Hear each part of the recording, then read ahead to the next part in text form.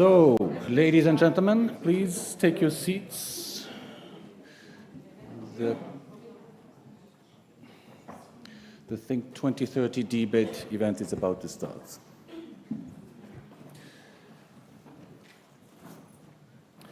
Yes, dear honorable guests, ladies and gentlemen, it's really a pleasure for me to open the Think 2030 dialogue event today here in Madrid. My name is Eero Yrjö-Koskinen. I'm the Executive Director of the Institute for European Environmental Policy, one of the organizers of today's event. Actually, having spent the early years of my career in South America and understanding the importance of the Spanish-speaking community in the world, I have followed with special interest the latest developments here in Spain. And of course, I'm also relieved to learn that you have now a new government which will continue to promote many of the initiatives related to the European Green Deal. By holding the rotating presidency of the EU Council until the end of this year, Spain has had the crucial role of setting the agenda and leading negotiations on a number of important files related to climate and environmental protection.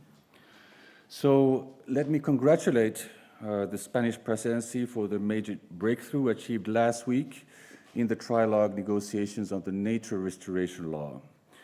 Even though some of its objectives had to be scaled down, the agreement is a clear milestone to the EU, as stated by the Spanish Minister Teresa Rivera, who led the negotiations in Brussels last Thursday. The agreement on the nature restoration law represents the first brick to building a strong biodiversity restoration policy in the EU, as mentioned by the European Parliament's lead negotiator, César Luena. So congratulations to the Spanish team for achieving this compromise. Next, a few words about today's event. Think 2030 is an evidence-based platform and conference series launched by IEEP in 2018. Together with its 17 members of the Think Sustainable Europe network, we have started to organize dialogue events in conjunction to the EU presidencies. The previous one was held in Stockholm last April. Today's dialogue would not have been possible without the lead and help from a number of key partners, namely the Basque Center for Climate Change, BC3, the Elcano Royal Institute, and JPI Climate, which is the joint programming initiative on connecting climate knowledge for Europe.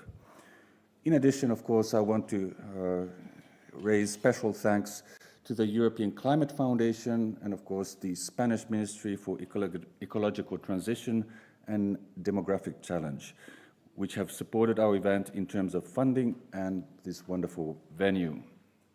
You were really instrumental in making today's event possible.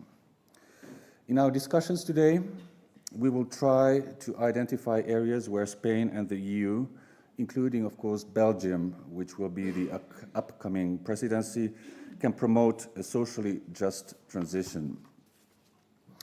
It will also look at future priority areas of the European Green Deal and deliver key messages on sustainability policies in view of the next mandate period of the EU Commission after the European elections, which will be held in June next year. So, to achieve these goals, we will have today 3 science policy sessions on the following topics. First, we will look at the role of the EU in governing the geopolitics of the net zero transition, discussing how to govern the objectives of global decarbonization and the role that the EU could have in implementing these climate pledges. Second, we will hear about the Spanish experiences in achieving a just transition. The discussions will reflect on the design of just transition policies in Europe and lessons learned in Spain in this respect. And finally, we will focus on the interaction between science and decision-making and how to engage with policymakers.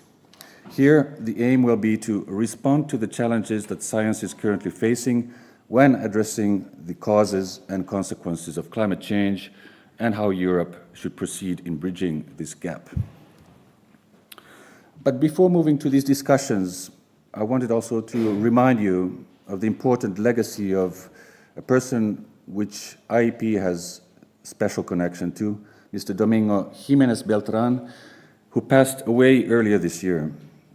He played an important role in establishing the European Environmental Agency, acted as its first executive director, and later became an advisor at the Economic Office of the Spanish President and the founder and first director of the Spanish Observatory for Sustainability. In addition, he acted as an advisor to many governments, businesses, and institutes, including IEP, so he was a member of our Strategic Advisory Council until he passed away last February. It's an honor to organize our event today at this venue which bears Domingo's name. I will now turn to my colleague from BC3, Maria José Sanz, who will introduce the video greeting from Minister Teresa Rivera. And of course, I look forward to a lively debate today and wish you an interesting seminar. Maria José, you have the floor.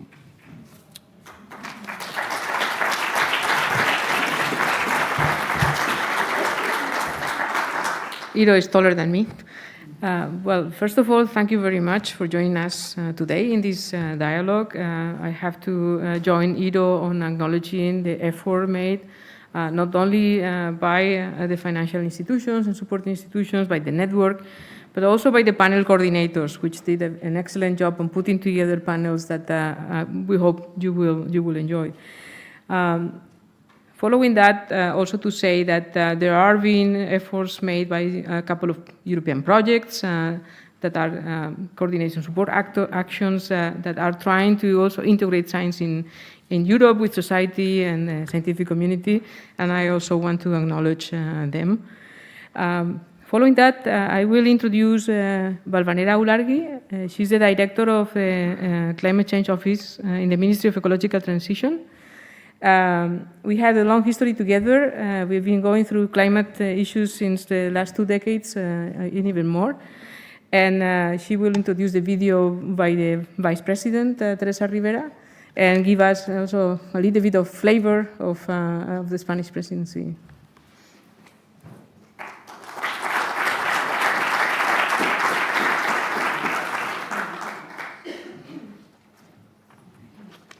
Thank you, Maria José. Thank you for the organization of the day, for your kind words. Also, first of all, I want to convey the apologies of Vice President Rivera. She would love to be here today, but she's dealing with another important issue in our country, and she sent huge regards to all of you. Thank you for organizing that. Thank you for organizing in this seminar and this event in Spain. The Spanish presidency is very focused on the climate challenge. It's very focused also on the nexus between science, policy, and society, and how to translate that into good outcomes at the end of the semester. I think that from the very beginning, and when we outlined the priorities of the EU presidency dealing with this ministry, and also from a transversal and or horizontal perspective, we decided that climate and society should be part of the priorities of this presidency. And this is because not only because of the impacts that we are suffering and that we are increasing. It's the hottest year of the century and of the history. It's because we need also to produce a positive relate of the transition that we are facing. We are not going to work in a good direction. We are not going to achieve the 1.5 limit if we are arguing or we are defending all the time that this is the way of doing things. I think that the most important added value of the presidency is to put together science and policymakers, like we are performance in this event, speak together, and also to translate that to the society and to decision makers as fast and as clearly and a positive manner as possible. Why I insist that we need to be positive? Because the challenge that we are facing are impact not only the policymakers, how we are going to deal with that. We feel the responsibility in our shoulders is how we are going to transform the society, how we are going to transform the industry. Saying that, I think that the outcome of last week, it's also very important because nature is part also of this solution, and we cannot separate the debates. I think that is important that we look out of the box, but work with all the disciplines that we need. And this is also a big challenge that I know that many of you are suffering. So climate change is a process that is impossible to understand and assess without the contribution of a wider and diversity disciplines, ranging from the physical science, but going to the human behavior, and the result of the debates that we are having in Brussels, are aiming to head in that. We have also good results on the energy and climate councils in October that really goes beyond the traditional positions of the European Union. We were very focused on the energy debate in the Council conclusions for COP28. That means that we have a clear mandate to go to the COP and talk about energy transition and phase out of fossil fuels in a very well science-based manner, but also in a very good perspective, since we are implementing that with results. So we are implementing the just transition, we have good results in jobs, we have good results in economic growth, and we have also a very good story to tell on the experience that we are passing through in Spain, closing the coal sector. And I know that this afternoon, Laura will come to explain you how positive this process was. Thank you to the policy that we put in place, but also thank you to change the way we used to make politics. That means that thank you to involve people in the policy debate. The result of the just transition and the result of the closing give other opportunities and open, a green niche of working that is very worthy. Also, it's important to highlight that the next debate, the challenge that we have, we agree most of the important dossiers under the Fit for 55. We also have a very good result on the heavy-duty vehicles. That was tough, but very focused on the pathway that this sector should follow in the coming decades and in the next decade, decarbonizing all the heavy sector. But we need to look beyond that and say, well, what is the next step? What is the next step to be coherent? What is the next step to connect the dots of the policies that we are implementing right now, that we are agreeing right now, and the next step to the net zero? And this is why it is also important, and I will appreciate a lot of the commitment and how the scientific of Europe are also putting a lot of efforts in the challenge, how we are going to craft the next target, the next 2040 targets in line with the 2050 target. It will be crucial, and the debate is right now.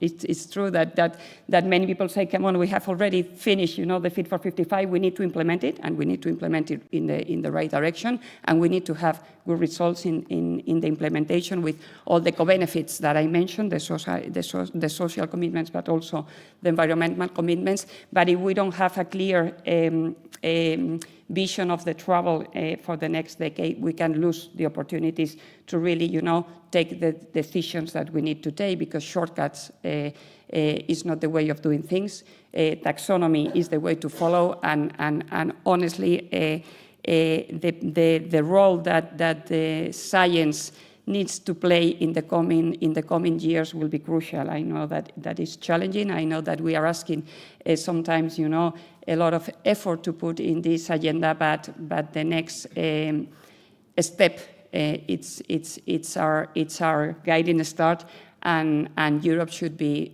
ready to that. So thank you very much for your efforts. Thank you very much for your participation. The presidency is still with all of us. We also need to go to the COP. That is the next milestone at this level. You know, the most important COP after the Paris Agreement it was marked in the agenda is the global stocktake. We need to have, you know, good results, positive results, in order not only to lead the transformations that we are heading, but also to engage with the rest of the developed and the major economies regions in order to have, you know, satisfactory results.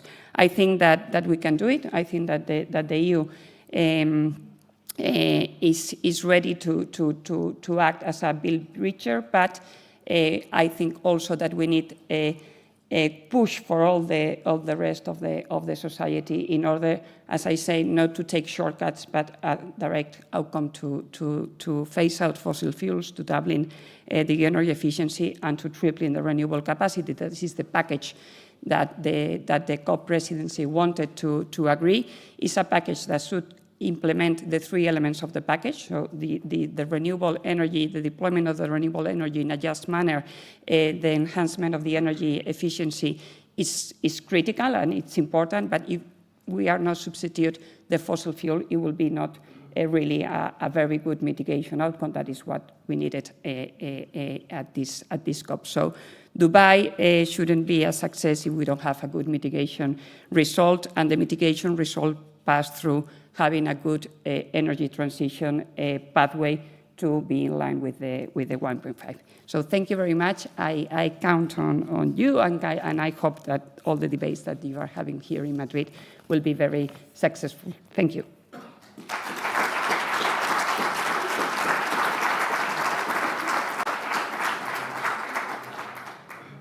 Buenos días y bienvenidos a Madrid. I could have loved to join you this morning. It has not been possible, but I send you this message. This message to welcome you to Madrid, but this message to stress how important I think it is that we keep this dialogue open. What we are trying to get is so tricky, so difficult, but so relevant that we need to keep this conversation open, to get a much more deeper understanding on how we can succeed in this transformation that we are promoting. In the Spanish Presidency of the European Union, knowing that this will probably be one of the very last opportunities to end this cycle at the European level, we had a very charged agenda. A very charged agenda in crucial issues, in particular with three main issues when we talk about environment. The first of them, how we could ensure that the climate and energy policies wouldn't counted on this acceleration of our decisions during this mandate. Secondly, we needed to ensure that we could respond to what we agreed to do in Montreal last December. Yes, ecosystems, biodiversity is very important, are very important for all the Europeans. Maritime, marine ecosystems, but also inland ecosystems. This was why, knowing that it was not enough to protect and conserve, but we needed to restore, this was part of our agenda, together with other key aspects dealing with international negotiations on some very relevant treaties dealing with biodiversity and maritime ecosystems, including the possibility to count on an international binding treaty dealing with plastics in the ocean. There was a third piece which was very important. We talk about zero pollution on the ground, so protecting our soils against the climate impacts, but also against pesticides, fertilizers, or the erosion, desertification risk, but also air quality, dealing with mobility, how we produce our cars, dealing with waste management and dealing with packaging, but also dealing with wastewater, how we could improve the efficiency, the effectiveness of the use of such a precious good, which is water. There was a fourth piece which was very important too, which was the one related to how we could understand the strategic autonomy that we committed to ensure in the years to come. This was why, when thinking about the strategic raw materials, we knew that we had to knock on the door of the circular economy. We need to be much more effective, much more efficient. We need to recycle and reuse all the materials that we have already used and that are precious. And in order to get that, the eco-design is going to be very important. More than that, it is also a very good opportunity to build new partnerships, to really work on co-development and to build alliance with third countries. This was something that has been very important during the Spanish presidency of the European Union. But my message is not only on substantial aspects of the agenda. My message tries to convince you that in this critical time, when we Europeans, we humankind, know that these are precious values in a very limited, finite world, we need to ensure that the transformation that we need to facilitate in such a short period of time, so in such an intense manner, does count on people. People needs to be sure that this is inclusiveness, that this is new opportunities, that the deep transformations that we are promoting do not create additional difficulties, but do ensure that there are opportunities to facilitate the proper response without creating additional harm. So the social dimension of the environmental transformation of our economies, of our societies, is really important. And the social dimension, being combined with the economic parameters, with the environmental science, is part of what we would like to ensure in this conversation with you, working in think tanks and research communities that understand that a deeper understanding on what it is going on, a proper modeling on how it can evolve, a proper assessment of the policies that we promote, to be sure that there is an integrated and updated review of what we do is so important. This is why I think that counting on the results of your assessments, research, programs and understandings is going to be key, not only for the Spanish presidency, but for us Europeans as such. So to evolve towards a new European cycle where the connection between the society, the economy, the institutions and the environment is fully reconciled. Thanks so much for being with us today. Thanks so much for sharing with us your knowledge and your understanding, and please enjoy and discuss. It is very important and very appreciated.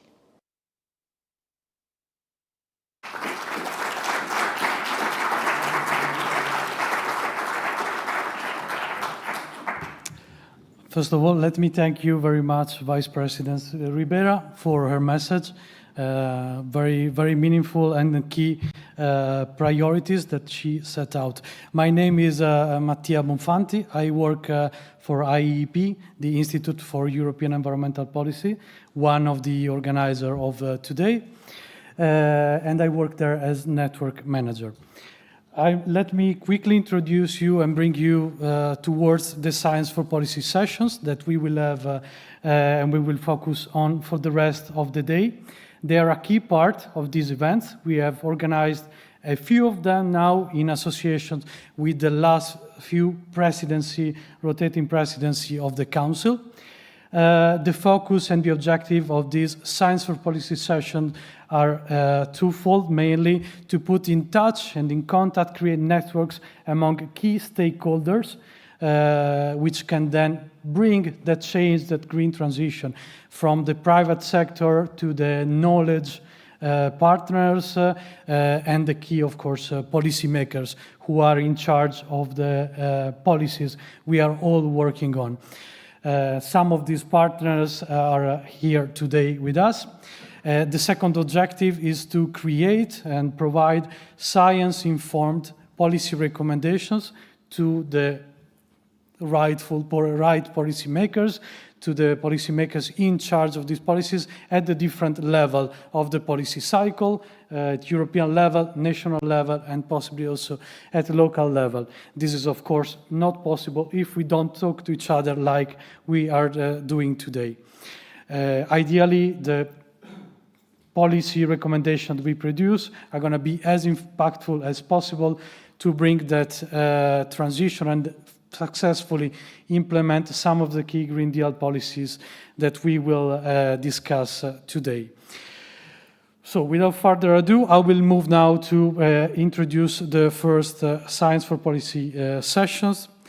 We heard some of the Spanish Presidency priorities in the message of the Vice President Ribera.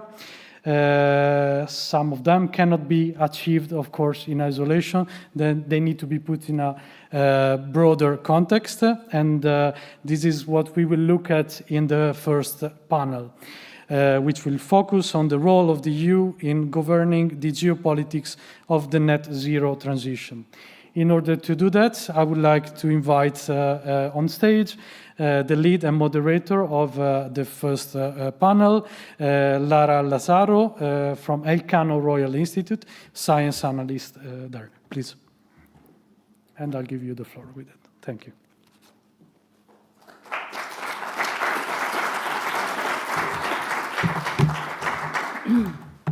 Thank you very much. It is my absolute pleasure and honor to be here with you today. I want to first of all thank the Ministry and BC3 for counting on us as well to organise and co-organise this panel. We've heard from Minister Ribera that two of the key Spanish priorities are to reindustrialise the EU and foster open strategic autonomy, as well as to foster the green transition and enable environmental adaptation. She's also pointed out that we cannot do this alone. In terms of climate, we are 8% of greenhouse gas emissions globally. We also have very high dependence on critical raw materials. We know that the financing of just the European Green Deal and Repower EU is going to entail at least 620 billion annually extra. Additionally, we know that we have calls for appeasing or reducing regulatory inflation and the willingness of citizens to accept the internalisation of environmental externalities is in short supply. So given all of this, in this panel, we seek to understand how we can govern the geopolitics of net zero transition and what the European Union's role is in all of this. So this panel will discuss elements of both the internal and external dimensions of the European Green Deal, which will include the Carbon Border Adjustment Mechanism, the EU-Mercosur trade deal, the Net Zero Industry Act, the Critical Raw Materials Act, and anything and everything related to COP, which is the multilateral fora where we are, as Valvanera also pointed out, where we need to advance and give that guiding star, and not only follow the guiding star of the Paris Agreement, but also shape it and make it more concrete and come out of the COP28 with both mitigation, adaptation, finance, and also the technical details of Article 6 on carbon markets, because if we don't make that robust, it's going to be very difficult to deliver on our Paris Agreement goals. So without further ado, I want to introduce to you a stellar panel of speakers. We will first of all have Professor Sebastian Oberter, who's the Director of the Centre for Environment, Economy and Energy at the Brussels School of Governance at the VUB, and Professor of Environmental Policy and Law at the University of East Finland. You probably know Professor Oberter's work, but he deals with issues of international environmental and climate policy. He's done that for many, many years. He's currently coordinating the Jean Monnet network governing the EU's transition towards climate neutrality and sustainability, the Green Deal Net, and we had a great meeting earlier on in September this year. Professor González Escribano, he's the Director of the Energy and Climate Programme at Elcano Royal Institute. He's also full Professor of Economic Policy at the Department of Applied Economics at the Spanish Open University, Universidad Nacional de Educación a Distancia. He's a leading scholar in energy geopolitics and governance, and he lectures on energy geopolitics and North African economic policy. He will be followed by Ingmar Jurgens, excuse my pronunciation of your surname. He's CEO and co-founder of Climate & Company. Igmar is an expert in carbon finance, climate policy, anything from modelling, mitigation to adaptation. He's also an expert in climate economics and sustainable finance, and he's worked for OECD, the Food and Agricultural Organization, and for a number of years for the European Commission. And finally, Isabel Bushell. She's the director for Spain of Transport and Environment. She is a founder and director of the European Federation for Transport and Environment, the Spanish desk. Isabel and her team promote environmental and climate protection in all areas of transport. She holds a PhD from European law from Aix-Marseille University. She combines academic experiences and postdoctoral research funded by the French National Centre for Scientific Research and Swiss Academy for Medical Sciences.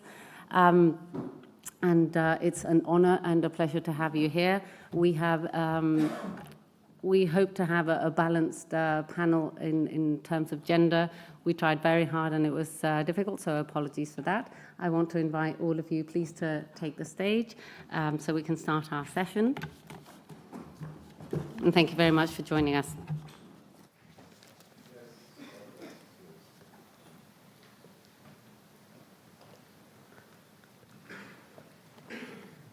So, Sebastian, I hope you are online because you are our scene setter. Is Sebastian ready? Yeah. Yeah. Sebastian, thank you. I'm ready.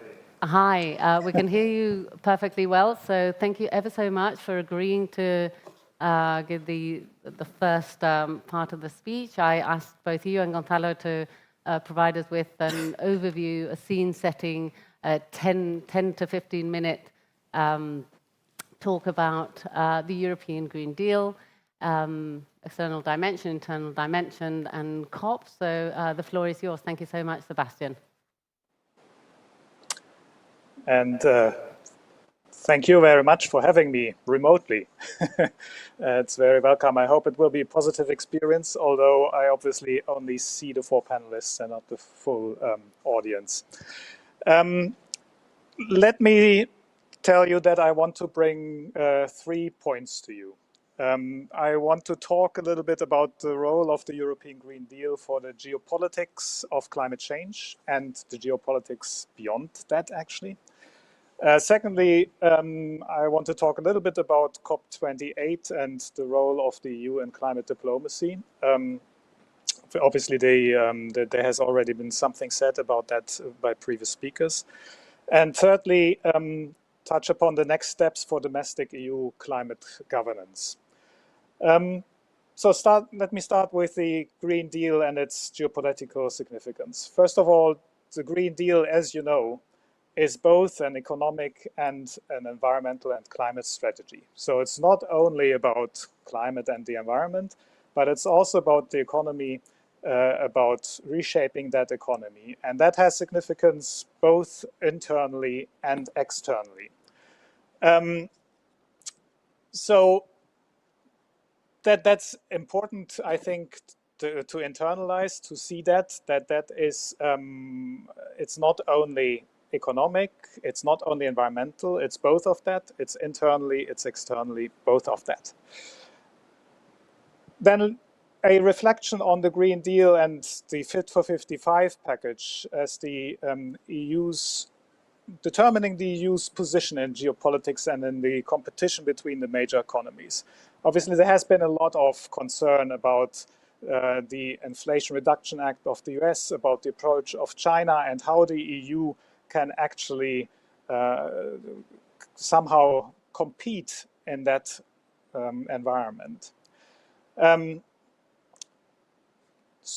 I think rather than only seeing this always as a problem, let's also reflect on what the Green Deal gives us in this competition. It gives the EU a clear direction. It establishes a very stable, hopefully, at least so far, policy framework that the other partners perhaps don't have. It establishes various funding options also in this.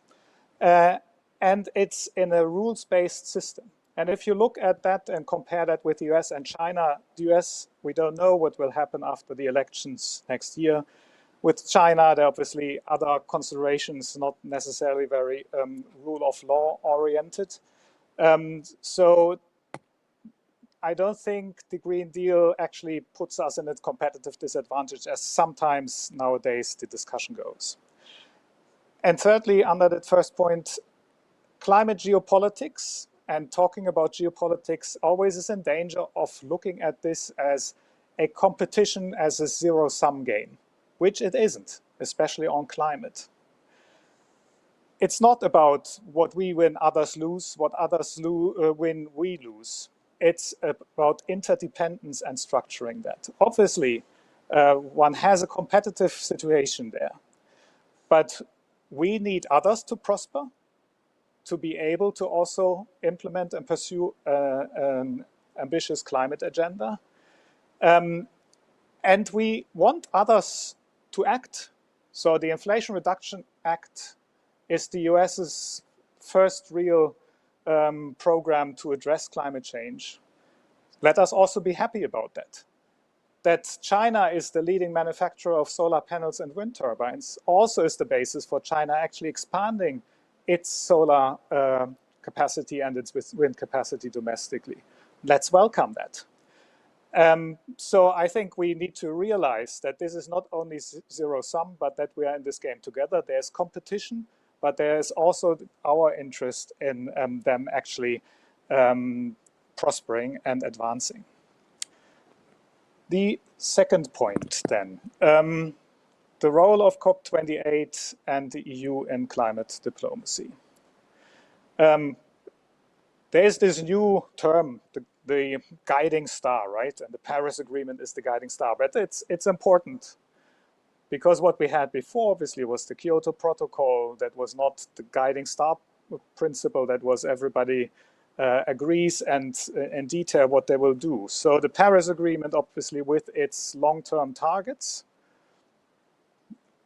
so reducing emissions to zero in the second half of this century and then later on closer to 2050, etc., but also on adaptation and on financial flows, has this kind of guiding star role where it tries to align actors towards those goals.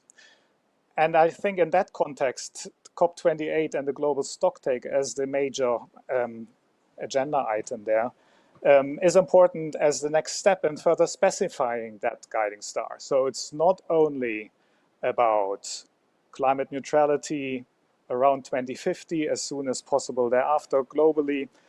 It is also about, and others have already talked about it, it's also about expanding renewables now as quickly as possible, enhancing energy efficiency, fossil fuels, but also let's not forget about the other side of the coin, adaptation, finance, means of implementation, and loss and damage.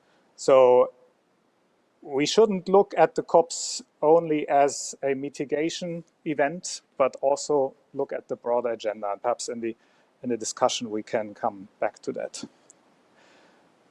And it has already been said, I think the EU's role in the past years, in the past decade, has been one of bridge building, but also one of the driving force of what's called the High Ambition Coalition. And that is still appropriate in the current geopolitical circumstances. It's probably the best way to shape and sharpen that guiding star notion and trying to get that as concrete as possible. In the aftermath of COP28, perhaps one should already think about it. What is that guiding star, that specification supposed to do? It's supposed to guide parties, countries around the world in the preparation of their next nationally determined contributions due in 2025. Also is supposed to guide them in all kinds of other plans, adaptation plans, etc., that they are going to update and renew. But there's also a whole set of non-state actors, of international cooperative initiatives, of other international organizations out there. that need to be mobilized to act and that need to follow up on the COP28 decisions.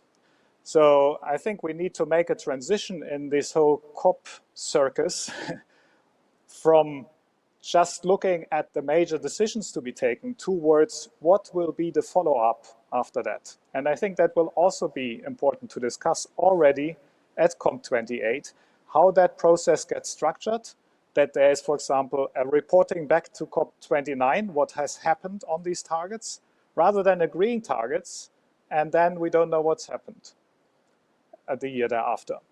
We have had that already. We have agreed to phase down coal. I haven't seen any follow-up on that to see how has it been phased down in the meantime, what have been the steps. So that's important to keep in mind and keep an eye on. And let me then get to the third point that I wanted to make. Next steps for domestic EU climate governance. And why are we talking about domestic when we are focusing on geopolitics, etc.? Because domestic, internal governance and external governance in the climate and environment area are very closely interrelated. What you do at home, obviously, influences a lot your impact internationally and how you can act internationally. And we all know that the next agenda items in the internal debates are determining the pathway to climate neutrality by 2050. And I should say also, and negative emissions thereafter. We all are focused on climate neutrality, but we also know from all the modeling of the IPCC, etc., that we will have to go to negative emissions thereafter. So that will be the discussion for after my retirement, I'm afraid. And so we'll have a discussion on the 2040 target that will be very important, obviously, for the pathway to 2050, both in terms of environment and how it makes sense economically and for the position of the EU in the world. And we'll have that debate pretty close after COP28, because the provision in the European climate law is also linked to the global stocktake and looking at this after the COP28. Perhaps also what we will have probably in the next mandate of the European Parliament and the next European Commission will be a need to look more at circularity. Teresa Ribera was already talking about circularity, and first attempts, Critical Raw Materials Act, etc., have been made, but there's a lot more ground to cover. We need to get at resource efficiency and circularity. That's crucial for actually achieving the objectives. And let me end with a point about the competitive advantage of the EU, which I said at the beginning is also that we have a rule of law-based system, a rules-based approach, and that we have stability in our regulatory and policy environment. But that stability at this point needs further nurturing, I believe. We know that it's contested, the further steps, how it is done, what should be done. And I think one important response to that should be to foster societal and political ownership and support for the climate transition, which is in question at the moment. And the important things to watch there at the European level, obviously that needs to happen at all levels. But at the European level, there is the upcoming review of the governance regulation, of the regulation on the governance of the Energy Union and climate action that is supposed to happen the first half of 2024, as well as the European climate law that's also supposed to be reviewed. These are the major instruments in which we can think about how to foster further public participation mechanisms and how we can anchor better the climate transition and the discussion about the climate transition in our societies in Europe. But it's also important to understand, and I want to stress that is actually also playing into the competitive advantage that the EU has and should keep of developing the economy and the climate transition and the climate objectives in tandem. Thanks very much. I leave it at that. I think 12 minutes or so. Hope that's okay. Thanks very much. Looking forward to the debate.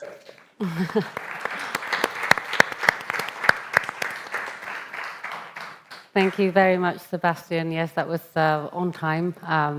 Was not expecting anything less. So now over to you, Gonzalo, and please, if you can run us through the key issues and where the EU can be in the governance and geopolitics of the energy transition, and perhaps focusing also on the Mediterranean, the southern neighborhood, and Latin America and the Caribbean, which I don't know whether you're aware, but it's very difficult to get it on the agenda in the European Union. We insist time and time again, and we work on it. So please, the floor is yours. Thank you. Thank you so much, Lara, and please let me reiterate how thankful we are to BC3 and IEEP. Thank you so much for proposing us to cooperate with you. We are really glad that we got such a great representation from Spain in your network. You are with very, very serious people, doing real serious scientific research, and we are very glad to be represented in the network by BC3. I think these kind of meetings are very important. It has been said by our minister, also by Balvanera, it's important to try to get a new script, a new narrative. It's important to communicate, and it's important to bridge between academia and society. And I think that think tanks are quite well prepared for this, to try to do this job, for putting things together and keeping the conversation closer. And I think these kind of events are really, really worthy, and I want to thank you all for making this possible. Sorry for this introduction, but I wanted to say so. Lara asked me to say something about the European Union and net zero geopolitics. I'm also a 3 points professor, so I will make also 3 points on this. First, I think that, we tend to think, and I really tend to think, that the energy transition is good for geopolitics. It leads to more cooperative geopolitical ambience and context. But we cannot be so naive to think that all things that will, of course, together. So there are for sure things to monitor in the energy transition from a geopolitical perspective. I mean, it has been mentioned, the critical minerals, all the things, exporting without measure, in my opinion, renewable resources from the global south to the north, to me is a bit, something to be discussed. The second thing is what's the impact of this on European Union external action? How can we proceed on this? And then I will try to focus and try to, land these very abstract ideas in the cases of the Mediterranean and Latin America. So, sure, net zero transition has geopolitical consequences. But also geopolitics influence the energy transition and renewable deployment. So it's this two-directional, somehow ambiguous relation needs a careful analysis. It has been mentioned. It's not a question of zero-sum games. I fully agree on that. But anyway, within the energy transition, we will get winners and losers. I mean, there will be countries that have been exporting lots of oil and gas that will have to change, and not all of them will be able to convert into renewable exporters.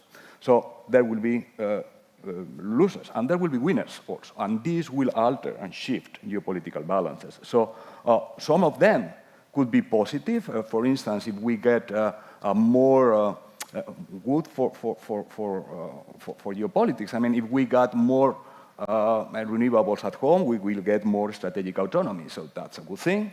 If we got a lot of countries getting significant losses in the transition that we cannot compensate, that will be a risk. And also we got new vulnerabilities arising. So, and we have to manage them. Also, this is something that usually is not very well understood, geopolitics has very serious consequences on net zero. The current spat or the current rivalry between the US and China is probably harming development deployment in the US itself, having probably more the US and transition to net zero. If we proceed in this, well, we have good news in the last days, so that's good to, try not to be too much protectionist and not to fragment too much value chain and lose competitiveness and then lose this, opportunity narrative. So we have to be aware of this. That could be a negative impact. On the other side, for Europe, this Russian energy crisis has been really, a driver for going and to accelerate the energy transition. So it's quite ambiguous. It depends on, and it's not linear, because it depends on where the mood or the social mood are. So this relation is complex. It's not that easy than saying, yeah, we are going for a better world. If we don't do nothing, not necessarily so. So that's first one. Which EU script, in my opinion, should we try to project abroad for a European Union external action? It has been mentioned, we got CBAM now. This risks further fragmenting, value chains. I mean, I will enter later on the Mediterranean and Latin American perspectives. But it is also true that it gives the opportunity to change the independence pattern of our energy system. If we got a CBAM, then we have to forget about importing renewable resources as such. What we should do is to integrate renewable resources in the whole value chain. And I will give more details later on. This is what we have been calling at Elcano a green co-shoring. That's it. It's not about friend-shoring only. It's not about allies in political terms. It's not about countries being close to. It's sharing green values also, and regulations, and showing a commitment to converge on this.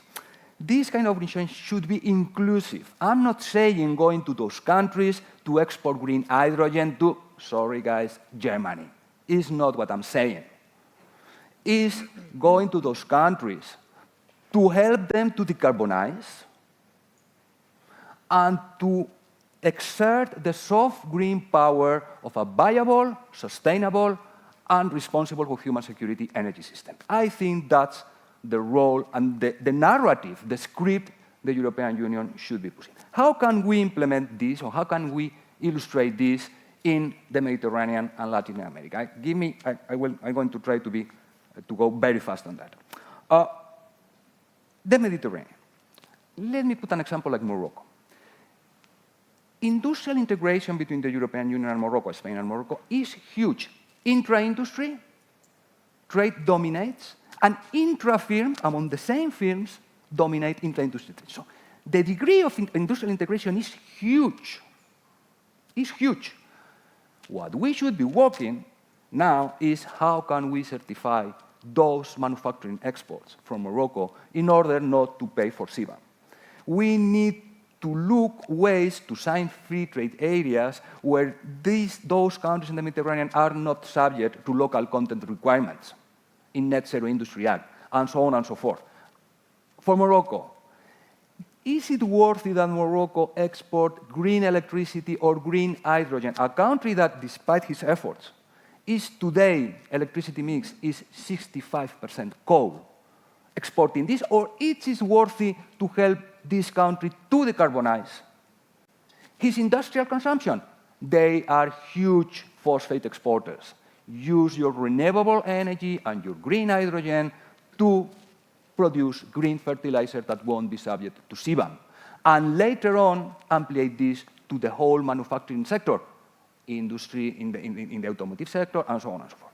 Latin America is different, because in the Mediterranean, renewable deployment is very limited. Besides Morocco, very little effort has been made. Only Morocco and Israel are planning to have a carbon pricing system.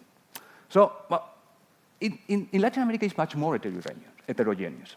So you got opportunities with several countries like Chile, Brazil, and you got more room for mutual learning. We in Europe are studying nodal electricity system regulation from Chile to implement here. So we have been having a very serious dialogue on climate laws in both sides of the Atlantic. So there are more space for mutual learning, and there is also more space for industrial integration. I'm going to close with the same idea than with Morocco. Does it make sense for Chile or for Brazil to export green hydrogen to the European Union, or is it better those countries to invest those renewable resources in producing green lithium, green copper, green iron pellets by Brazil to be exported to the European Union? This kind of decarbonized integration, inclusive one, is what I think should inform the narrative of European Union external action. Thank you so much. Thank you very much, Gonzalo. You've been...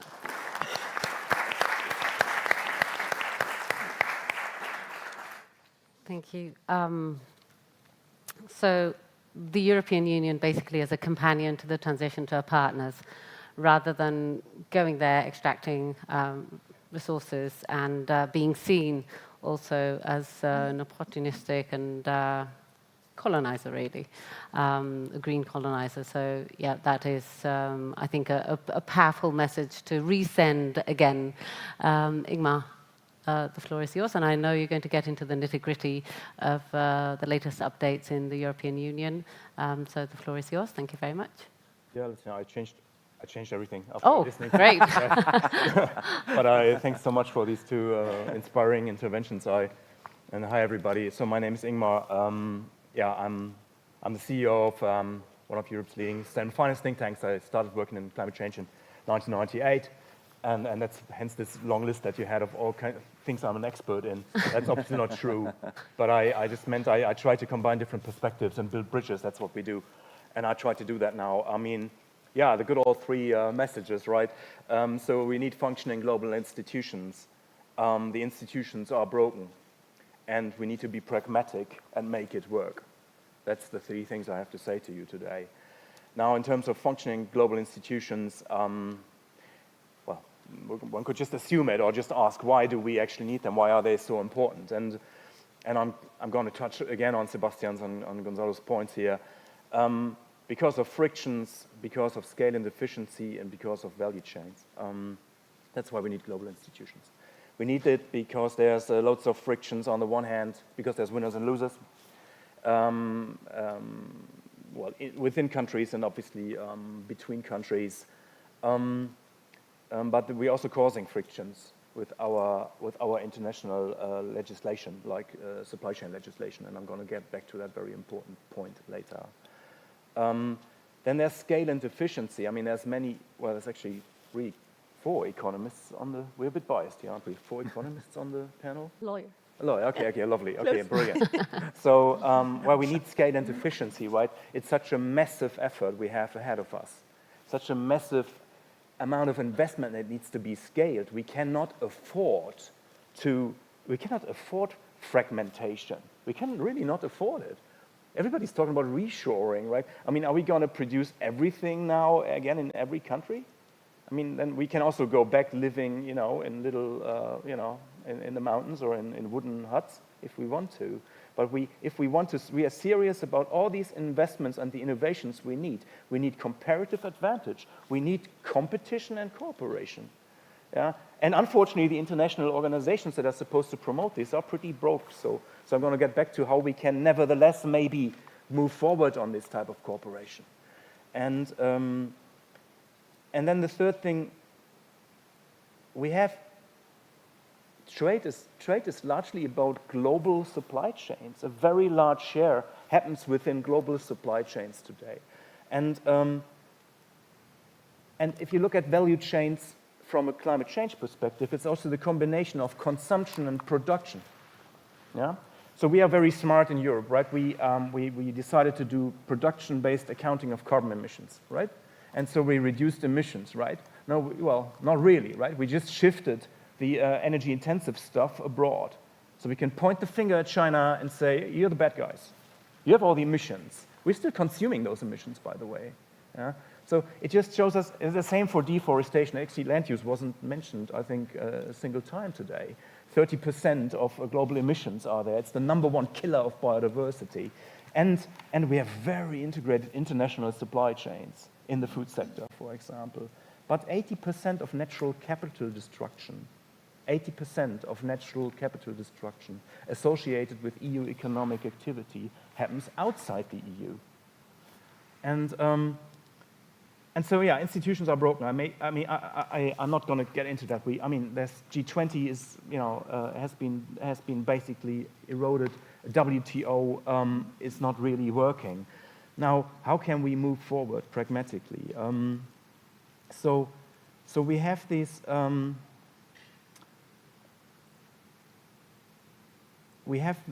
I think, this strong need of making it work, and that's maybe my most important message. We have put a lot on the table. Yeah? Various successes also under the Spanish Presidency have been put on the table today, have been mentioned today, and now we need to make it work. The one thing here, obviously for people, but also making it work for our partners. We are the geopolitical panel here, right? So we need to make these things work, and we need to do that, I think.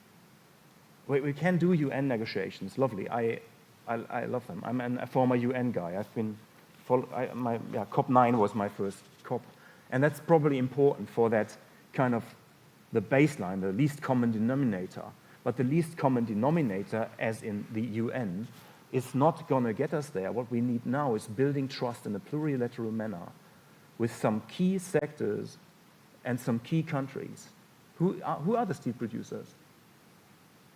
15 sectors of 250 sectors represent 90% of the emissions. In each of these sectors, you have 5, 6, 7 relevant countries that are producing. Why can we not try to move forward in a very pragmatic way, focusing on, say, the food sector and land use, focusing on the CBAM sectors, and then try to make it work?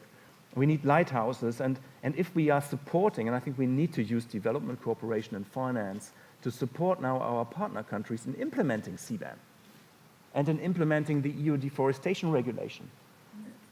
We should have done that 5 years ago when we actually started discussing these dossiers. Yeah? We are behind the curve, but we still need to do it. And I think that'll be really, really crucial. And then maybe we can build lighthouses of international cooperation. It's very difficult to build lighthouses of international corporations with 180 plus countries. Sometimes it happens. In Paris it happened. But maybe we can dare to be pragmatic and build these lighthouses and build trust again in international cooperation. And I think that'll be very important. And so a couple of examples I wanted to share with you before I conclude. I won't get into the Mercosur deal too much, but that will be a very interesting conversation to have. I think a lot of the technical stuff, if we get to a deal, will happen later, will happen in 2024. So there's a lot of scope for working that out. But it's so related. Why did nobody see the link between the EU deforestation regulation and the Mercosur agreement? Yeah, we're basically obliged, basically making it very difficult to access the world's biggest market, namely the EU, with your agricultural products because you have to comply with our deforestation rules. But we haven't thought about how we are helping smallholders in Brazil to comply. The result will be leakage. The result will be, well, if it's difficult to comply and if it's really too difficult to export to Europe, we are not going to export to Europe. So for making Mercosur work, we need to build some trust on the Brazilian side that we can help them make it work. Otherwise, we see what's happening. There's a lot of pressure on environmental dilution at the moment. And so, so making it work globally, I think this one of the key files I want to get to now is the Corporate Sustainability Due Diligence Directive. And what do I like so much about the deforestation regulation and the due diligence directive? It is that finally Europe is taking seriously its footprint in the world. Yeah, we're finally doing this. We're saying, no, you have to exercise due diligence of what is happening upstream. Those 80% that are hidden in the supply chain. I think that's great. Applause for Europe to finally be the first region in the world that is doing that. It's starting to acknowledge that we're causing a lot of havoc in terms of human rights violations and environmental destructions abroad. And so that is super important. But what just happened yesterday, under the Spanish presidency, I mean, yeah, I'm depressed. That's why I'm so cheerful. I'm depressed because what was decided yesterday in the Council was to exclude financial institutions from the scope of the due diligence directive. So, if I may be provocative, the Spanish government is giving a free ride to the financial sector. That was a bit surprising from this government to see. And I know it's a lot of pressure by the French and so on, but it is so utterly important. We have currently no incentives for the financial sectors to discontinue financing all of that stuff. There's billions and billions flowing into environmental destructions and human rights violations by EU financial institutions. And the entire financial framework has nothing in place that really truly incentivizes them. It was on the table until yesterday. So if I can, I'll just ask everybody here to call up whoever you know who is still part of these negotiations and tell them to change that. We need financial institutions in this game. We need the level playing field again. It's important. We need to speak with one voice. We need to be the ones that are setting benchmarks. If I talk from a Eurocentric perspective, I'd rather want the Europeans to be the first at setting a due diligence benchmark for financial institutions. Or do we want to follow then the US standard? Or do we want to follow the Chinese standard? I think it should be us who are shaping this. And so this is an example where I hope I've explained well why this global governance is also much about us taking responsibility about what is happening, what we are causing outside. It is about reaching out a hand to our partners and supporting them. But then we need to walk the walk in Europe as well. And that means we need to adopt really more rigorous regulation than what was just decided yesterday. And it's still open for discussion, so let's maybe change that. The very last word I had for you, sorry, I'm not at my best, I'm a bit sick, so I'm just realizing that I'm maybe talking too much.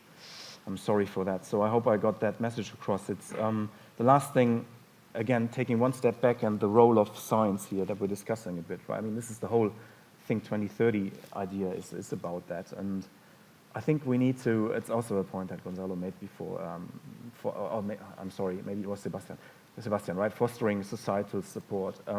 Yeah, that's exactly what we need. We need to relate all the fancy stuff we're doing at university and our think tanks, all this also technocratic stuff we're sometimes writing down that nobody understands. We need to relate that to what people care about. People like the EU. People like Europe because it gives them prosperity, security, and a voice in the world. That's what surveys still tell us. So we all should go into these EU elections as scientists and researchers to relate to what people care about. And to show how the Green Deal and transition, and it was explained before, and how far that is part of this prosperity. Yeah? Sebastian said that before, and how far it's part of also having a voice in the world by setting standards. We need to explain it better. Maybe we could just stop research. How about we just all stop researching for the next... I think we have done all the research we need. I don't think we need more. We just need to explain it better. Yeah, I think that would be extremely good. But then we need to help partners and I think also show in Europe what others are doing. I find that so important because everybody tells us all the time when we want to do environmentally ambitious stuff in Europe that we are gold plating and nobody else is doing anything. That's bullshit. There's so much happening in China today. I know it's so popular to do China bashing. There's so much going on in China today. There's so much going on in Brazil now with that new civilized government that we have there, with this amazing environmental minister we have there. There's so much going on. I could tell you 20 examples where countries like Brazil or also China are more advanced than Europe. And I think that message is important. So people don't feel left alone and think that Europe has to handle the whole burden of the transformation. And ultimately, at the end of the day, as I said, we need to just make it work. We need to now, basically do this and then work with, it's terrible, okay, I'll leave that. But we have to work now with SMEs, for example, those that are struggling most. We have to work with people and with our partners. And then at the end of the day, maybe at the end of the day being end of 24, early 25, when the new commission is, for example, coming in, we have shown that it's working. Yeah? And we don't need to show that for 250 sectors. We can maybe show it for 4 sectors. We can maybe show it for 10 companies in Spain, 20 in Germany, 15 in France. That's okay. Yeah, but we need to show that it works. And I think then we can, then I think we are in a good position to mobilize this potential of global cooperation that we need. Thanks. Thank you, Ingmar. That was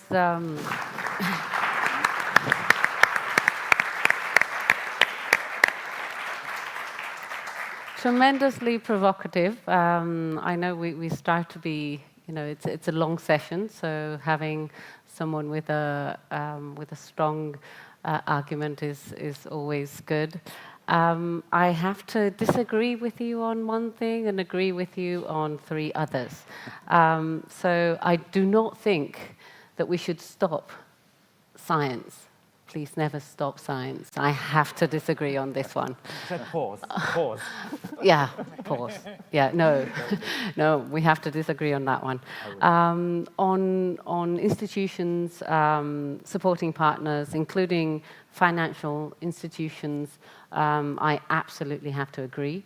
And I know that on focusing and not expanding and being judicious, Isabel is going to agree, and I think I can give you now the floor. I don't know whether you're going to change everything that you were going to say after all of this, but hopefully you will be able to talk about the Net Zero Industry Act and perhaps a bit about the transport sector in particular. So the floor is yours.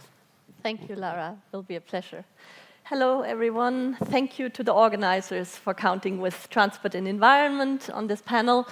We're the European Federation of Ecological Associations working on sustainable mobility and transport. And in that sense, it is, from our view, interesting to see or to agree that, yes, international institutions are broken, but from our experience, we're Brussels-based, EU institutions still keep working. And in the sense that we have effective compliance mechanisms. So from our perspective, we need to get the most climate ambitious laws and to ensure their effective implementation. So responding to the question asked to the panel, what's the EU's role in governing geopolitics of net zero transition? From our point of view, the EU's role is to promote clean tech production and demand in order to maintain climate leadership in Europe, to avoid losing competitiveness, it was mentioned by all of you, to strengthen EU's energy security and strategic autonomy. So, as a stock take, let's say, strong climate policies have proven to be effective. They are much needed, but also we're now at a time where we see they're not enough. So, what is additionally needed is a successful green industrial policy for Europe, characterized by a limited technological scope. Indeed, not 20 sectors, 4, maybe the strategic ones. Extra EU funding and an efficient use of it, that must be monitored. Green simplification and circularity and demand reduction. I will go a bit deeper in a few minutes. I promise to not be too long. So, I'm going to talk about the Net Zero Industrial Act. What are the 5 ingredients of a successful green industrial policy? First of all, we have, as mentioned, strong climate policies, the Green Deal. If we take it as a concrete example in transport, the car CO2 regulation that was adopted last year. These are examples. They're the best cost-effective tool to bring green investment. Second, we need strong environmental regulations, Water Framework Directive, habitats, REACH. A few weeks ago, I visited the Rio Tinto mining site in Andalusia. When you see some wastewater there, you realize how important it is to ensure the effective implementation of the laws we already have in place. So they should not be watered down as we speed up manufacturing. Third, we need fiscal support. What do I mean by that? We need a strong EU IRA response, meaning we need a response, financially speaking, that is not toothless. That could also be done through temporary state aid, and there have been some adjustments, in order to target the green sustainable value chain and ensure an EU level playing field. I've mentioned before as a fourth point the green simplification. What do we mean by this? We mean that it is important to eliminate administrative bottlenecks in the transition. We need authorities to dispose of sufficient staff to deal with all the files, with all the impact assessments. So we need this to happen in transparency, but what we need is that there are no hurdles on an administrative plan. And finally, circularity and demand reduction should be the core parts of EU industrial strategy. The Vice President has mentioned before the importance of reduce, reuse, recycle. So that's actually the way to reduce the tremendous and increasing transport emissions. We need more efficient mobility, more efficient transport of goods. And this transition can be for Europe an industrial opportunity. So the Net Zero Industrial Act, it's a good start, but it still needs to be improved. So the Council has not stated yet its position, so there's still some wiggle room. It should mirror the US IRA in focus, we think. It's exemplar in this sense. Also in simplicity and visibility. So as to the scope, there has been a list proposed on technological sectors. We think this is a wish list. This is not a strategic plan. A strategic plan, you need to choose what you need to give priority. You cannot try to please everyone. You need to reflect a vision. So we think the technological scope must be reduced to future-proof sectors like battery cells, cell components and critical metals, processing for batteries. Renewable energy sources, of course, and technologies like wind power, heat pumps. Green hydrogen and e-fuel production, but carefully, e-fuel use, please, not in sectors that are already, where there are already existing zero-emission technologies. So let's keep the e-fuels to aviation and shipping, which are the hard-to-decarbonize sectors. And finally, last but not least, grids for charging infrastructure. These must be the absolute indispensable strategic technological sectors. Let's keep the focus.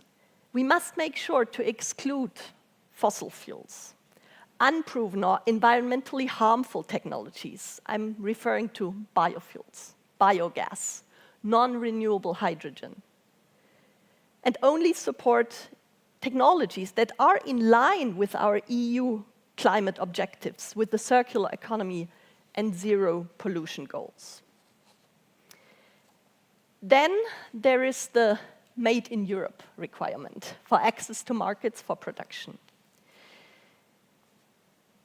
As mentioned, our task is, our duty is to foster clean tech demand in Europe for the before-mentioned reasons. How?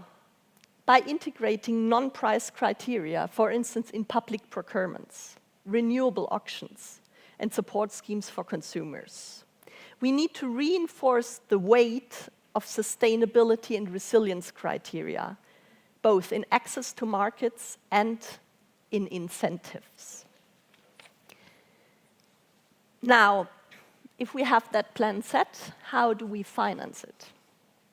Of course, important investments are needed to back the Net Zero Industrial Act, the Critical Raw Materials Act.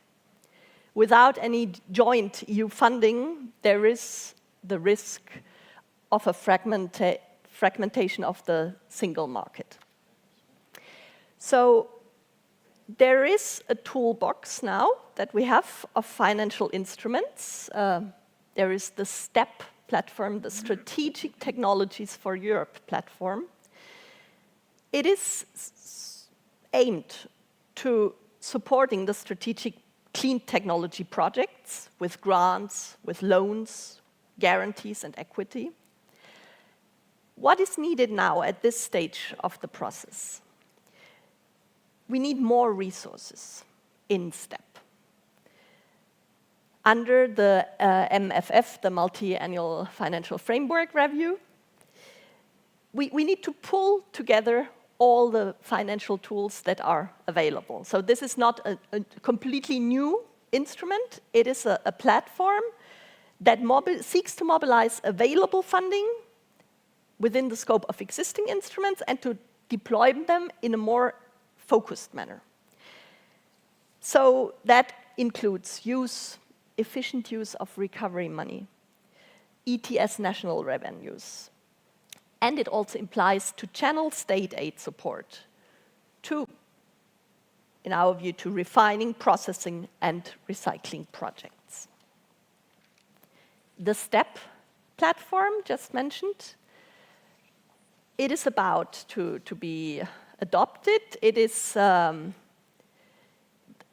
funding right now foreseen, which could reach up to 160 billion euros. In our view, it is too little, but it's not too late. And here our message to governments is that we need to inject more than the currently debated additional 10 billion euros in STEP. We need to make it truly supportive of the objectives of the Net Zero Industrial Act, of the Critical Raw Materials Act. And it needs to focus on scaling up clean tech production for innovative companies, both including OPEX and CAPEX. Which are the two existing funding tools that need to be reinforced? These are the Innovation Fund and the one is an existing tool, it's the Innovation Fund. It needs to be expanded to focus on the midstream value chain of batteries, the refining and process stage. And there is a new instrument that's under Invest EU that needs to be created to contain guarantees and counter guarantees for loans to strategic projects under these both instruments. And that's the main messages, and happy to engage in the debate. Thank you.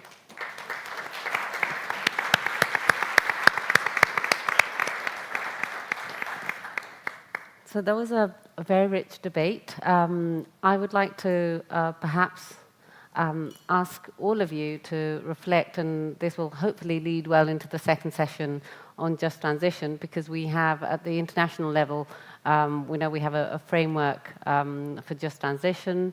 We have the Celestial Declaration, we have instruments within the European Union, we have a just transition strategy in Spain, but from the international arena, we have the Just Energy Transition Partnerships. And I'm going to first ask Sebastian to comment perhaps briefly on expected outcomes of the COP in a bit more detail, and then comment on how the Just Transition Energy Partnerships are panning out, and perhaps reflect on whether more in the Mediterranean or in Latin America and the Caribbean, because we know that under the Global Gateway, we have the South African, just transition energy partnerships, but we see nothing of the sort in Latin America. So I would like to ask you how that social dimension that's been pointed out by all of you, that appropriation, that hand that we have to shake with our partners can be strengthened through this sort of mechanisms, or a different type of institution, perhaps, if these are having problems. So, Sebastian, over to you with COP and then Just Energy Transition Partnerships, and we will have a round of questions and answers with the audience as well. So if you want to sort of think about your questions, there will be mics going around after this first round. Sebastian, thank you. Thank you. And thanks for all the other interventions, very interesting debates. Yeah, as I mentioned already, the major agenda item obviously is the global stocktake that needs to come to a conclusion at this COP. It has been underway for 2 years, as you know, with technical assessment phase, etc. Sorry, Sebastian. Yeah. Can I ask you whether you expect, a decision, a political declaration, an annex, where all of the inputs that have been put forward will be accessed by countries from a platform in order to inform their NDCs, whether you can, I know I'm asking you to look at the crystal ball here, but if you can, thank you. Yeah, perhaps as a background, in the discussion over these 2 years was also as an outcome of this process, whether we would have a GST decision, whether we might have something that would be declaration, which is something that not all the parties would need to sign up to, right? And or whether there would be an annex to the decision that would contain further technical detail available to parties, especially also for specific sectors, what kind of options are out there and what actions could be taken. As far as I see the discussion evolving, there seems to be increasing agreement that there should be a GST decision. This is what COPs usually do, right? They come up with a decision that would address the GST and summarize both backward-looking elements, so kind of assessing how far we have gotten and what still needs to be done, as well as forward-looking elements, what should then happen next, or what could the focus be. And always keep in mind, right, this is not only about mitigation. I know that in Europe and in another part of the hemisphere, it's usually, yes, we only look at mitigation, but it's also about adaptation, about means of implementation, finance, loss and damage, etc. So there's likely to be a GST decision. There's unlikely to be an annex. I think that kind of idea perhaps was buried. We had the technical synthesis report of the technical phase of the dialogue of the GST. And that didn't really come up with a proposal for such an annex and how it could look like. So negotiating that seems virtually impossible in the environment in which we operate. That doesn't mean that there wouldn't be means available. You mentioned the platform online, all the materials are out there. Other actors have put forward kind of templates for these pathways and roadmaps to action in particular sectors. So that is available, but probably not part of the official outcome of COP28. And the declaration, I guess there's still a possibility that may arise, but it seems to be tricky then to distinguish what could be in the declaration, what could be in the decision. So I think parties are currently working towards a decision rather than a declaration. So yeah, and that would be, it was mentioned, the main items on mitigation would be a renewable energy kind of target going towards 2030, doubling the energy efficiency improvement rates across the world towards 2030, fossil fuel phase out, yeah, perhaps not with 2030 as the deadline. But important is then, as I said, this is at a very high level of aggregation. If you look at it, renewables is relevant for many sectors. Energy efficiency is relevant for many sectors. And as I said before, I think we should go away from the perception that the COP would be the one thing, and then at the end say, wow, great, we have renewables mentioned and the tripling. Whew, let's lean back, this is done. No, what does it mean? It will need to be translated. Ideally, these kind of signals that the process sends would be even more concrete and would talk about, let's say, achieving 2/3 of renewables in the electricity sector. Then at least the power sector knows what to do. but it will likely be more at an even more aggregate level. So there needs to be a process afterwards where this is boiled down, brought to the sectors, brought to all these initiatives that exist internationally on renewables, on energy efficiency in general, where this is kind of presented as the guiding star and used to align the activities towards those targets. I think that's the kind of theory of change behind it. And the same for adaptation, where we have much more difficulty actually establishing this kind of guiding star. So that would be a major progress if we could have a couple of targets, indicators that would guide us in our adaptation policies that become more important by the day, as we know. And yeah, finance, perhaps the loss and damage fund obviously seems to be more or less agreed, but I'm sure there will be at the COP further discussion about that. But then there's also the discussion about the next form of the quantified financial goal. And also there's some progress hopefully can be expected. Article 6, I leave to others. The jet piece, perhaps, a funny animal, seems to be a very productive approach of getting to a more concrete level with advanced economies, facing two issues. One is actual implementation afterwards that we see in South Africa, right? There is a JETP, but the country faces enormous barriers and troubles of actually getting it into action. And the second is, how far should we go with that, and what would be the instruments? Because at the moment, these are offers to, let's say, emerging economies, right? Let's be frank. What about the many other countries that are out there that also want to transition? And that comes to the question, you know, how many more of these JETPs may we have?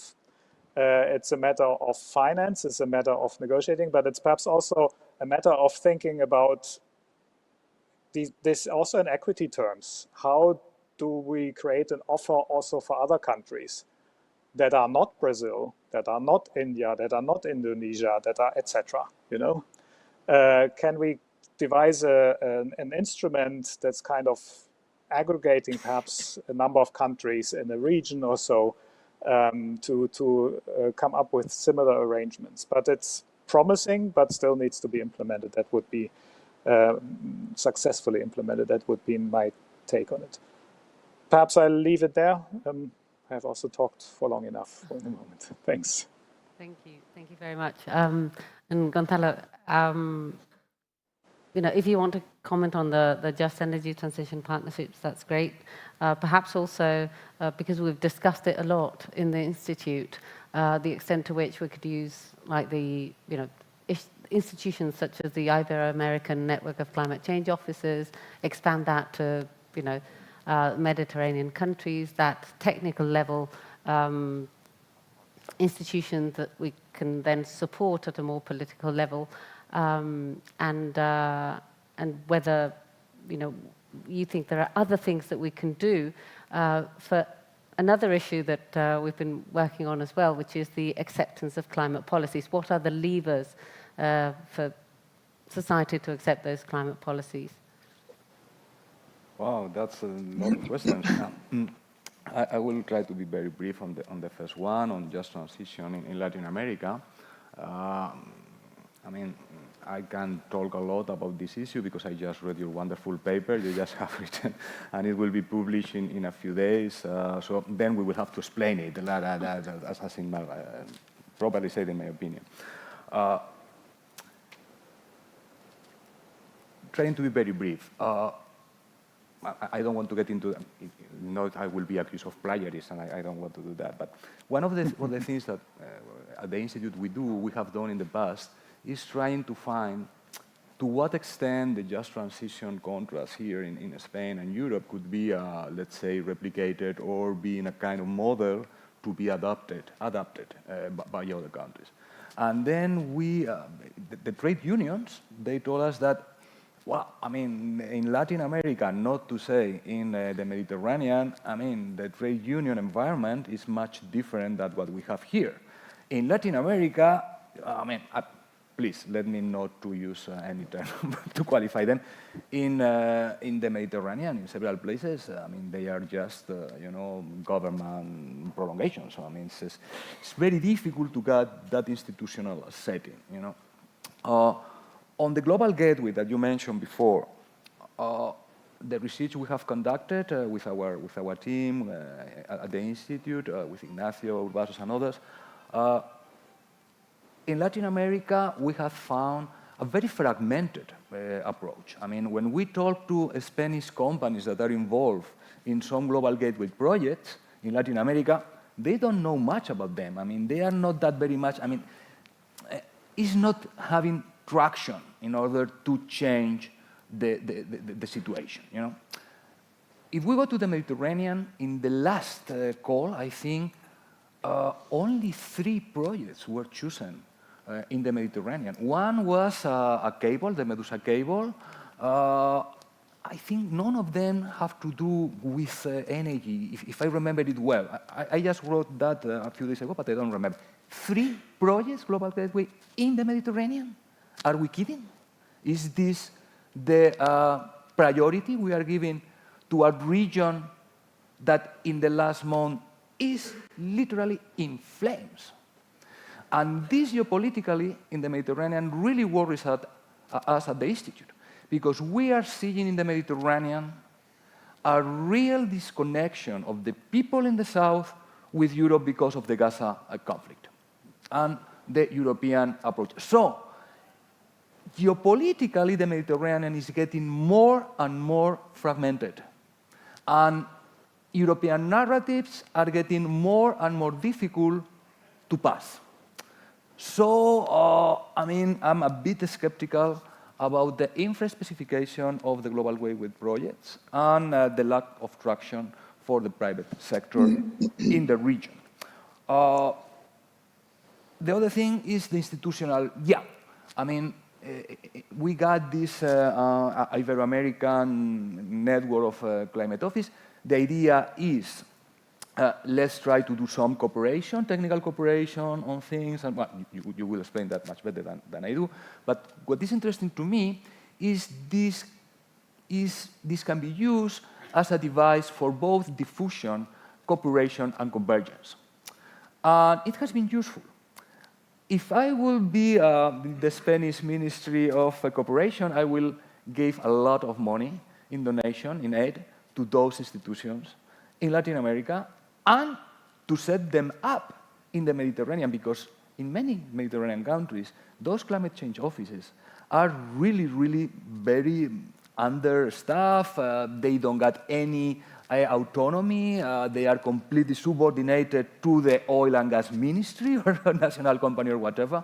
So again, I think that's a way to work it, but this has to be done with European support and, not trying to impose it, and being aware that we are undergoing geopolitically a very difficult war. I mean, just to remember, the NATO strategic concept is pervasive instability and recurrent shocks. That's the geopolitical context in which we are, and that's making very, very difficult institutionalization efforts. Yeah.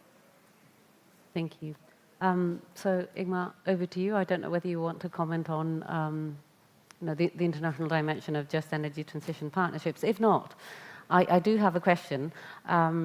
So, in your opinion, which is currently the most important decision to be taken by the EU in terms of supply chain or trade-relevant regulatory measures? We've talked about a few, but I don't know whether you want to delve on this a bit more. Yeah, thanks. Yeah, I think JEPs are a principle a good idea. I think climate clubs are another idea if we can relate them explicitly to CBAM sectors and to deforestation, so those areas where we have regulation on the table. So you specifically talk about transformational climate clubs in Robert Faulkner's parlance, so not only ideational and or bargaining climate clubs like the G7 or G20. I mean tangible policy implementation on key sectors. It's again, I guess I'm hammering my message here, right? I mean, this is like focusing on those sectors, and then again, diplomatically speaking, from a soft diplomacy, I think Gonzalo was talking about earlier, point of view. Yeah, let's use these clubs to make things like CBAM work, to make things like the EU deforestation regulation work for the partners. I think that would be a very pragmatic approach. But I mean, we have these international standard setting bodies and all that, and we have that's all fine. But we need to work very concretely with few countries, upstream and downstream, in these trade relationships. Within the G20, could be G20 countries, but not the G20, to make it work, to find the solutions and to agree on common implementation of these policies. But they will be differentiated because they have a different role in the supply chain and in the structure of the economy and the world trade system. So there will be, but they're different parts of the same story. And I think that will be super crucial. That's what I would focus the support on, also on these kind of sectoral approaches, so to say. Then I think in terms of empowerment, what is in it for Lula's people, so to say? Yeah, I mean, that is an answer that Lula has to add. He has to give an answer to that question. What is in it for my electorate?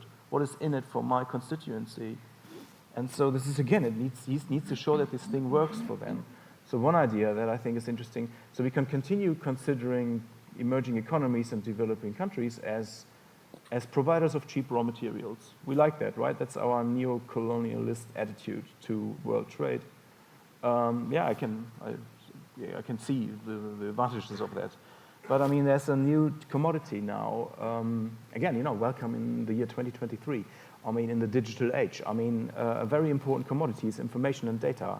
So we have actually just generated massive demand for data with our disclosure regulation, right? Increasingly, financial institutions and big corporates have to disclose along their value chain their environmental and human rights violations. So let's make it simple, like carbon emissions.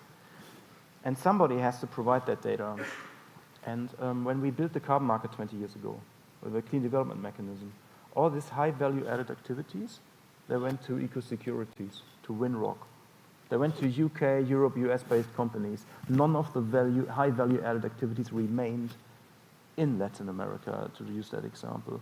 But can we make that different? Can people, and I mean people on the ground who are the best in understanding environmental impacts of specific economic activities on the ground, can they be the ones, can they become part of the data value chain? And hence be actually having access to high value-added activities. So that's a very specific example of how, with all these new regulation that we have on the table, how our partners, and I mean then partners, it's not something abstract, it's not countries, I mean specific actors that may have most to lose, we can make them actually winners and not losers of the transformation. So I think that's it, and at the end of the day then it's, I guess, market access. Yeah, we have to facilitate market access. I mean, it's totally legitimate and absolutely necessary in the domestic discourse to appreciate the importance of competitiveness concerns of our industry. We won't get anywhere in the next years if we don't take that seriously, right? That's the number one, that's the Bible, yeah, from now on. Again, right, again, as it was 20 years ago when we did the carbon leakage provisions. And so that's where we're coming from, and that's why we're doing CBAM, and that's maybe also why we're doing the EUDR, the deforestation regulation, to create a level playing field also for our farmers, for those people in rural areas that are currently voting for right-wing parties that are putting in question the pillars of our democratic systems. So, I mean, we need to, in all fairness, show there's something in it for them. I think we're doing that. We're not explaining that well. Nobody has explained that the deforestation regulation is leveling the playing field for our farmers. Yeah, let's go out there and explain them that we are their friend. Brussels is their friend. We're working for them. And now, on the other hand, if this leads to lack of market access, to reduction of market access for our partners in the Mediterranean, in Latin America, I don't care what, yeah, that is impossible. So we need to, at the same point, help them to guarantee this market access. I mean, one very specific, just to be a bit more specific now, not all bloomy and fluffy.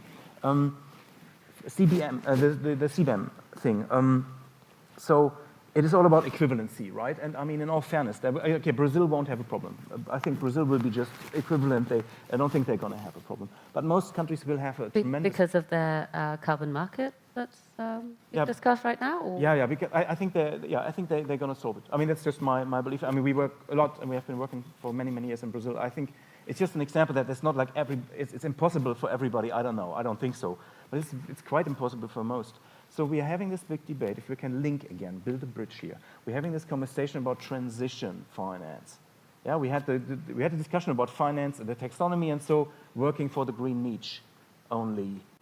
So we all agree that sustainable finance is about financing the transition from dirty to clean, from cement and steel, not financing renewables.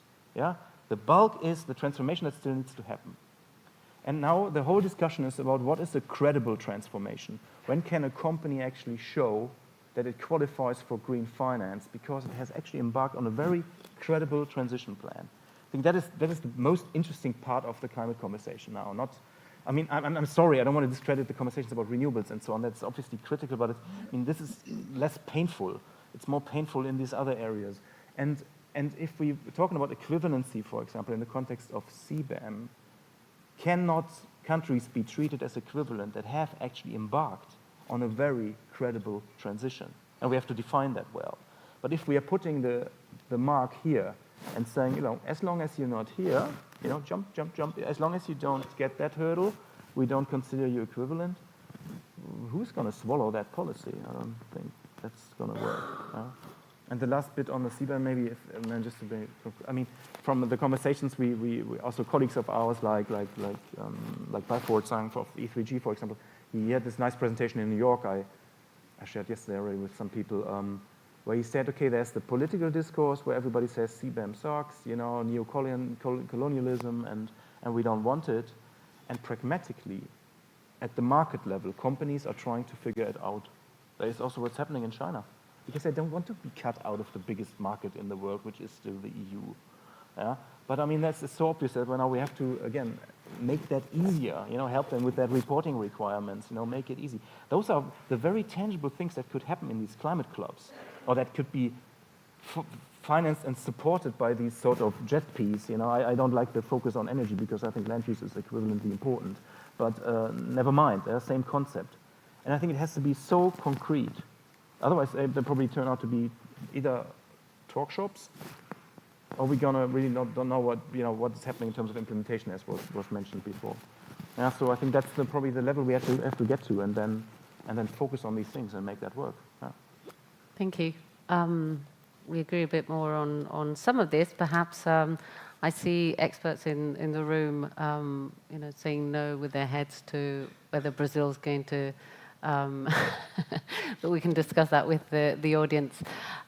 So, Isabel, I wanted to prod you a little bit on the green simplification. I know we have been hearing calls for, halting the regulatory inflation. Sebastian talks about the thickening of regulation in the European Union. There are concerns out there in the environmental community about whether we are going to be able to, ensure that environmental integrity is, observed everywhere, given that institutions are strained for people in order to provide permits, to accelerate those permits. So I wanted you to comment perhaps a little bit on this, and if you want to also comment on perhaps more infrastructure-related issues with transport. In the National Energy and Climate Plan in Spain, we have very ambitious goals. And if you want to touch upon, just energy transition partnerships in general, so that we can then hand over to the second table, that would be fantastic. Thank you. Thank you, Lara. It's all linked. So, referring to green tape, just to be clear, it is very important that we have transparent guarantees in place to protect environmental safeguards, social standards. That's what we have been promoting within all the Critical Raw Materials Act process. So we don't want at any cost for environmental and social safeguards to be eliminated. They are much needed. What we think is there needs to take place this translation that Sebastian also referred to. In this translation process from the directive, from the regulation, when it comes down to the member states, we need to make things more agile. We need to accelerate the transition. And so referring to, you pointed out the charging infrastructure, for example. So in many member states, including Spain, what has been identified as a bottleneck in the speed of rolling out e-charging infrastructure across the whole country are administrative hurdles. So there has been some progress made. They have been eliminated progressively, but still there is capacity issues. So we need to bring these EU regulations, these EU laws down to an effective implementation stage that in every region, in every authority that is in charge of giving these permits, be it a region, be it a municipality, that the existing rules, that they are dominated and that they are known, that they're dominated, that they are that there is capacity to apply them and in a fast way. And then you offered me the chance to give another message. You mentioned before the social transition. And just to round up, actually, this is not a new point, but I wish to insist on why it is so important to limit the technological scope of the Net Zero Industrial Act, to support the Made in Europe requirement, and to support the STEP platform. We mentioned it before. It is not perfect, but the Council should support it, not kill it. And why, in the end? For, of course, all the before-mentioned reasons. But in the end, isn't it for the social dimension? Isn't it essential to to maintain jobs? To bring down the costs of clean tech? Thinking of EVs, electric vehicles, for example, other clean tech. Isn't it, I'm asking this question in response to the question asked to the panel of the EU's role in governing geopolitics of net zero transition, isn't it in Europe's interest for businesses, European businesses, to produce locally instead of producing abroad and exporting to Europe? I leave that open to everyone to find their own response. Thank you very much. Now I'm going to open the floor to the audience. I know there are a couple of mics going around, and I'm very tempted to ask Maria Jose to intervene, because I've seen you nodding and saying no as well, but feel free to say no. So here at the front and in the middle as well. Can we have a mic here at the front?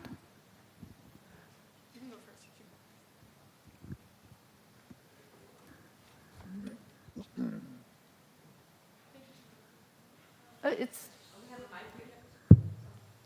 Thank you. ¿No va a hablar ella? Yep, las dos. Okay. There we go. Yeah. So. It was an excellent discussion. I think there were many things that are very illuminating. But I have to admit that when you touched land use, it hit my heart. It is a very complex sector, and I think one of the problems we had in the last 2 decades is that we had so many lessons to learn, and unfortunately we didn't learn them. So we are continuing to make the same mistakes than 20 years ago. We're going back to the starting point. And Sebastian knows, because we have been working on governance on several sectors, and they were shocked when they saw the global governance of the land use sector, even the forest sector alone, right? So one of the biggest issues now is how you orchestrate all these, which is massive. And the lesson we need to learn in the land use sector is, and in the forest sector in particular, is that we are focusing on the wrong direction. How the sector can contribute to the ambition. And this is a lesson learned for other sectors as well, because it was a debate on RED Plus saying, no, we need capacity, we need investments, and we need to reward, in a way, the success through results-based payments. What happened in the last 20 years is that we gave a lot of capacity, in particular to MRV, to monitor, right? We produce extremely complex and sophisticated monitoring systems with a very large transaction cost. And then we jump from there to use these for giving credibility to the results-based payments. But we forgot about the investments. There's not been any deep thinking about what investments, and what you said, Dagmar, what are the connections with other sectors, how other sectors can be in their transformations, or also thinking in terms of how you will reduce deforestation. No? In the case of Brazil, it's also quite interesting, because Brazil did their work before even the discussion on forestry was done. It was enforcement of regulation, basically. It was enforcement supported by transparency. It was a predecessor of the principles of the Paris Agreement in a way. What happened later is that when the enforcement is weakened at the end of the period of Dilma government, it wasn't even Bolsonaro. The whole thing started even in the latest period of Dilma Rousseff government, because enforcements just decay. Then the deforestation increases again. And another thing that I believe we have to keep in mind is that tracing the free deforestation commodities is going to be hell. And we had the risk to overstate the measuring and MRV systems for that, and forget about how we will drive and lever the changes. And you're right, the small countries are really worried about that. I had conversations with Colombia and Ecuador, and they are really worried about the traceability of that. Even Ecuador has been sending a project to the Green Climate Fund to develop the systems for traceability and certification, because they're really worried that they don't know how to do that, right? And Brazil has more means to do that, but it's not going to be easy. And we are talking only about 6 commodities. And we are not taking into account that some of the deforestation is driven by poverty, is driven by slash and burn agriculture, is driven by, so unless this is also taken into account, and it's an inclusive process that takes into account also the context where deforestation is happening, the free deforestation commodity is just one element, one single element. It has to be seen in a much broader context. So, yeah, and I think we need to learn some lessons from the last 20 years on the forestry sector and on the land use sector. And the other point, which is fundamental now, is that it's a sector which is extremely vulnerable to the increasing climate change impacts. And it is fundamental that we think that the AFOLU sector, the agriculture and forest land use sector, has to decarbonize itself first. And that's very important, because there are areas in the agriculture sector that are going to be very difficult to be decarbonized, or impossible, right? In the food systems, for example. So, and that's important to keep in mind.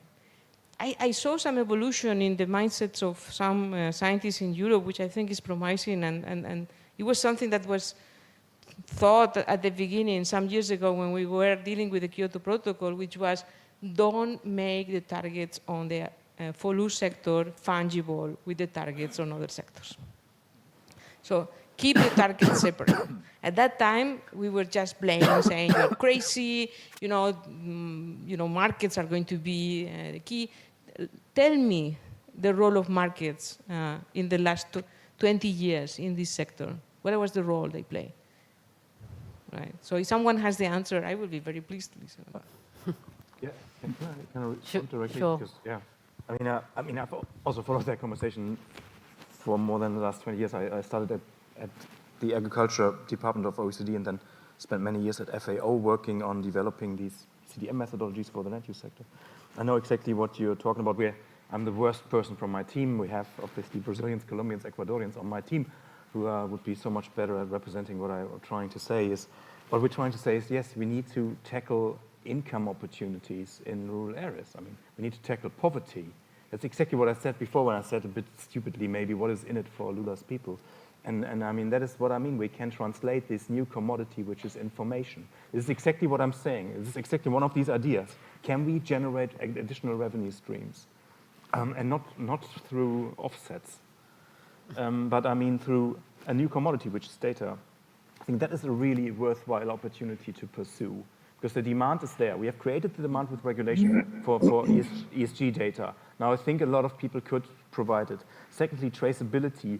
I mean, we have really come a very, very long way. I mean, if you also have followed this the last 20 years, it's amazing. Just in terms of computing power and satellite coverage and what we can do with the satellite imagery today is totally different. I mean, I did GIS 25 years ago, longer, it doesn't matter. We're in a totally different ballgame today where we can do it. And initiatives like Trace, Global Canopy, Forest 500, they're really doing, I think, they have come a long way, I think, in improving traceability. It's just that now we need, I think, some of the missing pieces, which is obviously these, the trading connections. What happens, say, in Indonesia before the mill, yeah, before it goes to the mill and becomes palm oil. That is a regulatory piece. It's not difficult to report, but people are not reporting it. It's a perfect example of the complementarity of regulation and technological solutions that have been elaborated by people like Trace, I think. It's just that we need to think of making people on the ground part of that supply chain. Yeah, I think it would be it's probably a bit too exotic as a discussion now, but I mean, it would be very interesting to continue that because I think that is really important. Yeah, thanks. Thank you. So we're going to collect 3 questions. 4 questions, no, 5. Okay, we're going to start with a round of 3. So yeah, lady in the middle, and then gentleman at the front, and then, yeah, in turn. Okay, thanks so much. I really appreciated the talks that you all gave. My question relates to something that Ingmar said and also Isabel mentioned, related to we can't afford fragmentation, is what you said, Ingmar, and that we can't have each country doing everything, right? And at the same time, Isabel talked about local production. And so we're talking about the need for efficiencies, and also we need to support local production and SMEs, right? So how do we reconcile these two things, both within and between different countries? So, you know, small or medium-sized enterprises may not be able to compete at the same scale as large enterprises. And, you know, just as one example, like small agricultural producers in Spain versus the large ones, it's really, really difficult for them to compete. And then what is the EU policies, what are the EU policies doing, right? Are we trying to support the local production, or are we trying to support efficiency and lower consumer prices? And so, you know, in my research, I've found, for example, that small farmers really don't feel supported by EU policies, at least in the Basque Country in Spain, so maybe not in all of Spain. And also kind of maybe the inequalities, if we think about efficiency, and we think about the powerhouse that is Germany, for example, industry-wise, and that farmers in Spain rely on German inputs for their crops and German machinery, and it's almost unaffordable for them. And that, you know, on a global scale also, this efficiency will create power imbalances between countries, and that countries don't really want to give up that power on like a global scale either. And of course we can, you know, think and hope for cooperation, but, you know, I was kind of interested in what the panelists think, how that realistically could pan out, and also, yeah, just your thoughts on this issue, kind of this. Thank you. I'm going to ask you to be brief so that we can get everyone in. Can I have a mic here for the gentleman at the front? And again, we're going to collect rounds of 3. If you can also introduce yourself so that we know who's... Who's posing the question? That'd be fantastic. Thank you. So Miles Allen, University of Oxford. I just have to agree very wholeheartedly with what Maria just said about separate targets for land use and fossil emissions. We have to stop deforestation because we have to stop deforestation, not by pretending it somehow compensates for continued use of fossil fuels. I had a completely different question, but inspired by what Maria just said, I really would like the panel's thoughts on the prospects for separating biological from geological carbon in EU policy and setting separate targets for land use emissions and a sustainable land use, both at the supply chain level and also within the EU, and preventing fossil fuels from causing further global warming through the phase out of, well, this is where the word abated might come in, phase out of unabated use of fossil fuels. Thank you very much. Hope that was short enough. Yep, absolutely. Perfect. Fantastic. I know I have Mario there in the middle, and there's a lady in the front, but yeah, I'll take that third one. Oh, okay. I go? Yeah, sure. Okay. Yeah, my name is Yorgos, and I represent Ecometro. The question is that according to Climate Action Network Europe, due to its report of last year, we are as a European Union, we are out of targets in comparison to our Paris Agreement. We made a Fit for 55 that uplifted the ambition to 55% of emissions cut, but according to the network, to be in line with our Paris Agreement,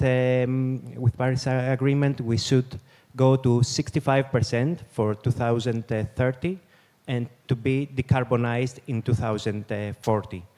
We know that we are not doing many things on ETS. Our natural sinks in LULUCF are losing potential, and then in the other part, in transport or in buildings, we are still lack of ambitions. So I would like to have the opinion, the view of the panel on that.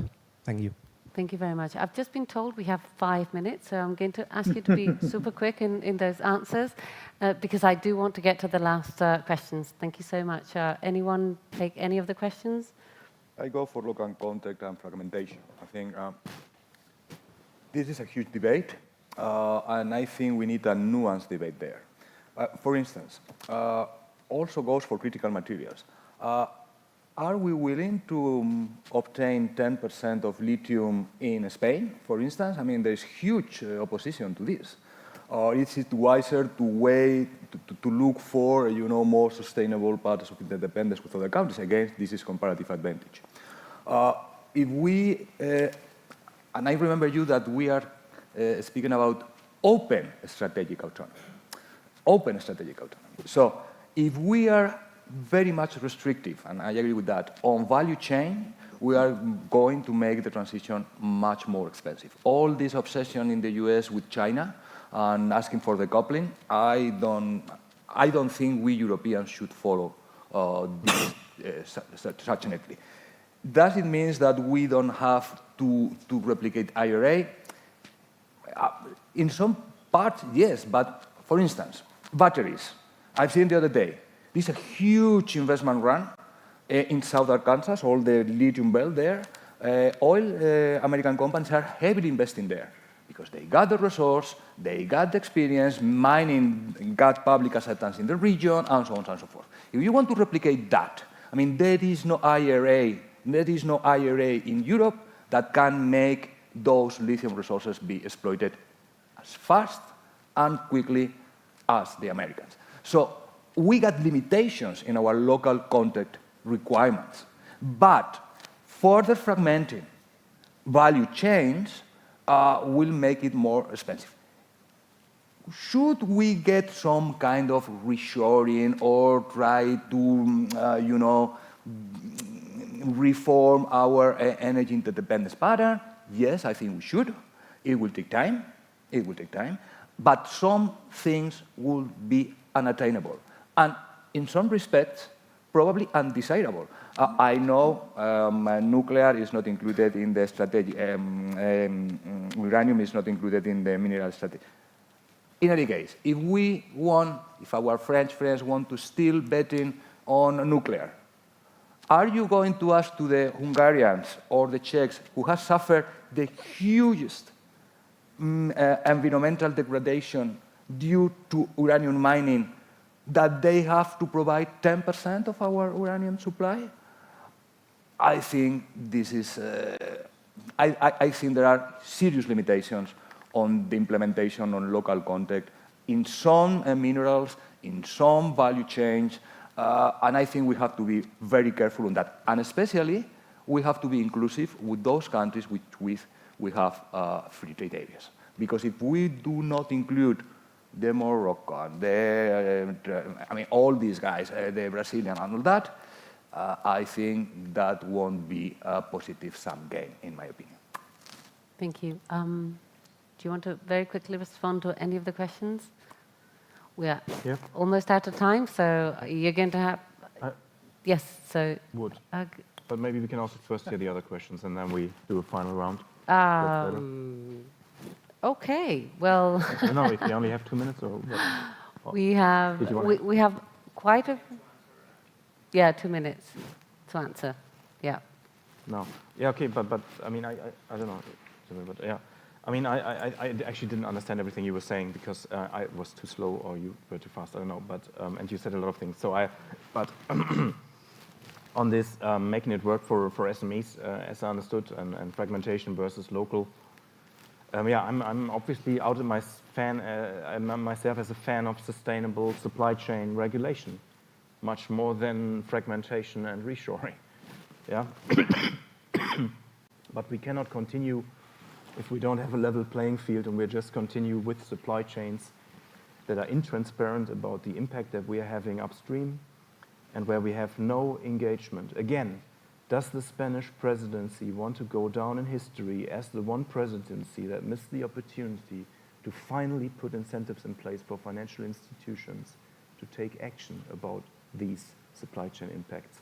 If not, then change it. Yeah, I think this is more pragmatic. We want to continue with the supply chains. We want to continue trading because we need the comparative advantage. We need competition, for Christ's sake.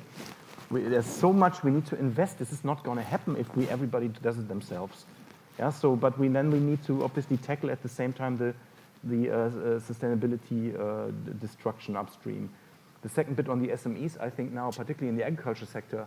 A very interesting presentation I heard in Bucharest at the Climate Summit a few weeks ago by Auchan, a big French retailer, where retailers are taking responsibility, and I think we have to push them, force them, and maybe regulate them, to take responsibility to help these small farmers in their supply chain to be able to cope, be it with the reporting requirements, but also with the transformation.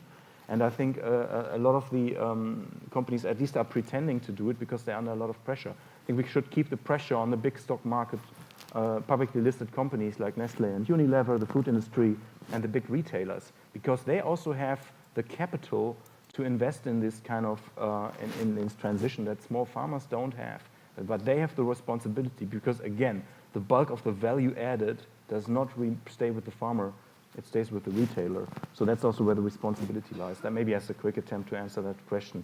And the second question, the separating emissions, I don't know legally speaking, but what are we doing? At the moment, we are, with the deforestation-free products regulation, we are targeting, totally independent of that whole conversation about carbon emissions, we're tackling that deforestation in and of itself. And I think that is probably a pragmatic way of going about it, even though it's only 7 commodities, even though these 7 commodities probably represent 68% of global deforestation, which is not a bad start. Thank you. Isabel? Thanks. Quickly, on open strategic autonomy, Gonzalo, we agreed.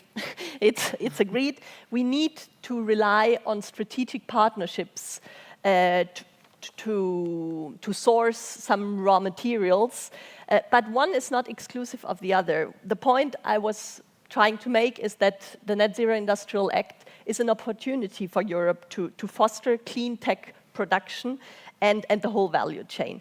Second, on agriculture, needing to be prioritized as a sector for decarbonization. I apologize, I must disagree, not only because I work for a transport organization, but also because transport emissions are expected to make up 40% of CO2 emissions in 2030. This is the biggest chunk that needs to be tackled. And then on the separate targets for biological, non-biological targets, here, pardon? What I know so far is that we already have them, the RFNBO targets for shipping and aviation. They are very modest, but within RED they have been, and the different sectoral legislations, my colleague Carlos, who is here, will be happy to answer detailed questions. But so there is a debut. We need to raise it.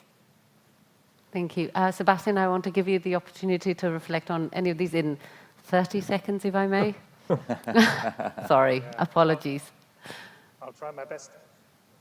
I very much like the thought, I think, that Isabel brought forward, that is, we need to prioritize. So let that be my guiding theme for the 3 points that I want to raise. So priorities would be, rather than complaining all the time that 55% is not enough, which it is not, let's acknowledge that, to actually get there. All the current scenarios tell us that not enough is happening and that there is rollback in several member states where the measures are not taken to actually get there. So that would be my first priority, to actually get there and remember that it says at least 55, so we can go beyond. Second, I think priority would be circularity. Advancing on resource efficiency, making that a priority.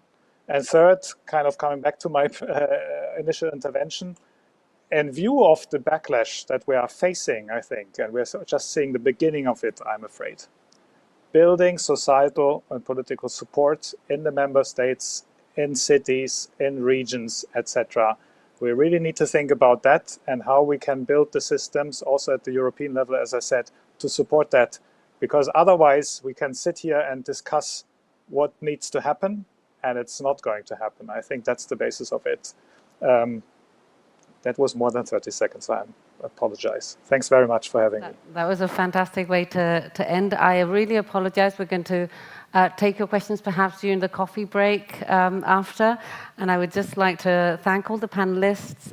It's been a very, very interesting session, and just a few points to end. You know, the ongoing desire by the European Union to remain a directional leader and a bridge builder, a shrinking emitter that seeks climate policy followership, in search of competitiveness and security. I think we've mentioned that indirectly, and perhaps it will be mentioned in following sessions or in the final discussion. And in a very critically complex environment, you've talked about, Sebastian, the need to stop the rollback. I think perhaps we have to start thinking about buffers aside from pathways to get to our goals, because we are going to have to be lenient at times of uncertainty, but we need to keep that final goal, that net zero goal, in mind. The need for bilateral cooperation and mutual learning, the sustainability criteria, and the need to strengthen partnerships, and the opportunity for this strengthening in the southern neighbourhood and the LAC region. And with that, thank you very much. It has been an absolute pleasure and honour.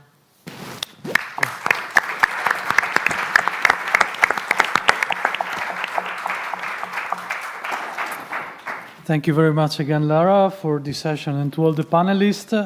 Let me quickly remind you there will be a final session where all the moderators will come back on stage for final recommendation and key messages. Now I would like to invite all participants to the room next to the salon for our lunch break, and I would like to also ask everyone to try to be back in the room here for the meeting for the second session on Just Transition at 2 p.m. Madrid time.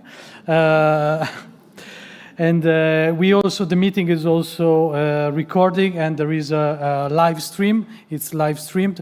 So for the online audience, it's the same. At 2 p.m., we will be back online. Thank you.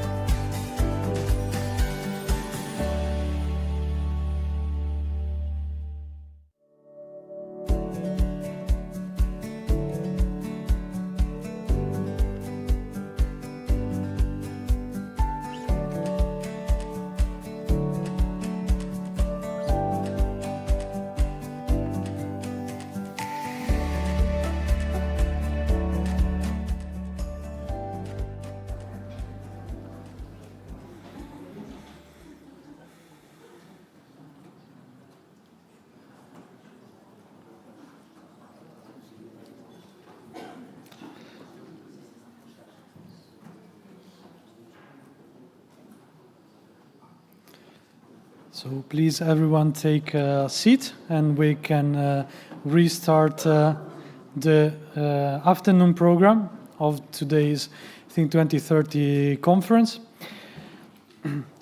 We are now moving to the second Science for Policy session. We will reflect on just transition in Europe and the lessons learned from the Spanish experience. Spain being the first country to have a just transition strategy, it will be interesting to hear about the innovative alternatives to coal industry and hear from the panelists. The session is moderated by Miquel González Eguino, Iker Basque professor and researcher at BC3. Miquel, please, the floor is yours. Thank you. Thank you, Mattia. So welcome back after the lunch. I hope you are full of energy to the next session that we are going to have now on the just transition in Spain, and also lessons that we have learned in Spain that can be useful for other countries that are also following this event in different countries of the European Union. So I think this is a timely discussion. As we know, there has been many actions taken by the Spanish government on just transition, and also we have a very important agenda on just transition at the European level. We have the Just Transition Fund that is now that has been implemented, and it will have a lot of resources for the next 6 years, and also the Social Climate Fund will also help to deliver or help to make this transition fairer. So I am very honored to have with us today, I think, a very relevant speakers that will help us to understand better this just transition aspect of the European Union and of Spain. They know a lot from different angles. So we have people from the ministry, people from the companies, the unions, from the think tanks. So I think we have, although we don't have a very gender balanced panel, sorry for that, we tried hard, but we couldn't make it. I think we have a very diverse panel in terms of knowledge and in terms of experience in this topic on just transition. So I will present the speakers who are the protagonists today here. So let me start in the left with Laura Martín Murillo, who is a sociologist, and among many other things, she was the director of Fundación Renovables and also of Sustain Labor, that most of you will know. Since 2018 to 2020, she was advisor on just transition in the cabinet of Teresa Rivera. And since 2020, she's the director of the new created Just Transition Institute. Thank you, Laura, for being with us today.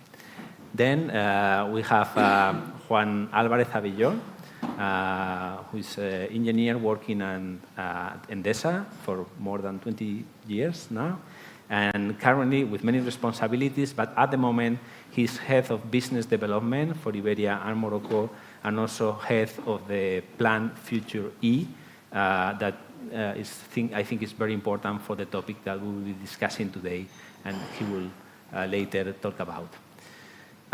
Then we have Manuel Riera, graduate in environmental science, and she's since 2020 working in the General Union of Workers, UGT, in the climate action and ecological just transition area. And apart from that, he's also participating in the Just Transition Committee of the European Trade Union Confederation. And I know they are discussing many things related with the Social Climate Fund that can be very useful for this discussion. Then we have Matthijs van Marke, which I appreciate a lot that you have the time to come from Brussels. He's a political scientist and worked for 2 years for the Federal Institute for Sustainable Development, where he focused on the European Green Deal. And since 3 years now, he works for the cabinet of the Belgian Minister of Climate, Environment, Sustainable Development and Green Deal as an advisor of Just Transition. So again, thank you all for your participation, and I'm forgetting to present my colleague Sakin, sorry. And we have Sakin in the corner. So Sakin is economist and research fellow at BC3 and also at MIT. She's a well-renowned expert on social impact of climate policies. Thank you all for being here today. So as we typically do in these events, we try to show to the audience works or studies that we have been doing within this network. So Sakin will help us with this, presenting some of the work that we have been doing from BC3 in relation to the National Energy and Climate Plan, but also on within the network on the impact of the ETS extension to the transport and the building sector. So thanks, Sakin. Thank you very much, Mikel, and thank you for all for being here. So as Mikel said, the idea of this presentation is to give a sort of flavor about the relevance of current policy well-designed in terms of the just energy transition. In this case, the National Energy and Climate Plan, the Spanish one, and its roles in the energy transition. So I'm going to start to explain a little bit. This is, I think, that most of you are familiar, which is about the plan, but for those that are not, the new draft revision of the national plan sets out how each country will contribute to the EU energy and climate objectives in the period in the next decade until 2030.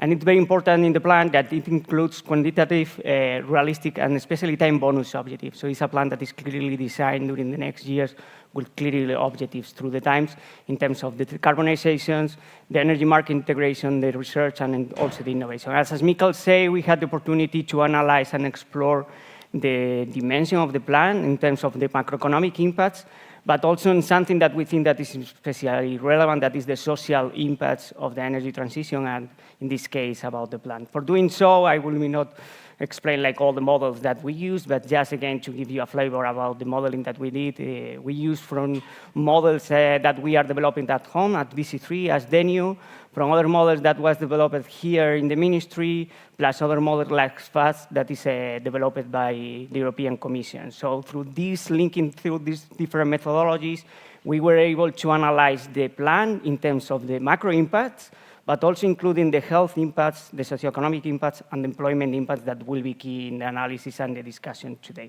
And this is the first results that I want to provide or share with you is the jobs in the plan, and the jobs that will created because of the plan. So according with our analysis, what we have seen is that in 2030, thanks to the plan, it will create around 500,000 jobs nets per year. This means that we are taking into account the possible jobs that will be lost during the transition, but also the jobs that will be created. And there is a positive net impact in terms of jobs.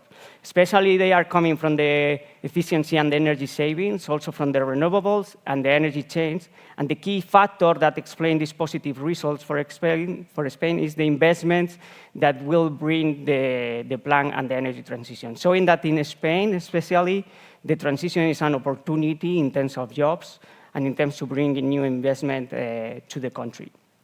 But probably during the session, when we talk about just transition, job is one of the key parts. It's probably the first one when we're starting to talk about just energy transition, the first one that came to our mind.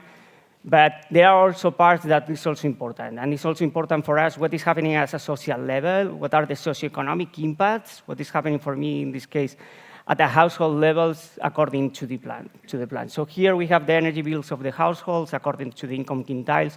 Q1 is the lowest income household, Q5 is the richest one. And here we can see how clearly also the plan will help to save money to the households in terms of their energy bills, which is very important, especially for the low-income households, as they normally dedicate a larger proportion of their income to these commodities. So here you can see how right now the prices, but even the trend that will be without the plan, the prices that the households will have to pay for their energy will be much higher. That if we lost this opportunity, that is the scenario with the plan. That according to our analysis, the prices will be even cheaper than the prices that the households are paying right now. So also in terms, not only in jobs, also in terms of the social impact economics and what is happening at the household level, the plan will be positive. And another thing that normally we forget in the analysis is normally we focus as economists in the cost of the policies. And we forget that all these transitions also bring with some benefits. And in this case, we analyze the benefits or the co-benefits in terms of the health and the premature deaths that are avoided because of the plan. And there are clearly, as you can see in the right picture, thanks to the plan, there will be avoided plenty of premature deaths in Spain.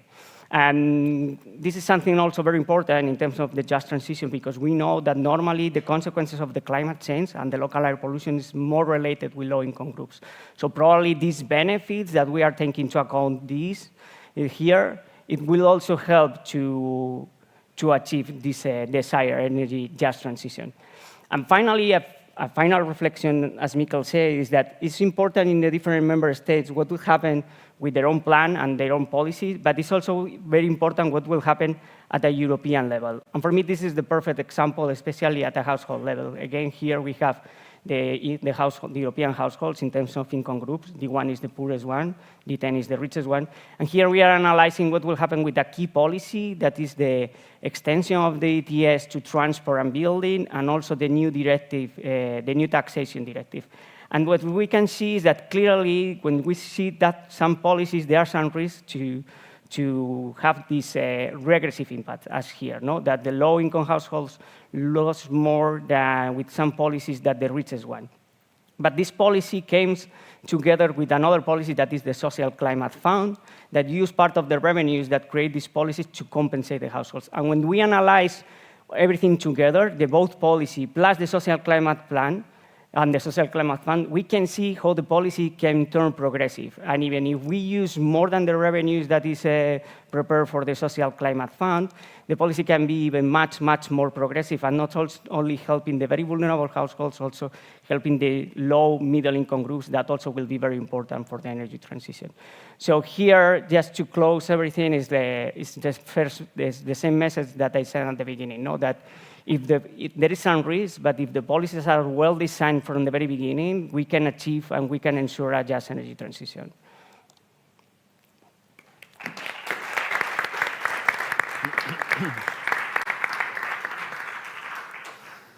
So thank you, Sakin, for this on-time and presentation. I think this will help us to have the discussion that we are having now. So as Sakin has shown, the energy transition in Spain, we expect that will create net jobs. No?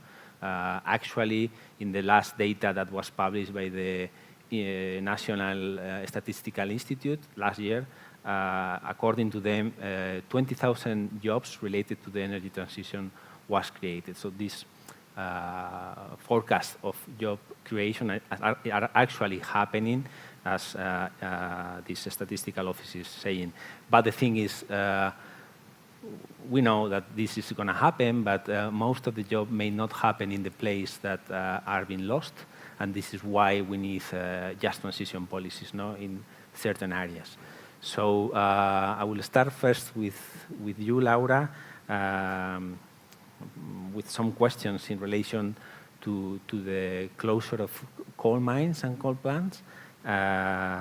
Because I want to know a bit about the difficulties and the challenge that you have for the Just Transition Agreement on 2018.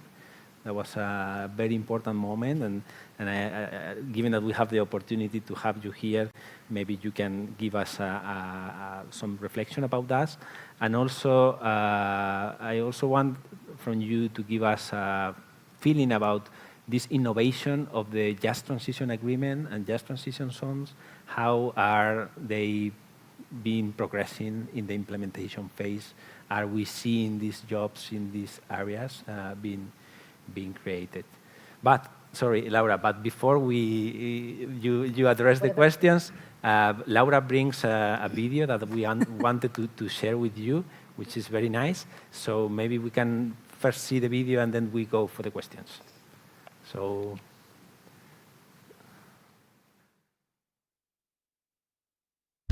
En 2020, el Gobierno de España convocó a las empresas eléctricas con centrales térmicas de carbón y a los sindicatos a firmar un acuerdo por una transición justa. ¿Qué se buscaba? Que la producción eléctrica con carbón fuera sustituida por una nueva potencia renovable allí donde fuera posible, que la acompañaran nuevos proyectos industriales en las mismas zonas y ofrecer a los trabajadores nuevos empleos y recualificación. ¿Qué hemos logrado? Avanzar en el cierre de 15 centrales térmicas, reducción de emisiones de gases efecto invernadero de la generación de electricidad con carbón, casi el 80% entre 2018 y 2022. Con los proyectos en los que se trabaja en el marco del acuerdo, se movilizarían más de 7.000 millones de euros en inversiones y generarían más empleo industrial que el afectado por los propios cierres de las centrales según se vayan implementando. Además, el Gobierno apoya el proceso de transición con programas de apoyo específico para las regiones carboneras y priorizando estas zonas en los proyectos estratégicos del Plan de Recuperación, Transformación y Resiliencia. Estos son algunos de los proyectos. Andorra, Teruel. Compostilla, León. Langreo, Asturias. La Robla, León. Velilla, Palencia. Aboño, Asturias. Los Barrios, Cádiz. Aspontes, Galicia. A través del acuerdo, las partes siguen trabajando para desarrollar proyectos industriales en todos los emplazamientos. Pero hay mucho más. Transicionjusta.es.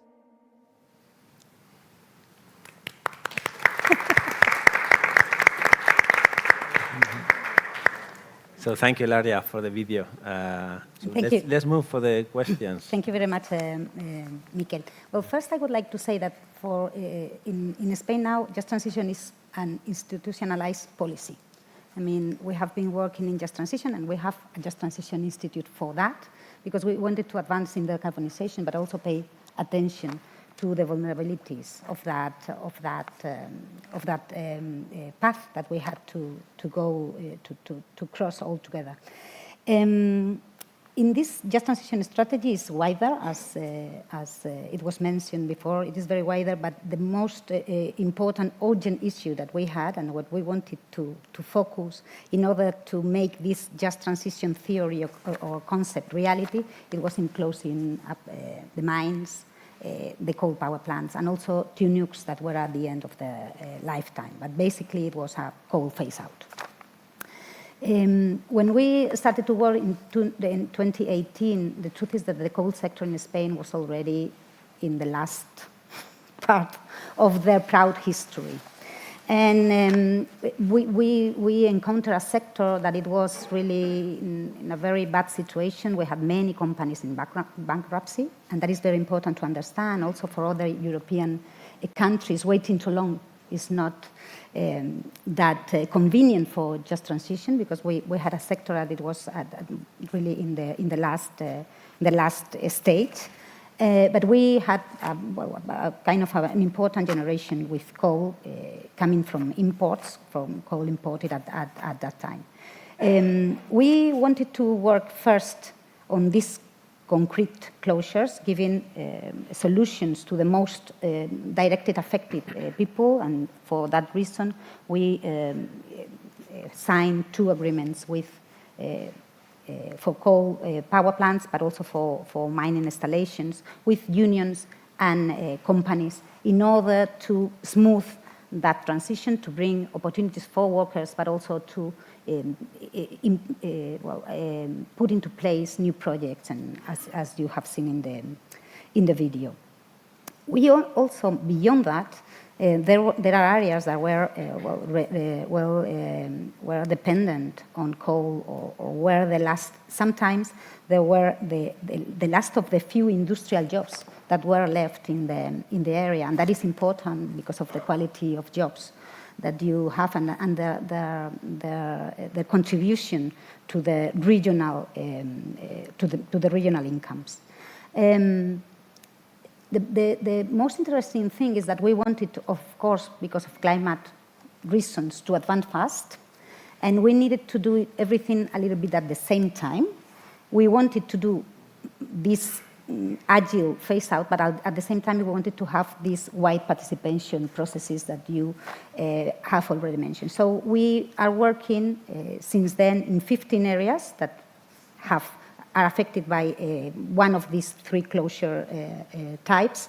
In these 15 areas, what we wanted is to work with social actors in order to know what they want for the future. It was a one-time thing that you do in your life. We were ready to invest money and to help them, but we wanted to know what they think that it was appropriate for the future.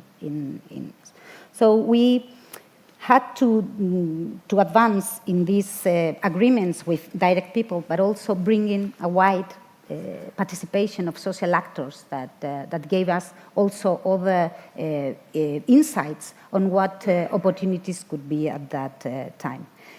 So we went from the micro, for instance, with workers, we have job banks specific for the mining workers and for the workers of the coal power plants, both direct and subcontractors.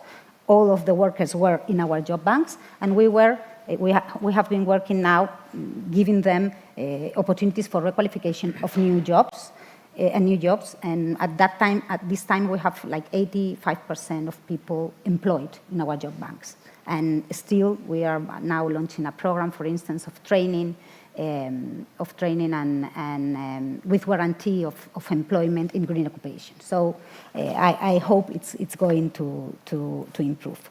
We had to do that. We had to look for tractor projects, because when you close a facility as important as such as some of the coal power plants that we had in Spain, it is a big affection and of course you have to work micro and look for small and medium enterprises, but you need also to identify industrial projects or tractor projects that we wanted also to speed other aspects, for instance, of decarbonization, like renewable value chain or recycling, etc. We needed also to look for social projects with sometimes very small local authorities. So we had to change also from the administration the work we usually work. And we needed to go really to small actors. Doesn't matter if it was, for example, these local authorities or small and medium enterprises or women that sometimes are not women associations, or young people that it was sometimes difficult to reach. And with all of that, what we have been doing is, helping these ideas and designing lines of aid, that is what we do from the general administration, and help them to grow. At this time, what we have learned, we are quite happy in the sense that at this, as the video said, we have projects that equals the jobs that were lost. As you said, in Spain we are going to win jobs with decarbonization, but not in every place. And for us it was important that wins were in the same place. So we are optimistic about it.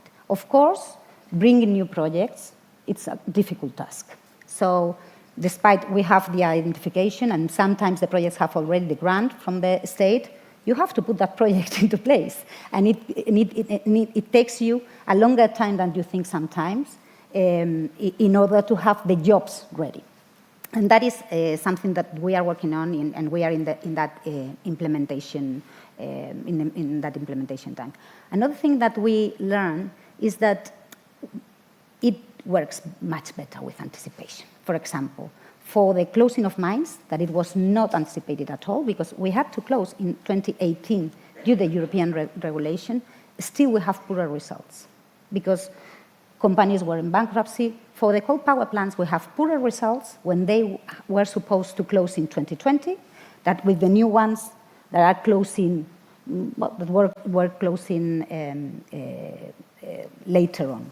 So you need to take into account many different factors, and you need to have like a body in the administration that is ready to do that policies, that is going to take care not only of giving the funds or putting the aid lines, but to work with everybody at the local level, helping that new initiatives to be ready as soon as you have. And then, of course, you need innovation in companies, innovation in sectors, innovation in entrepreneurship. You need social innovation, and you need also administrative innovation. And I think that is also very important, and maybe the most difficult part, the administrative innovation, because administrations tend to be rigid for good reasons. But if we want to make this agile, agile decarbonization that we need, because we need it, and we need to move fast, for instance, in phasing out coal, you need to have a lot of, you need to create different bodies, like the Just Transition Institute, that are able to think from the very small thing to the wider or more traditional thing. I don't know if that answers your question. I think so. Yeah, yeah. Okay. And actually, when you're talking about the innovation, we have also one which has been working in Endesa. And Endesa, most of you know, that was one of the companies that was the company that won the first Just Transition bid. That's the correct word in Andorra. That also appears in Laura's in the ministry's video. So yeah, I wanted to ask you a bit about this project in Andorra, and also maybe you can connect that with the Future E plan that you have in Endesa.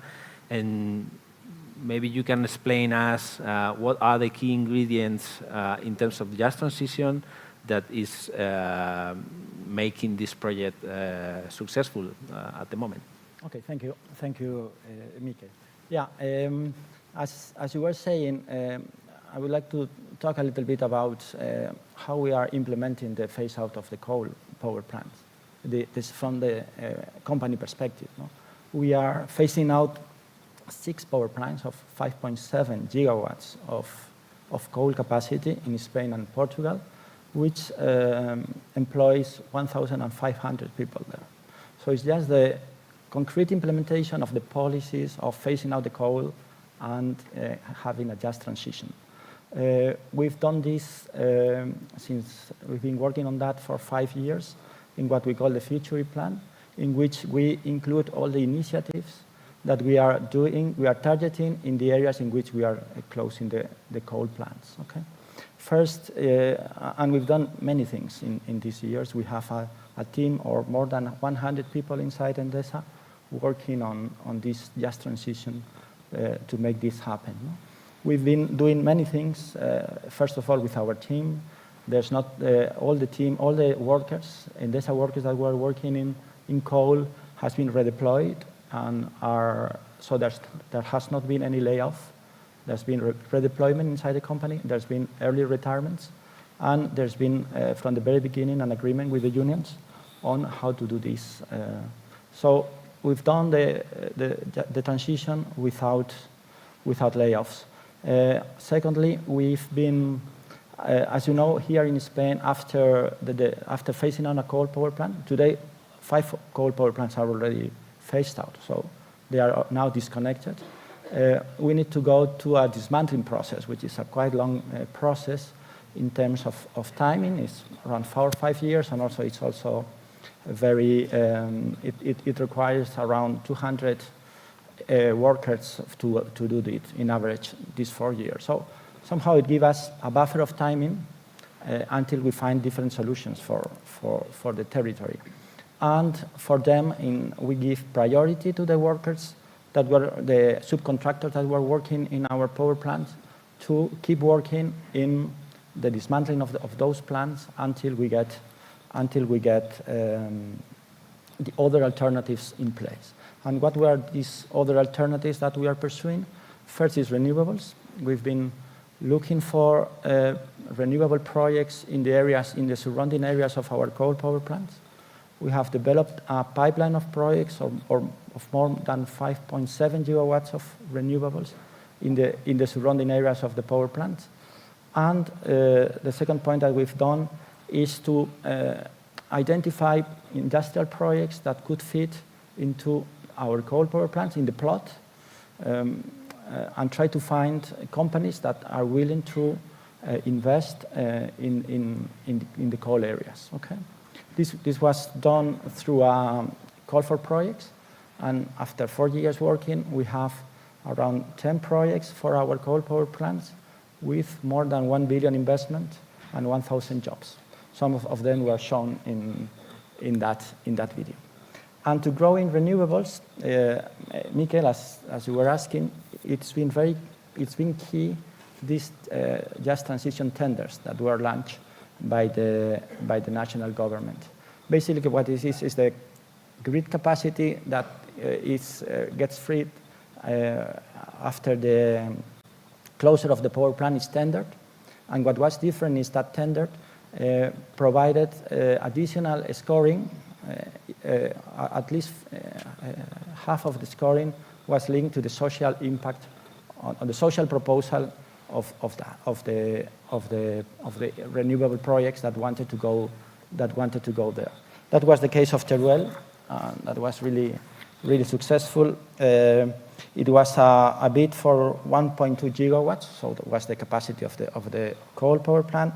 We bid for 2.2 gigawatts of capacity to connect in there, most of them solar and also wind and also batteries, with an investment of 1.4 billion euros for doing this project.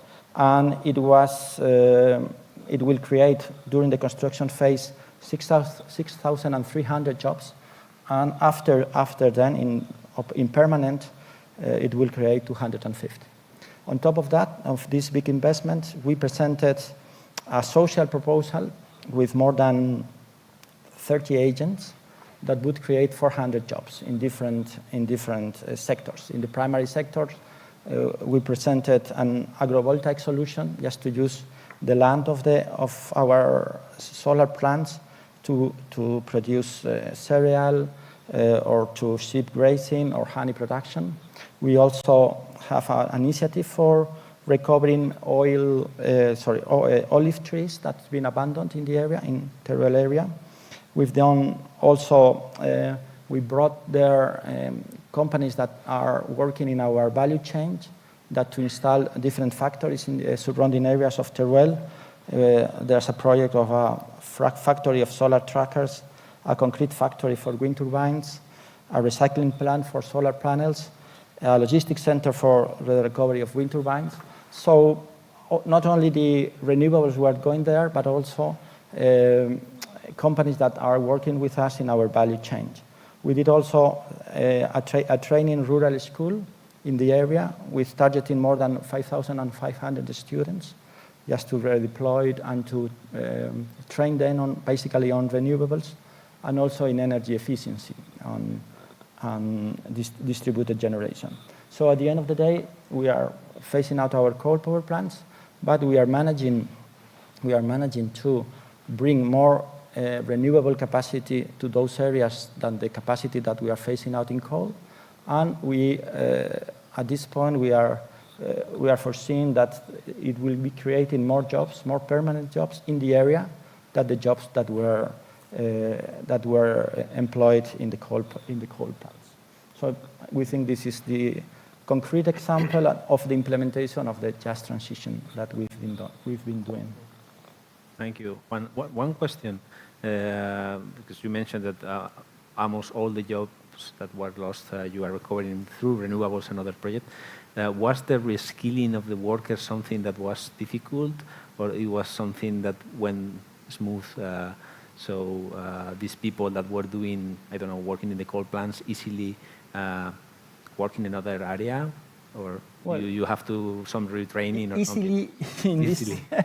It's never easy. It's never easy. But we, with different bodies and administrations an association in the area, we put in place a comprehensive set of courses and basically on renewables, also on dismantling. So we give them the opportunity to reskill themselves and to apply for the jobs that we're creating now in the demolition and afterwards in the renewables area. Mm-hmm. Yes, sure. I think Let's make it dynamic if we can. No, I think it has not been the difficult part at all. I mean, we had other barriers, but I don't think reskilling in this.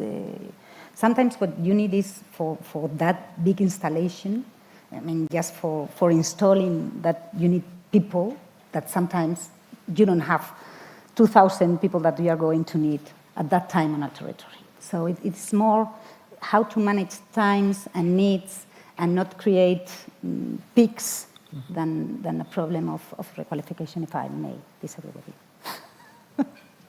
Good news. That takes us to Manuel, who is actually one of the ones in the room that can talk about more about this, no? About your experience from the unions. We have been talking about the Just Transition Agreement in 2018.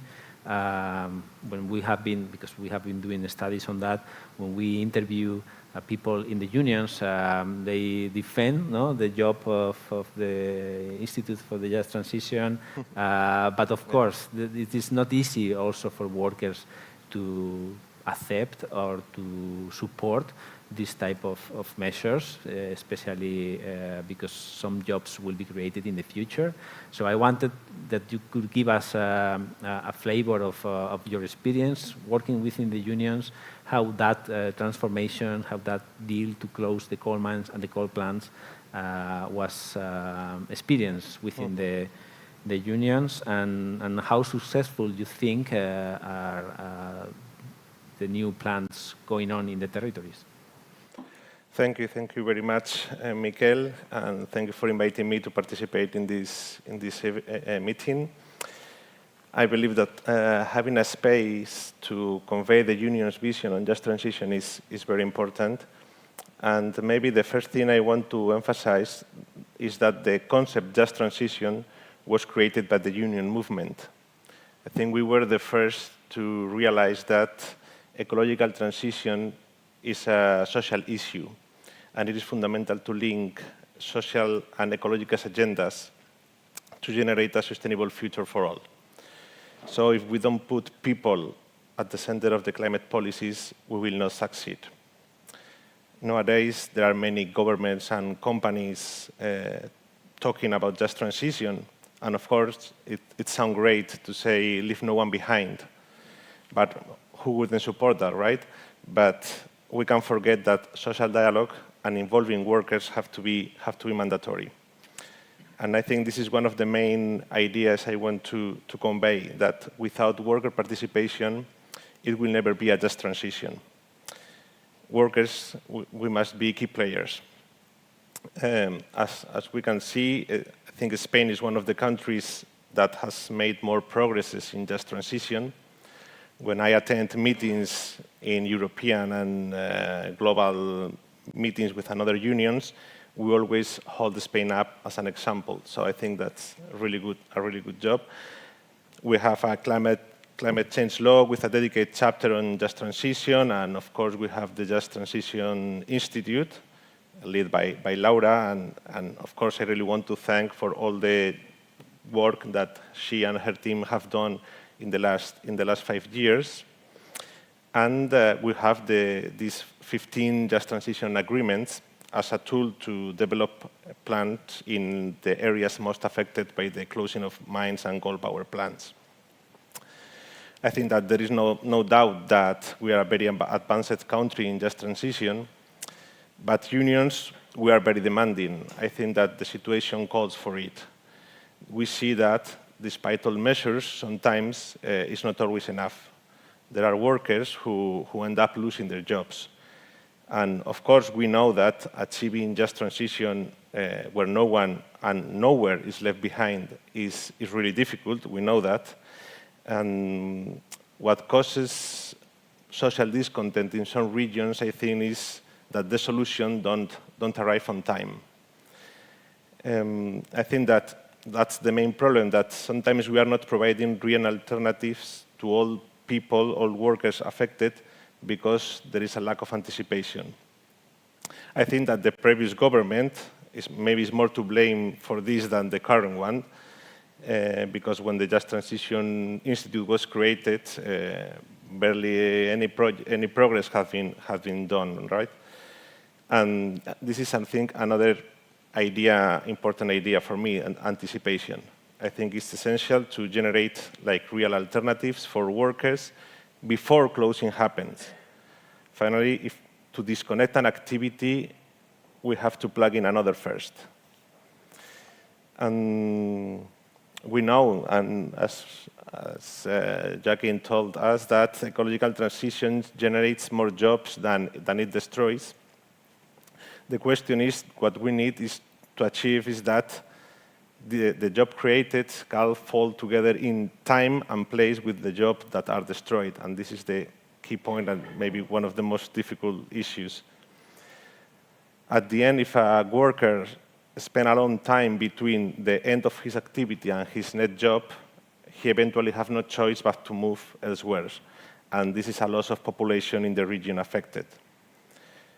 I think that the projects of the Just Transition Agreements, like Endesa's projects, are really fine.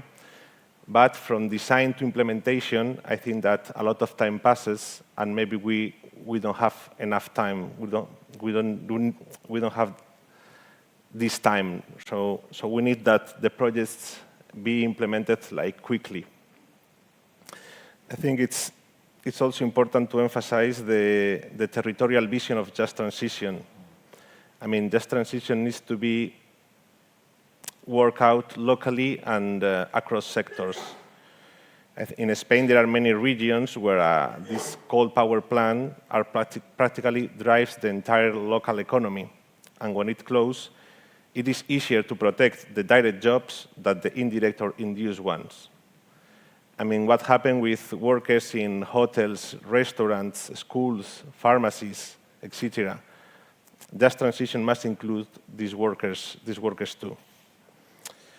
Another key element I want to convey is that we need to expand the focus on Just Transition to other sectors beyond energy production. Now, we have done a great work in energy production, but many other sectors will be affected by the climate change mitigation policies, such as the automobile and mobility sector, for example, and also by physical impacts of climate change that will badly affect many sectors, such as agriculture, forestry, tourism, that in Spain is really important, the healthcare sector, emergency services, infrastructure. That's why I think we need Just Transition plans for both mitigation and also adaptation to climate change. And we often think Just Transition as a tool to minimize the negative impact of ecological transition on employment. However, I think that Just Transition also needs to be a tool to maximize job creation opportunities. I think Spain has a lot of potential in wind and solar energy sectors or renewable hydrogen. And I think that thanks to Just Transition, we have to take advantage of this opportunity and get industries to set up in the territory. Like the Just energy transition must be an industrial revolution. So in summary, I think that a great job has been done so far in Spain. I think we are demonstrating that Just Transition is possible, but we have to keep going. We can stop for a second because many jobs and many lives are at stake. I think everything boils down to anticipation and more participation. So let's be quick and not lose this great opportunity. Thank you, Manuel. Yes.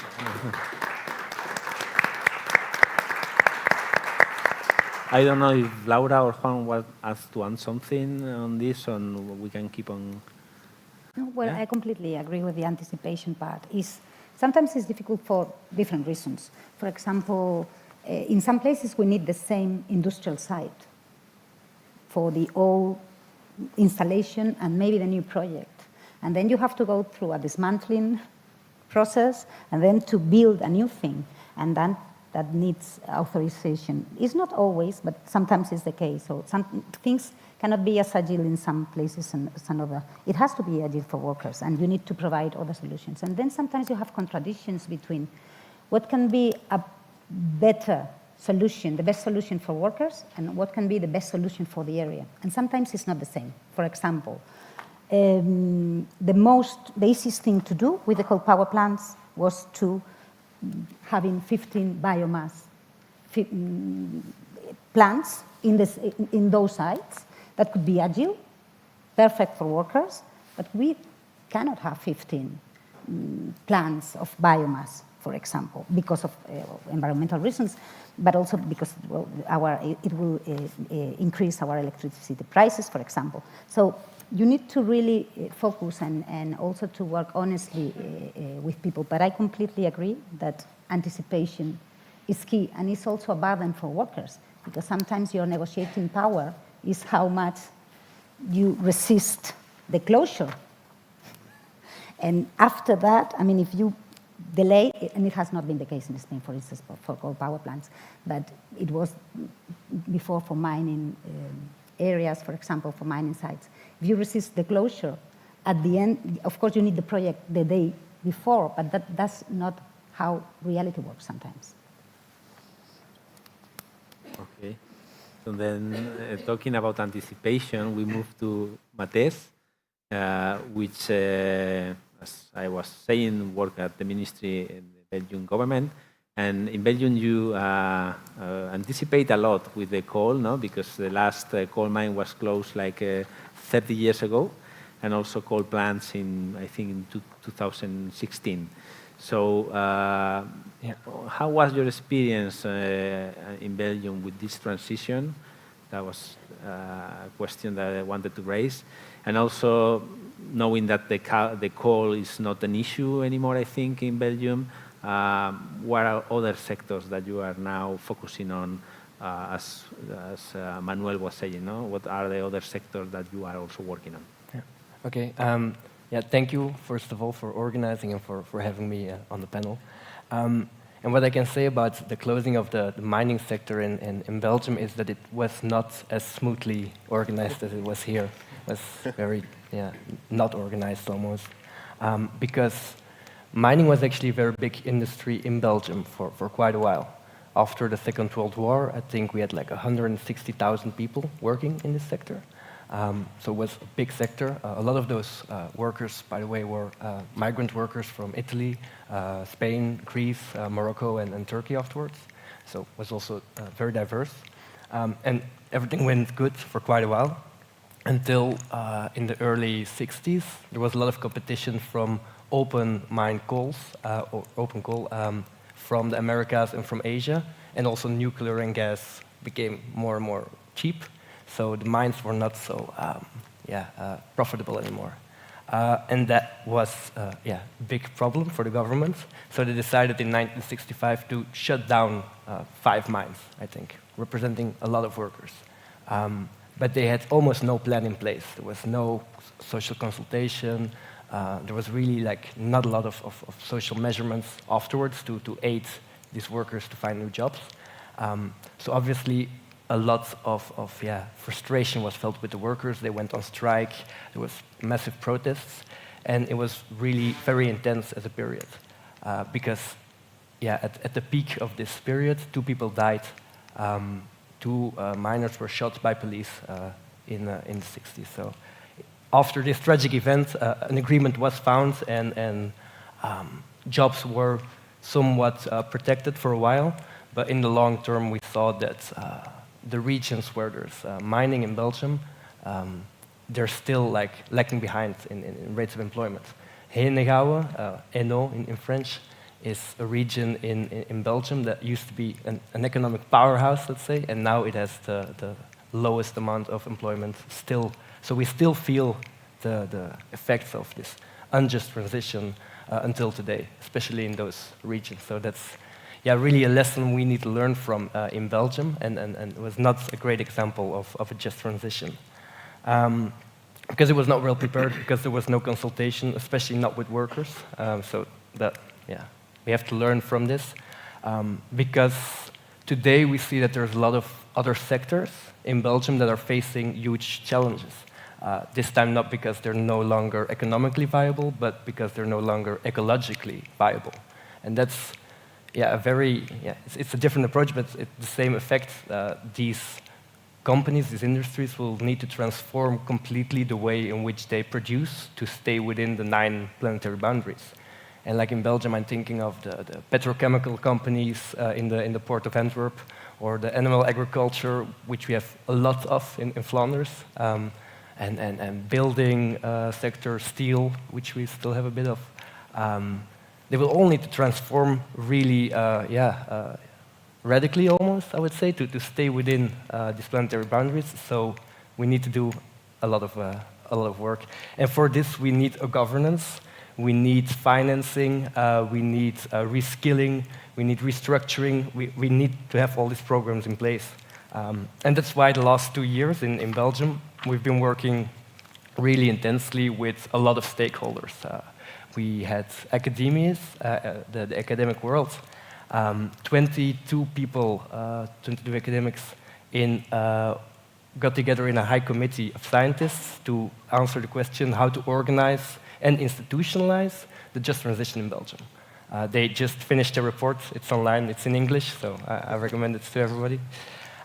We also had a citizen assembly. So 65 citizens came together every weekend for 5 weekends almost to come up with recommendations on how the just transition needs to be just for citizens. So also that was very important to see.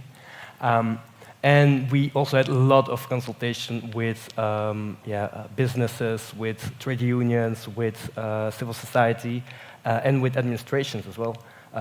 And we got all of this information presented to us last week during the Just Transition Conference in Belgium.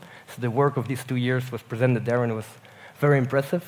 But it made also very clear that we really have a lot of work to do still. There's an enormous challenge waiting for us. And I think now everybody is starting to realize this. But it's an enormous amount of work we will still have to do to really leave no one and no region behind in the transition of all our sectors, let's say. And to conclude, maybe we, in Belgium, look with a lot of respect to what has been happening in Spain the last couple of years. I think it's very impressive, the just transition agreements you have, that you really work on the ground with people, with companies, with unions, with the local governments as well. So that's a big example for us, but I also think for other member states and even for the European level. So congratulations. I think it's really pioneering work that has been done here. And we're going to try to learn from it, and we're going to try to take these messages with us as well on the European level when we have our presidency starting next year. Thank you.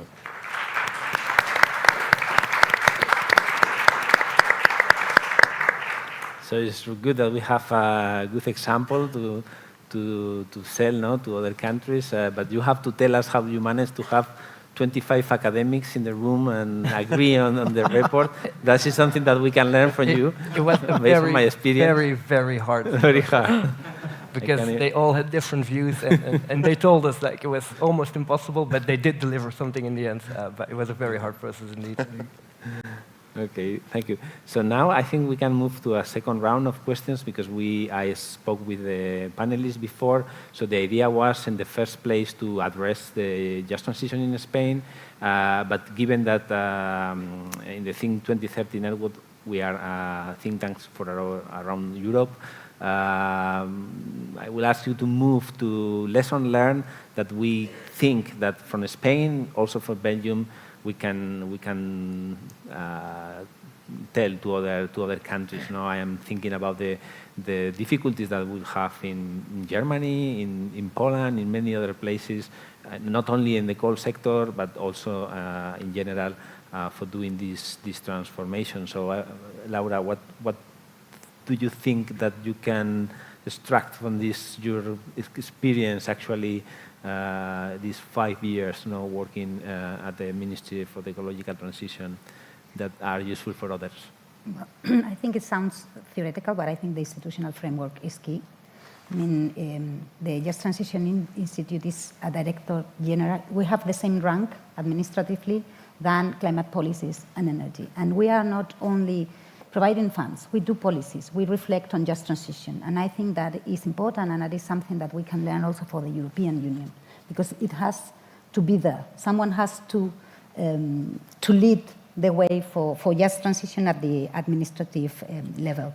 In our climate change and energy transition law, we have the obligation to approve, to draft and approve just transition strategies every 5 years, because we know that this was, well, we have this urgent plan for coal phase out, but we have many other sectors that have to transform.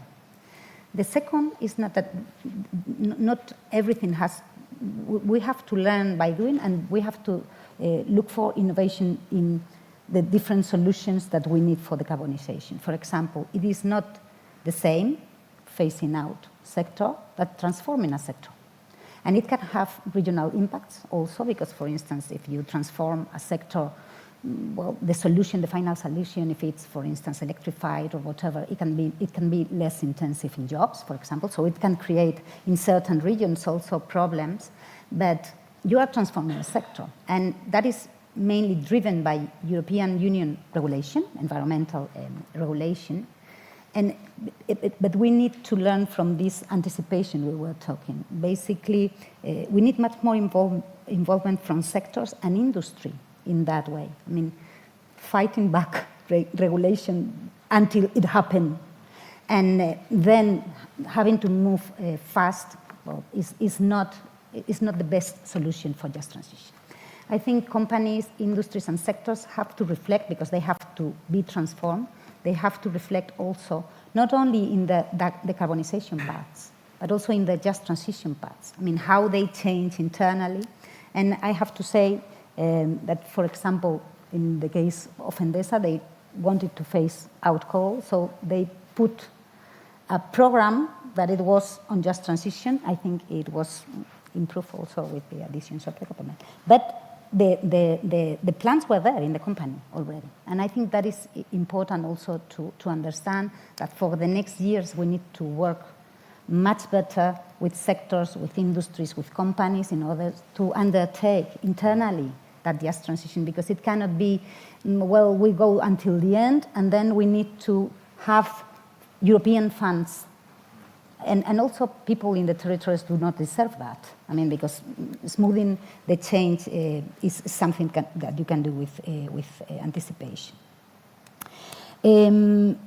I also think what I previously said, that for instance we have different programs of everything, but having this, let's call it, ¿cómo se dice subastas? Bids. The tenders, the just transition tenders, like what we did in Andorra. It was really like an innovative tool in an energy policy. First, before that, the first one that wanted to have access to the grid, if they fulfill with the obligations for the energy system, they had the access. And what we did was a moratorium. It's not going to be the first. It's going to be the best one in just transition terms for the territory. So that was really something that we had to do as an administration. I mean, providing the access to grid to projects, but changing the way that you deal with that. And I think that driven innovation is also in procedural. That is what I said. I mean, it's not only about thinking of new technologies, thinking of new businesses. We need also to think on new administrative and procedural way to incorporate just transition in the governmental way of doing things, in our responsibilities. And I think that's important. Also, what I said about big and small, I think it's important. Leaving no one behind is such a difficult task, and we have to be honest with this. I mean, just transition, it's a wonderful lemma, and it's a wonderful well, it's very well in speeches, but transforming that in reality, it is a difficult task to do it, and we have to be honest with that. And then you have to, as Manuel said, it doesn't matter if we have the 15% of the people that are in our job bank unemployed. The people that are still unemployed are the ones that we do not have to leave behind. And that means, being also honest. Is going to work, I mean, no, we are going to arrive to decent scenarios, things that we can handle, things that are socially acceptable. Are not going to be perfect, but we have to provide also reflection to make it always a little bit better and to keep on learning from one processes to others. In our experience, I think that in Spain now, for the next just transition strategy that we are going to draft next year, we will have to think, for example, which are the sectors that are going to suffer maybe a more profound transformation in the next years, how important they are in job terms, but also in balance of different regions. That is also very important. And also, who has to do that? Because it's not only, I mean, there are certain things that companies have to do. There are certain things that it's not a question of the Ministry of Environment. It is a question of the Ministry of Agriculture or the Ministry of Industry. It's having a just transition approach also to the different responsibilities that maybe are in different branches of the government. And that we had that in the first just transition strategy, and we have to go beyond that because, I mean, transforming sectors and transforming the society is not only a task for the Ministry of Ecological Transition. It is a ministry of all of the different, a task for all of the different ministries. Thank you, Laura. Very interesting, this idea of mainstreaming, no, the just transition. Juan, in your case, what are the lessons that you have learned? And I know that Endesa has put a lot of emphasis on this idea of value share in the communities, in the future E-plan. So I don't know if this is something that you are also implementing in other countries? Well, before jumping into that, let me share some thoughts on what we have done. No? When we started the process, we didn't really know what's going to happen with that. No? Now you are now in a meeting in which both the administration, the companies, the unions are saying we are doing a good job. No? But at the very beginning, it was nobody knew how to implement this just transition concept. No? There's not a handbook on how to do it. No? And we've been able, working together, we've been able to develop a sound proposition for these areas. No? And I think this is very important. Also, we have taken advantage of linking all energies and new energies. No? We are saying the decarbonization requires a huge investment in new green opportunities. No? So we managed to present to those companies with development projects to present coal transition areas as the right place to go. Okay, there's many advantages on coal areas. They are they have good electric infrastructures. They have skilled professionals. They are accustomed. They know how to live close to an industry. This is a very valuable asset for a company looking for a site for the project. So linking both things, and this has been done through these just transition tenders in which, well, there's renewables. We need to switch from coal to renewables, but we want to use those former infrastructures. No? And on top of that, we want to bring additional economic activity to this area. And that has also worked very well. Then I think, and also it's important to say how this just transition has been implemented at the administrative level, at the administration level. Having working a team up with the Just Transition Institute these years, and having the Just Transition being on top of the priorities, and also a body that is capable of implementing and pushing just to get this done has been really important. The Just Transition Institute has guided us throughout the whole process. It has inspired us and also has been demanding with us. It hasn't been easy, no? But at the end of the day, this inspiration, this guidance and this demand mixed in the right proportion, as Laura knows to do it, has brought to a really good solution for the problem that we were doing. And for sure, we need to keep listening to the territory, no? With this methodology you were saying, this shared value methodology, in which before starting anything, you need to ask them what are their main concerns and how we can find solutions for them. And once you have this picture, you need to go for those projects. The projects are not coming to coal areas. You need to go for them. And you need to keep pushing until everything is fixed, no? And that's been also a very important lesson that we have learned. It's not about subsidies. Subsidies are important, but it's not key having a subsidy for a company to decide to go in a coal transition area. There's many other things that can be done. So many things. But at the end of the day, if you have the will, the commitment, and you are really convinced that this is the right thing to do, you end up with a solution, even in a tough problem as we are managing. Thank you, Juan.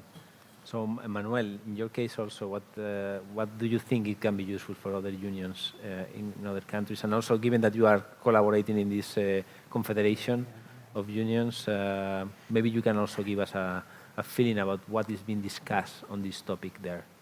Okay. Yeah, I believe that the main lesson learned, maybe in addition to the anticipation that I said was fundamental, is that social dialogue is needed. Just transition must take place locally, in companies, in the real life of workers, not in offices. That's why unions must be at the table and be part of the process and decision-making. Consensus cannot be reached with workers if we are not part of the process. I think it's also fundamental to have good training and reskilling programs. We must avoid the lack of training becomes the bottleneck of the ecological transition. Some sectors have already told us that they cannot progress as quickly as they would like because they cannot find workers with the necessary knowledge. So I think it is essential to analyze the green skills of new jobs and have an educational and training system that can cover these skills. Another important aspect, I think, is the quality of the jobs. The new green jobs being created cannot be worse than those that have been destroyed. We have to be aware that even if a job is good for the planet, it does not necessarily have to be good for people. And now we discuss with other unions that we are in a complicated context. The cost of living is rising, people have less economic capacity, energy poverty is growing, inequality.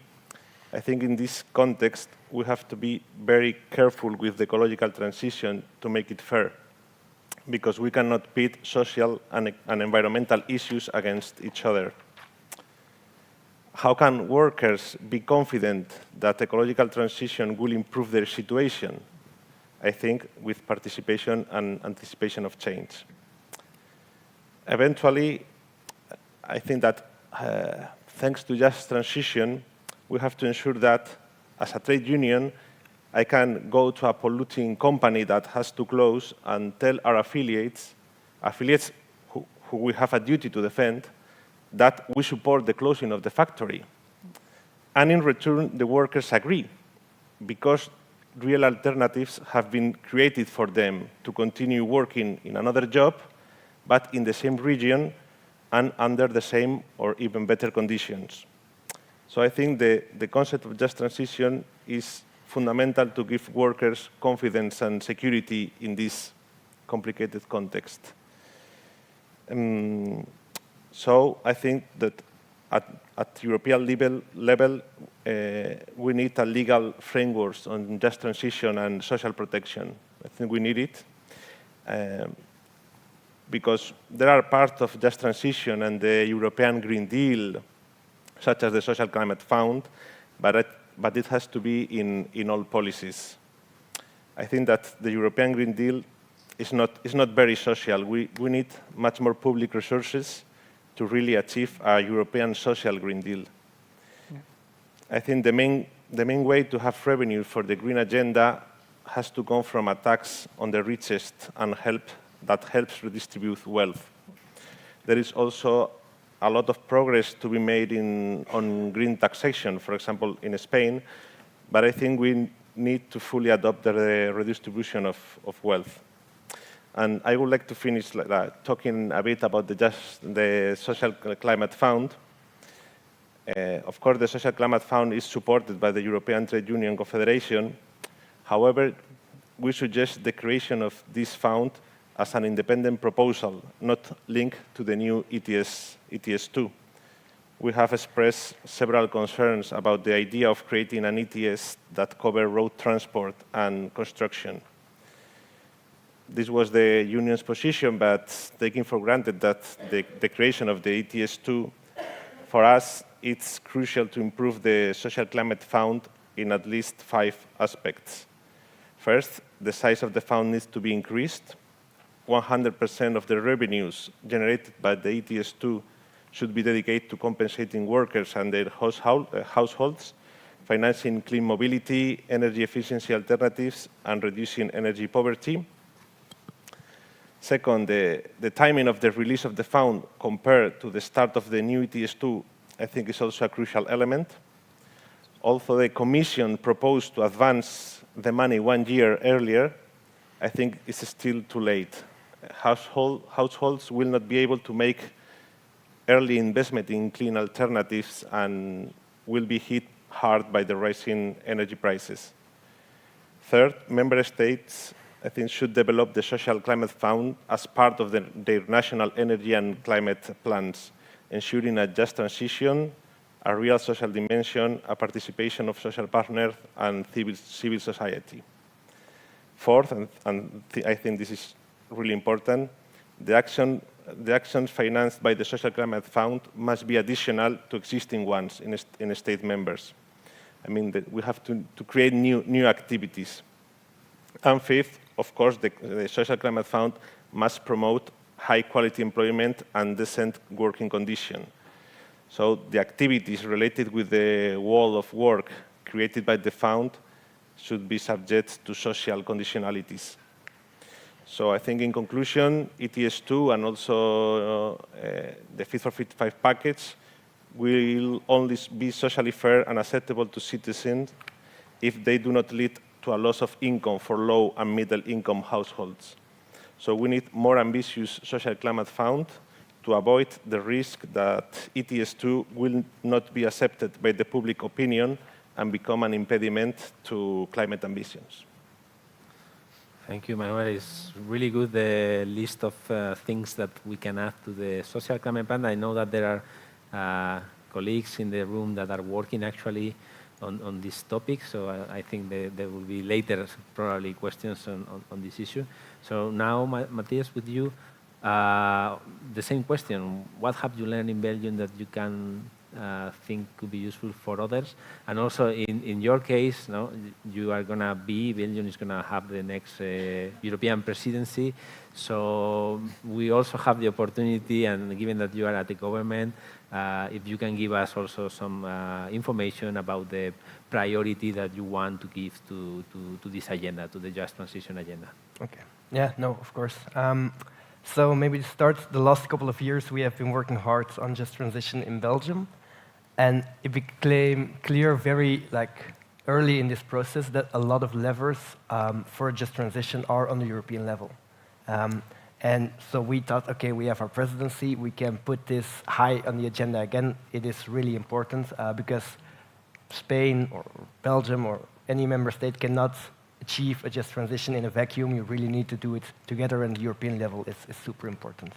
That being said, I think like the EU has already done a lot on just transition. We have the Just Transition Fund, Social Climate Fund we were just talking about, and the Council recommendations under the French presidency. So a lot has already been done, but we believe, or I believe, that it's still not enough right now.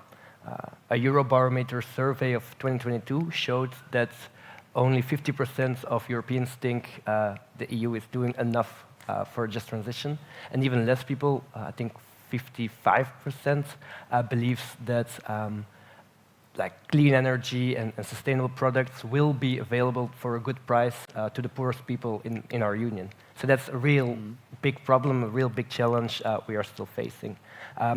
So we think the scope needs to be way wider, and now we have the feeling that the just transition initiatives that have been taken, which are very crucial, very important, they're very focused on climate, and they actually are like cushions to soften the blow of the climate policies we're putting in place. So, like you say, for the Social Climate Fund, it's to soften the blow of like road transport and buildings going into DTS. The Just Transition mechanism that was brought in place was to soften the blow for coal, but it has to go wider than this. There's 9 planetary boundaries, and we're thinking, for example, about biodiversity. If we want to have, like, if we really want to stop the loss of biodiversity in the European Union, we're going to have to change the way in which we do agriculture. And we will come across a lot of justice challenges trying to make a sustainable agriculture system in Europe. So we also need a just transition in agriculture, and we need to change the cap for this. So it has to be way wider. It has to focus on all 9 planetary boundaries, not only on climate. Whilst also still focusing on climate, of course. So yeah, that's a bit what we think is important during our presidency, to put the just transition high on the political agenda and to really have, like you said as well, a governance on just transition in place on the European level so that we can structurally work on this topic. And so maybe I'll tell what we are planning for our presidency now. We thought, of course, from the beginning, it's important to involve stakeholders in drafting policy. So we asked the European Economic and Social Committee to draft an opinion on just transition. And the different groups, so the workers, the industries, and the civil society are working from all of their perspectives on an opinion on really the governance of a just transition on EU level. I've seen a first draft, and it looks very interesting. It will be delivered to us end of December, and then 2-3 weeks later, it will be presented at the informal meeting of environment ministers under Belgian presidency, and it will kick off a work session on just transition. So that's the first thing we're planning. And then on the 4th and 5th of March, we're planning a big 2-day European conference on just transition, a bit to the example of what Spain did as well, where we will bring together member states, but also stakeholders again, to really come up with like recommendations for the next European Commission on how we can have a good governance and what's crucial for a just transition approach on EU level. So that's 2 things we're trying to do. And then the third thing is that we will also put it on the agenda of the formal council meeting end of March. And there our minister will report to all our colleagues on just transition and on this 2-day conference. And then there might be council conclusions as well, and in this we also want to put a focus on just transition. And with all of these elements, then we hope that the successor of the Green Deal that will be drafted by this new European Commission will be a green and social deal, much like you said in your intervention as well. So a lot of work to do still. Yeah, we hope so. So I think now we can start time for discussion with the audience. So yes, raise your hand and maybe you can say who you are briefly and make your question. Eero? Do we have a microphone? Oh, it's coming.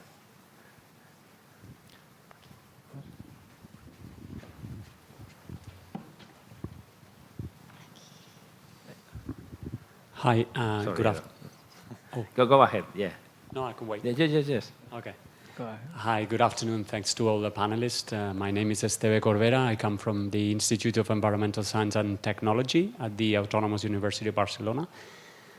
So I have a question here. Well, I have a comment and a question. The comment is, I felt, and maybe I'm wrong, but I felt a lot of optimism in the panel. I felt like, yeah, I mean, the transition was being read as something that is already happening and it's going very well. But the emissions, the territorial emissions, which, as you know, are biased in many ways, of Spain last year were record. We had a record of greenhouse gas emissions in Spain.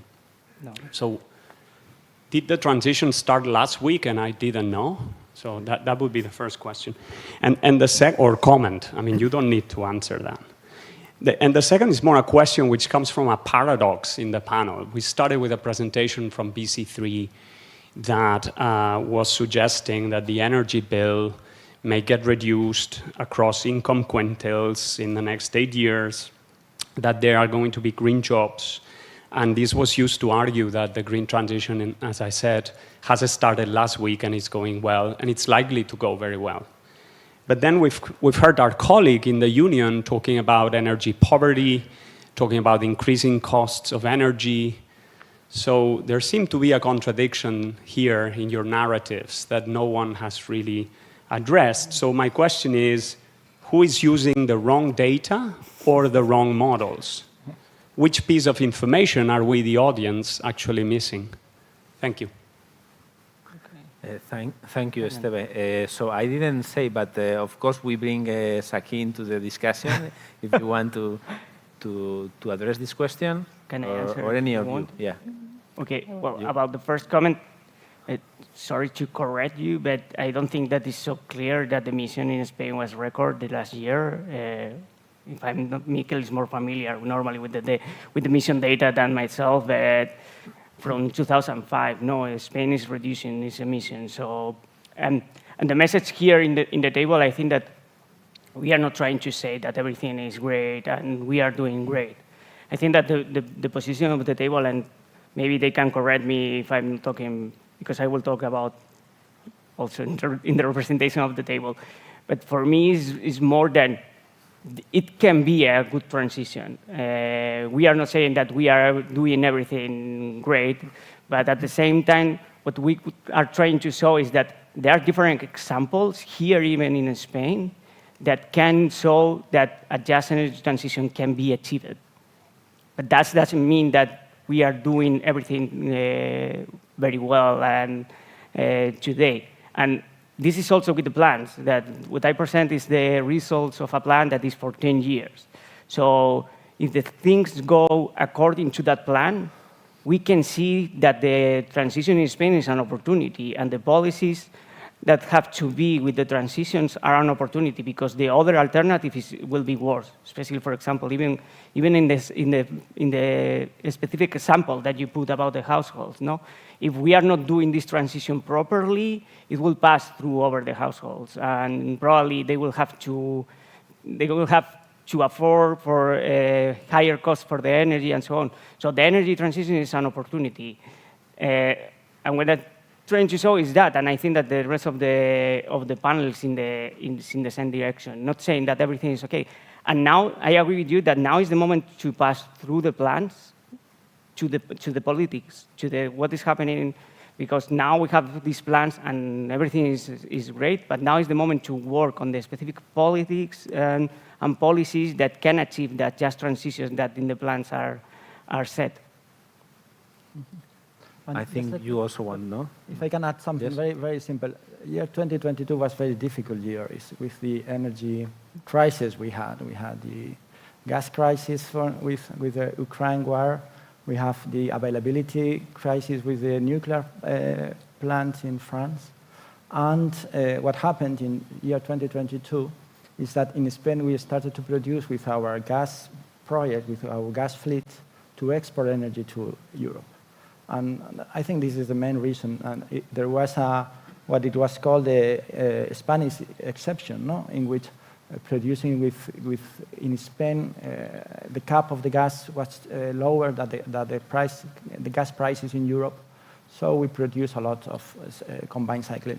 Taking this effect apart, for sure, the emission path of Spain is going down very, very rapidly, and it will continue doing so. Laura. I also would like, I mean, I'm not a very optimistic person because I've been working, I don't know, 20 years in climate change. So, and about tendencies in climate change. But what is important to understand is that we are not talking, I mean, we know that despite this exception of last year, we hope that we recover a much more proper tendency for our emissions. We knew that we had to improve renewables. I mean, we had obligation. We did not have obligations as a government in 2018. We had a coal generation. It was almost 70%.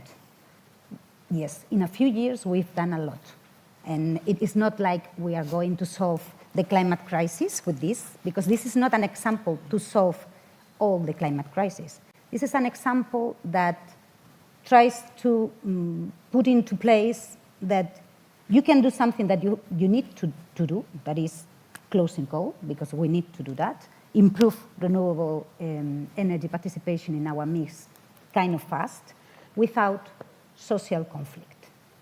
And that is an important part of the equation, because of course we need to do a lot of things, but we need to have people with us. And that is, and I mean, we cannot be naive. That is one important part of of the work we have to do, is how we improve and how we advance much more fast than we have been doing until now, without leaving people behind. Leaving people behind not only in their incomes, but also in their heart. That is something that it can happen. So I think it is just a case, it is a small case, but if you are not able to solve, maybe it's a small case that is important for the decarbonization of the electricity sector, it's very important. But this is a small case, if you cannot do it properly, you don't have, I mean, how can you escalate? And that is, and I think when you work on that, a small case, that is not going to solve the climate crisis, at a certain point you are optimistic, even though you work in coal areas where optimism is not, you know, like something that happens very often. So yeah, I think that was at least that was I think the reason we were a little bit invited to present this case. Yeah. Mikel, okay. Yeah. Just one sentence. I think I'm totally agree with Laura. I think this is like an example of how just transition has to be done, but in a small sector.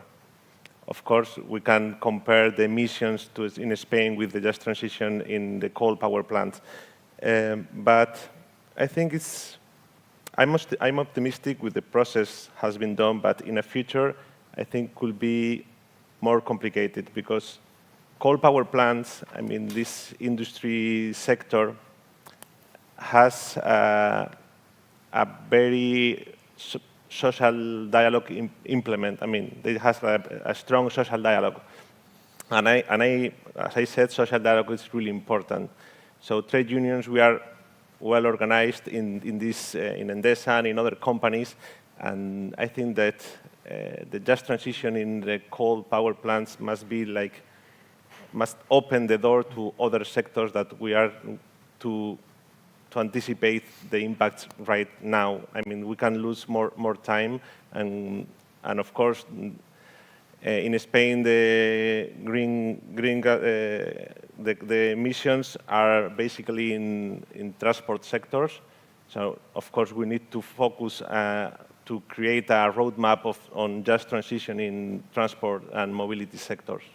So, but I think that these first steps we have made, we are demonstrating that just transition can be done, and of course it's not perfect. Of course there are workers that are not working right now, and we need to give them solutions, but it's hard, and we are trying so hard. Hello. And just a quick publicity from my side. We have an observatory for the just transition, for the energy transition in Spain, where the data on emissions can be checked. And according to our last data, this semester compared to the last one, emissions have decreased by 10%. So we are still waiting to see what happens till the end of the year.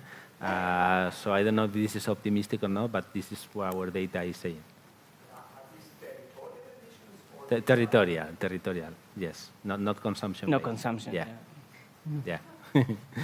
Sorry for this. First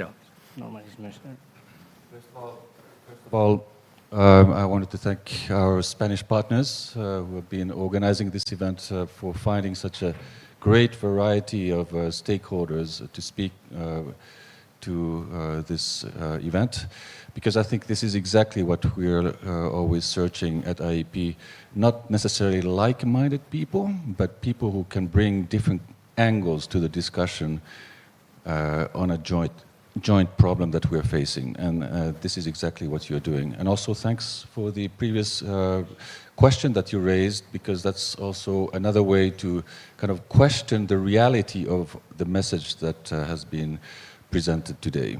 And now we got quite good and constructive reactions on that, so I think that was also, it played its purpose. But my question to you is, having listened to quite interesting experiences here in Spain regarding the green transition and the just transition, it occurred to me that has everything been that simple at the end of the day? Because if I think of a coal power plant worker who has been there for 30 years and then it is informed that the power plant will be closed, what is his interest in retraining himself to a new job? So, has there been early retirement packages that you have offered? Because that's quite a natural thing to do in many other countries. Coming from Finland, the forest industry has gone through similar transition measures, and that has been normally the first step for elderly employees that have not been very keen on moving to a new business. Thank you. Well, it has not been easy at all. And maybe because when you plan a transition, sometimes, I mean, you're thinking of the environment, the workers, the new jobs, the old jobs. In Spain, in my opinion, the main difficulty that we have suffered in this transition is that salaries were changed in the last years in Spain a lot. After the big crisis, there was a huge devaluation of salaries in Spain. So you have a job in a coal power plant, and most probably you are going to find a job with same qualification in new jobs, and you are going to have a salary below what you perceive. And that is especially difficult for all the workers. So yes, there has been packages for miners from the government and also from utilities for the direct workers, because they do that in a regular basis. They are people that earn a lot of money and that they can do it. And the problem have been the subcontractors. With subcontractors, it has been tough. It has been easy, no, for anybody. Nothing is easy. I think we are starting to smile together after a long 4 years of working from big things to small things with a lot of difficulties. We were smiling just when we met. Yes, that project goes. I mean, everything it is not easy, and it is not easy for people. And the people don't want to, I mean, it is not that workers want to have a green job. They don't want to have a green job. They want to have the job. But what they move unions to be responsible, because they represent the workers. And they knew, for instance, for power plants, that it was going to happen. So you agreed and you come to an agreement and you put your conditions on the table, and it's going to happen. It doesn't matter. It's going to happen, and workers are going to be worse off. So it was an exercise also of understanding that this thing is going to happen. And maybe we can delay, imagine, some closures 2 years. It will give us a better result. We were, at a certain point, somehow we thought it was better to have a general agreement where we can bring new tools into this. But it has been very, very difficult. It's still very difficult.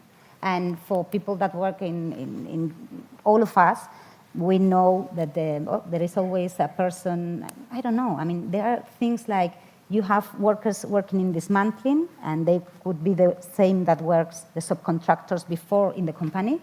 But for instance, you have the cleaning people.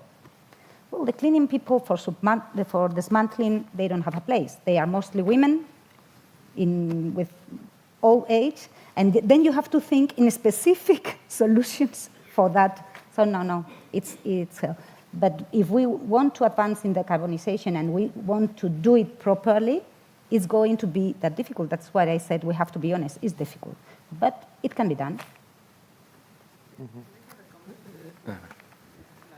Okay, María José, then Carlos was first, then Elena, and then you.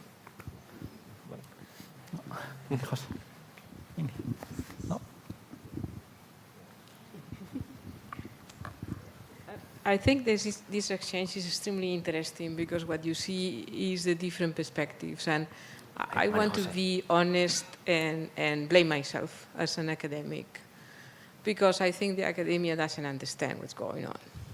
I think we jump from theory to analysis to solutions, but without taking the time to really understand what are the obstacles, the challenges, which is what is been described here.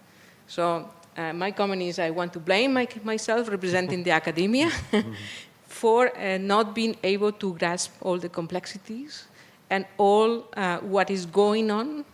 And I think in the next session, this is also we are going to do a reflection about the role of science, because I think we have to step down and being hands-on. And of course, this is difficult for us. So I wanted to make this comment because, you know, I see more and more this disconnection between the solutions being created with very good faith, but then the impossibility, the difficulty to really land this into being hands-on together with all of you. So that was my comment. Thank you, María José. No more ivory towers in the just transition. Lara, you were also wanted to ask, okay.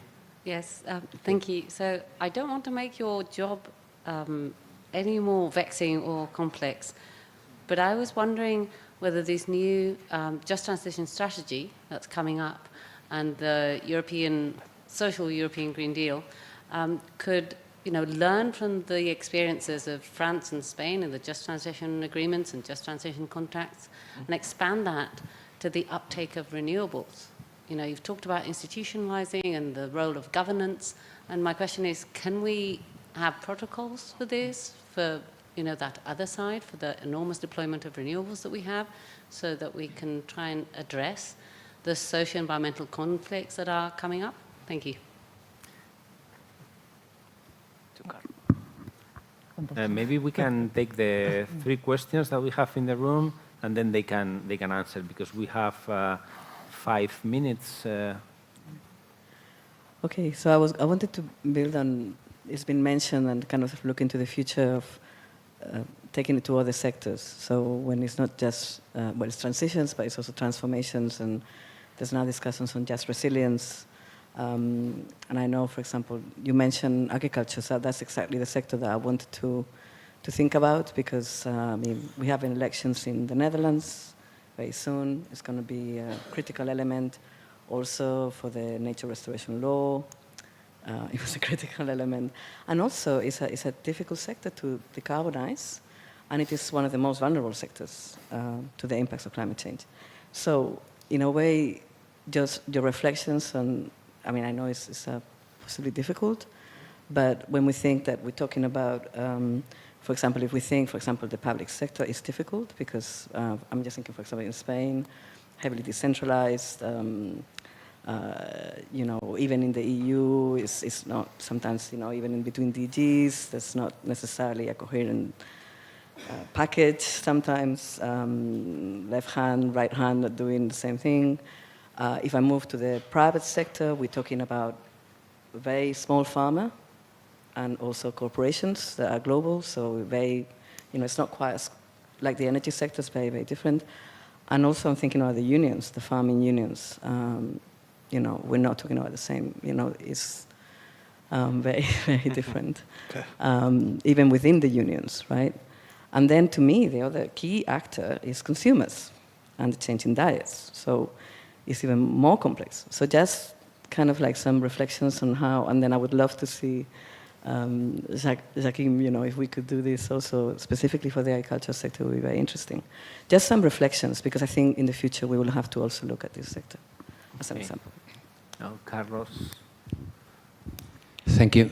I'm Carlos Bravo from Transport and Environment. It has become clear that anticipation is a key word in this context. In this sense, and related to something that what has been anticipated by Manuel Riera, I would like to ask if the Spanish government has started to think or started to work on a just transition plan for the automotive sector. I mean, not only the car-making companies that can transfer their activity to electric cars, but also the whole auxiliary industries and services within the sector. Thank you.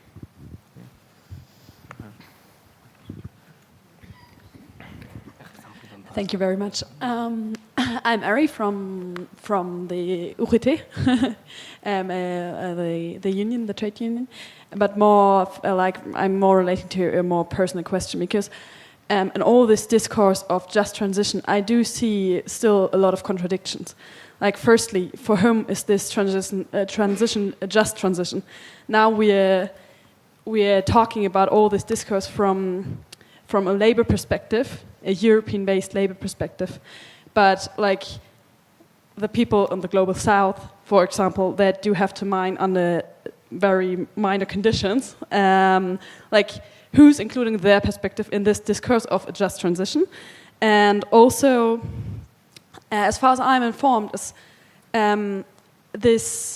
this pathway of green growth, which is the Green New Deal, like which is the only plan on a political stage at the moment, realistically existing, won't work because what we're doing is just shifting problems from burning fossil fuels and emitting greenhouse gases to having to decrease mines. And what we're doing is also, we're talking about territorial emissions. And we're happy that we can decrease the territorial emissions, but on the same time, our consumption emissions, they keep increasing. And this won't change as long as the gross domestic product will continue to grow. And I'm curious, like, I think all the specific skills the different actors has gained in this conflict, in this situation, are really worth and really interesting. But how to implement them for a change that is really meeting the goals, we have to admit we have to gain when we actually realistically want to stop the environmental degradation and the environmental breakdown, like overall, not only referring on climate issues, also on biodiversity and all the other aspects of the economic. Thank you. Breakdown. We can take the last question, but it has to be very, very up to the point. Thank you. Sofia Martinez from the Green Economy Coalition. Very brief, but I think that building on what has been said, we are talking beyond energy. And I would like to hear your views about this diversification of the economy, talking about just transition in all sectors, how these, and sometimes the social agenda and the green agenda, they don't talk to each other. They are great experiences. And I want to be optimistic here because you are doing an excellent work, and the experiences from energy can be used somewhere else and in other countries. And if you see this opportunity, and it's been mentioned agriculture and others, to get together, we have the Green Deal, the framework, to get together this Green Deal or this green economy architecture together with the social contract that is not working, and make the two working together. So kind of working better in this regard, and maybe the upcoming Belgian presidency working with the great work that the Spanish presidency has done. I can only say that. So maybe that's something that we can work together on this, and I think that the scientific community will be very much needed as well. Thank you. Okay, thank you. So we have 6 questions to be answered in... Mattia, I need more minutes. Who wants to start to any of the questions? Well, for the questions raised to the Spanish Ministry for Renewables, and territorial conflict, it is a very similar model. For instance, we did this Just Transition contest for Andorra, and inside Spain we are going to do these bids in other places beyond Just Transition places, and it has to bring to the European Union policies. And I think it's a model that can perfectly work for agriculture. We had an example, for example, I think we have a recent example here in Spain with Doñana, that is this beautiful national park under siege.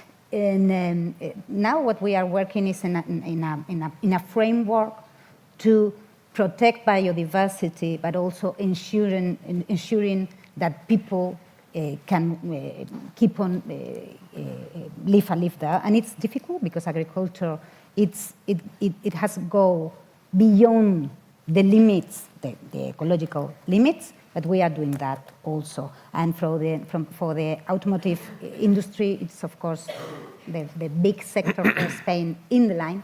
So yes, we are thinking on all of these just transition approaches to different issues. And it will have to be in the next Just Transition strategy. What I want to repeat is that I said before, Just Transition is an approach. Doesn't mean that everything has to be the same. I mean, it has to be principles, most probably are very similar. Solutions, not.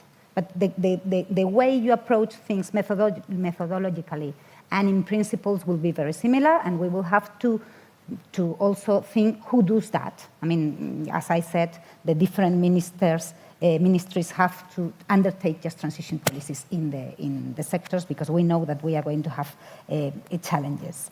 And I think with that, I already covered 3 questions. Thank you. Yeah. Well, the phase-out coal power plants was really, really hard, and it starts not only 5 years ago when the Just Transition Institute was created. It began like 30 years ago. So we have been fighting during decades to achieve this transition, and it was hard. It's hard, and I'm sure that it will be hard. But we are. I think it's a good example of how to do it properly.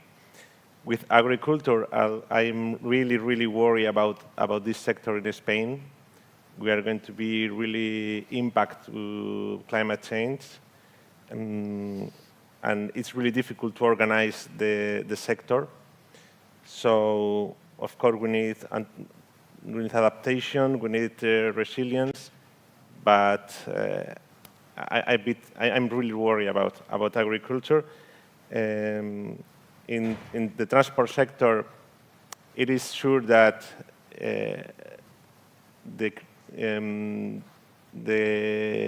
companies who build like cars, they are going to need less workers with electrical cars.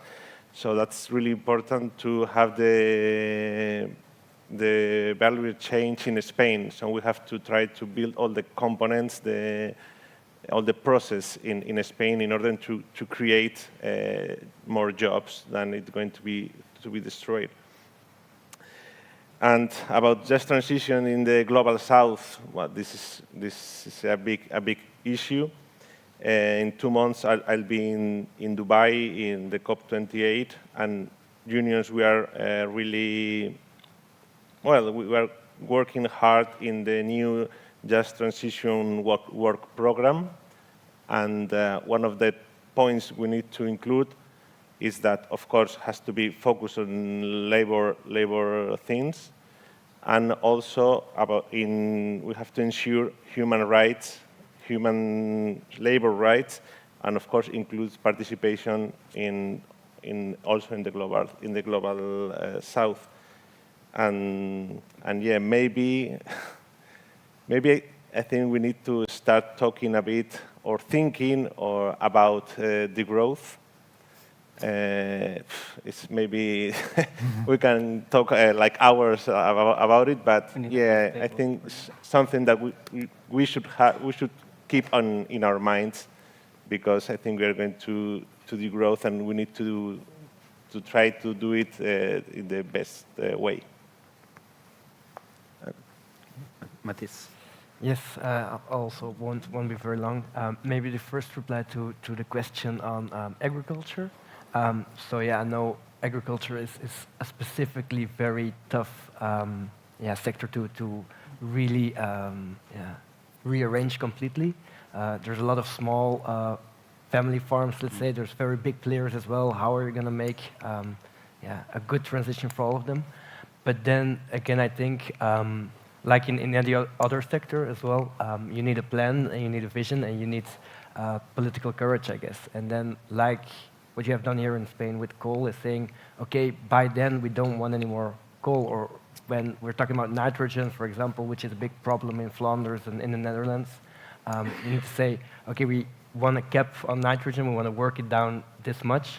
How are we going to get there? And then you sit around the table with the farmers, with people who work on farms, with the whole sector, academia as well, and then you try to come to an agreement. And it will always be very hard, and nobody will be completely happy, but that is the way you have to go, I guess.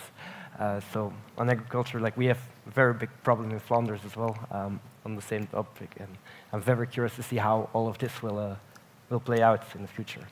And then maybe to reply a bit to your question as well, it's very, it's a very good question and a hard question. And when we gave the task to the scientific community, we also clearly asked them to think about a new welfare state and how it could operate within planetary boundaries as well.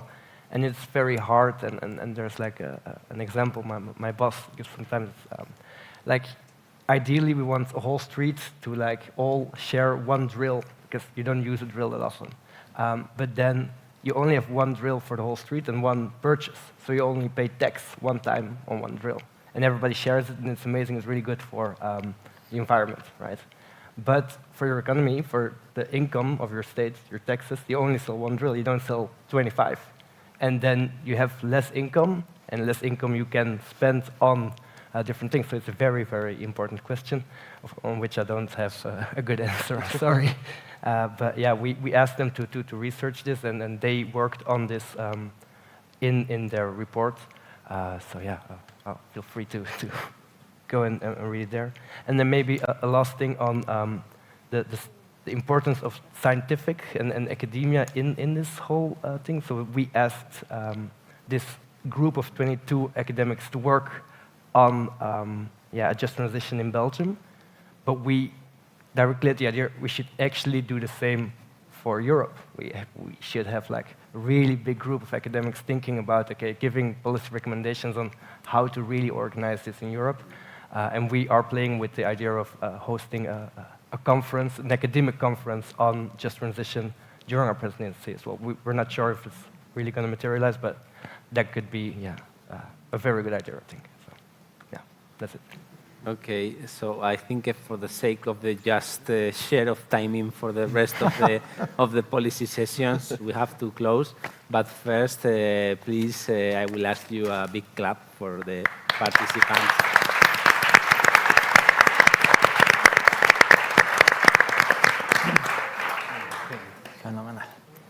Well, and thank you to all the panelists of this session. I will ask for the understanding of the moderator of the next one. We'll take a break of 15 minutes. We can now have our coffee break, and we'll be back here at 4:10. Thank you. Did we go over time?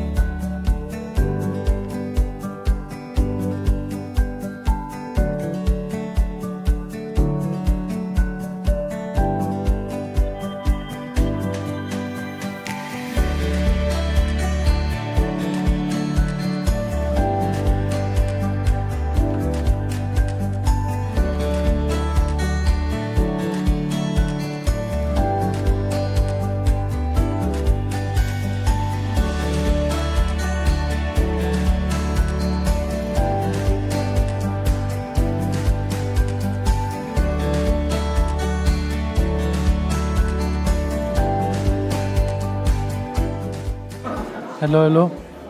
Hello. Can I please ask everyone to come back to the room and take a seat? We are going to start the next session in one moment. Okay, I see everyone's coming back slowly but steadily. So I will quickly introduce the next session, which is the last of the day, the last Science for Policy session before we have our conclusive remarks and the final recommendations from the different panel. This last session, third session, will focus on the interaction between science and policy, and we'll try to identify the challenges ahead and changes that need to take place to address the causes and consequences of climate change. In order to introduce even better this session, I will now ask to the Executive Director of the Joint Program Initiative, JPI Climate, Petra Manderscheid, to come on stage and introduce it. Thank you very much. Thank you very much, Mattia, for introducing me. Welcome to this afternoon session. It's the last session. I can see it in the room. It's the last session. First of all, I want to thank the organizers of this wonderful conference, the IEEP, of course, the Basque Climate Center with Maria that we are very linked to, and also Spain, of course, for hosting this event here in this very impressive building. I have prepared some slides just to give the framing of this last session where we talk about how to engage with policymakers. And so I'm working, as Mattia said, I'm working for JPI Climate, an intergovernmental initiative working together with the European Commission to address climate change from a scientific perspective. That is to say, we align national research programs and important topics. And so I would like to show you what we as JPI Climate, how we address this question of how to engage with policymakers. I think this is already a very good example how we address policymakers when I look around here what we're doing. But what we did, actually, we engaged in a process what we call the Equinox process, and I would like to give you just a snapshot of what is this about. So the Equinox process, which was launched by JPI Climate, intends to accelerate the transfer of climate knowledge from science and innovation to policy and action. I think this hits the heart of what the whole conference is about science to policy. So what we consider in this process, of course, that science is fundamental, and I think we have the confirmation also from this audience here to understanding the consequences and the reasons of climate change. And in this, we have to continuously make sure that we continue investing into this. And then we also would acknowledge, I think everybody would acknowledge, that the IPCC has a unique role in providing the authoritative assessment of scientific information. So we have that at the global level, and that's true. And I think just mentioning that the last point in red, highlighting the urgency and the need to accelerate this, I think that speaks for itself, and this is why we have organized organized this process that we launched actually last March with the first Equinox Summit, which took place in Brussels on the 22nd of March. You will see some of the speakers of our panel. You will recognize them here. And if you look closely, so we gathered the key scientists, the worldwide leading key scientists and managers of programs, also from the European side, to come together to take stock where we are and what is needed to advance the transfer from science to policy, especially for Europe, for the important areas of climate neutrality, climate resilience, and also what we talked much about, the transition and transformations. So you see a couple of people here, and we had in this In this 2 days event, we had country representatives from governance from 12 countries. We had Spain, of course, we had Belgium, and this is linking to the presidencies, but also Finland, France, Hungary, Ireland, Italy, Latvia, Norway, and the United Kingdom. So that was in this first launch of the process. So we, it was convened by the Belgian government with the climate minister, and just look to Matthijs. So it's the where Matthijs works for, of course, in the cabinet, and we had the state secretary for research convening this event, this high-level event, and at the end we came up with a statement, with a declaration endorsed by these 12 countries. They agreed to establish a process at European level to accelerate the transfer of knowledge, and you can read this here, and requested JPI Climate in its function as an intergovernmental organization to plan for this process and to come up at the next in 1 year under the Belgian presidency to lay down the plans for this mechanism. So we had the support from the countries, and we also had the support by this gentleman that maybe many of you may know. It's the chair of the IPCC, and he also supported our idea, meaning that he finds that very relevant and significant, and we have the support from the global level in this perspective.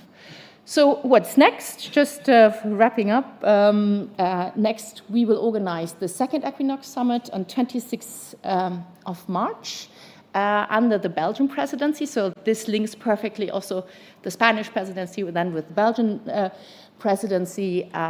We will also have a similar activity like the dialogue forum organized by the IEEP, of course. This is at the same moment, so at the end of March. We very much look forward to this, and as we don't have much time, I would like to hand over to the moderator, Frank McGovern. He's vice chair of JPI Climate. He has been the main driver of the Equinox process, and before I give it back to you, I just want to say that I'm very happy that we managed to have a gender-balanced panel, and you will see this introduced by Frank McGovern. Thank you very much.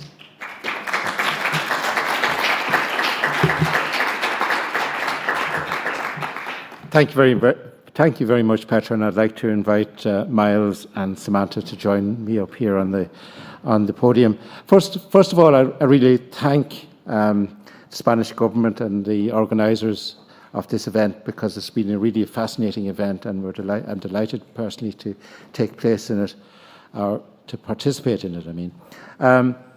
Just for those of you who don't know me, my name is Frank McGovern. I work for the Environmental Protection Agency in Ireland, and I obviously work close with the JPI Climate and at the Science Policy Interface for many years.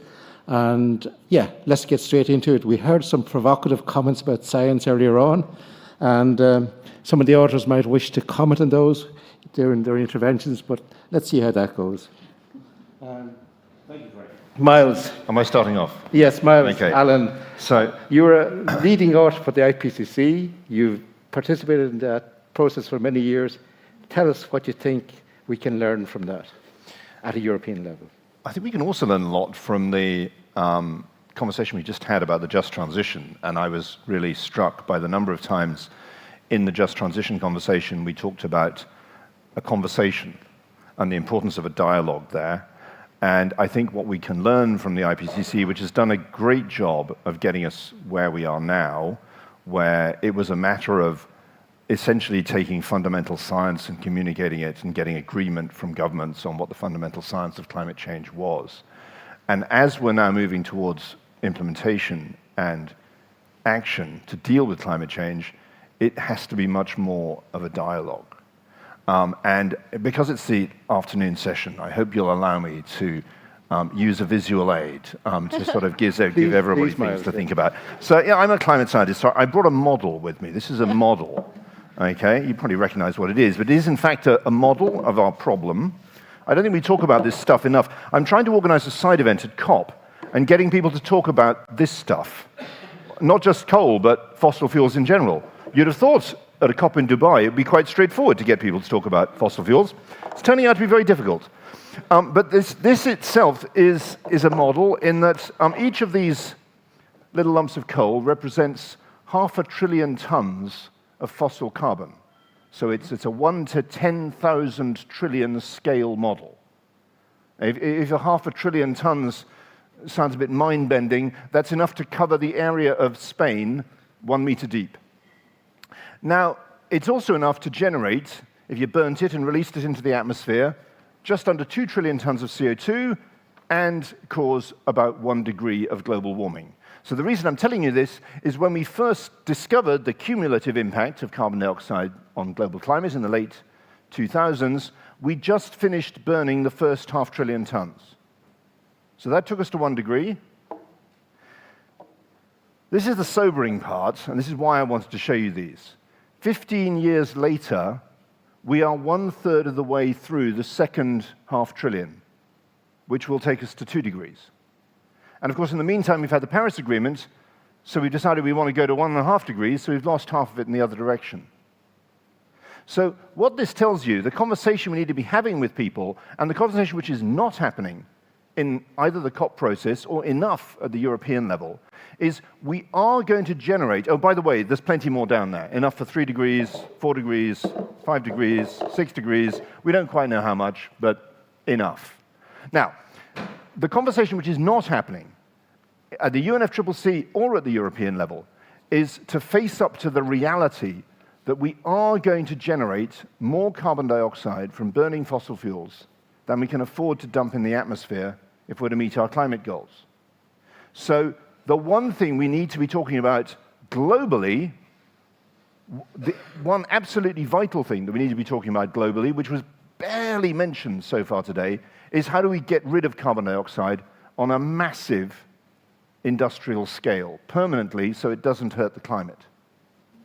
We're going to have to get rid of several 100 billion tons of carbon dioxide by the end of this century as a globe. And if Europe simply stops using fossil fuels, it is possibly possible for Europe itself by offshoring carbon-intensive activities. That doesn't stop the world using fossil fuels. So we need to have a much more intense dialogue in Europe about how Europe's actions on climate help the world's actions rather than making the task for the rest of the world harder.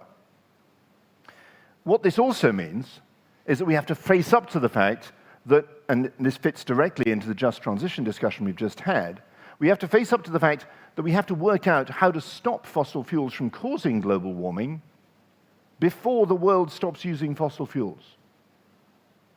And Europe made a very important step in this direction. It's still happening, and we're hoping it will all work out. It's not sort of home yet, but it's nearly there. In the Net Zero Industry Act, in Article 18 of the Net Zero Industry Act, the principle for the first time was introduced that fossil fuel producers and importers to the European Union would be held responsible for disposing of the carbon dioxide, putting it back underground, generated by their activities and the products they sell. Now, if that survives, that completely changes the game, because it makes responsible disposal of the waste generated by using fossil fuels part of the price of using it. But this is the kind of thing, coming back to the question of science policy dialogue, this is the kind of conversation we need to be having with people that we're not getting out of a sort of, here are the scenarios, now just go and do it approach. We need to be talking to people about this kind of reality. It's too easy when it's just a model output to say, okay, yeah, we're sort of within the range of the model output and then not worry about what happens after that. So we need to be having these conversations with everybody in Europe about the speed with which we're burning through this as a species on the planet, and therefore this changes the reality of how we're going to have to deal with the problem. So I'm just giving you this as an example of something to think about, something that it's not really, it's not a particularly complicated model, but it's one you've got to talk about. And that's the kind of dialogue between science and policy that we need to be having much more openly at a European level. And I think that's something that it needs to be happening in the UK as well, which has been for far too long. We've seen this problem as kind of a technocratic problem. You get a committee somewhere to go and decide what the policy is and then just tell the public what to do. It's not working. And we're seeing that in the UK with our, well, never mind, let me not digress on what's happening in the UK, but we are seeing it, but you can laugh, but it's happening kind of in Europe as well. There's plenty of political parties are saying, you know, that they're looking hard at climate policy as an opportunity to sort of score points. So we need to be having a much more intense conversation with people about the basics, about what we thought it was done. It's not. Thank you. Okay, thank you, Miles, and thanks for bringing your model with you. I was going to ask you later what you'd like to see at the next Equinox Summit. I presume you'll be bringing your model to the next Equinox Summit. But if I'm invited. We'll see about that. What I'd like to do is to move to Samantha Burgess from the Copernicus. And Samantha, obviously, major investment by Europe in observation systems. We have, I suppose, the largest collective investment in providing information based on satellite and in situ information possible in the world. But I'll let you talk about it and tell us about what you're up to and your vision for the future. Sure. So thank you, Frank, and apologies to everyone. I have to dash off to the airport, so I'll miss the closing session. So I work at the Copernicus Climate Change Service. We're still young, so we've existed since more or less the Paris Agreement. The service started in 2015, and we compare the amount of data and the share of voice that we have at a European level and at a global level. And the Copernicus Climate Change Service in Europe has the equivalent share of voice as NASA. NASA's obviously been around for a lot longer, is a lot bigger, it's got a lot more investment, but the investment the European Union has invested in its space infrastructure is really paying dividends in the science and the data that comes out of that. And that investment in science and infrastructure is critical. One of the other differences is that everything is free and open.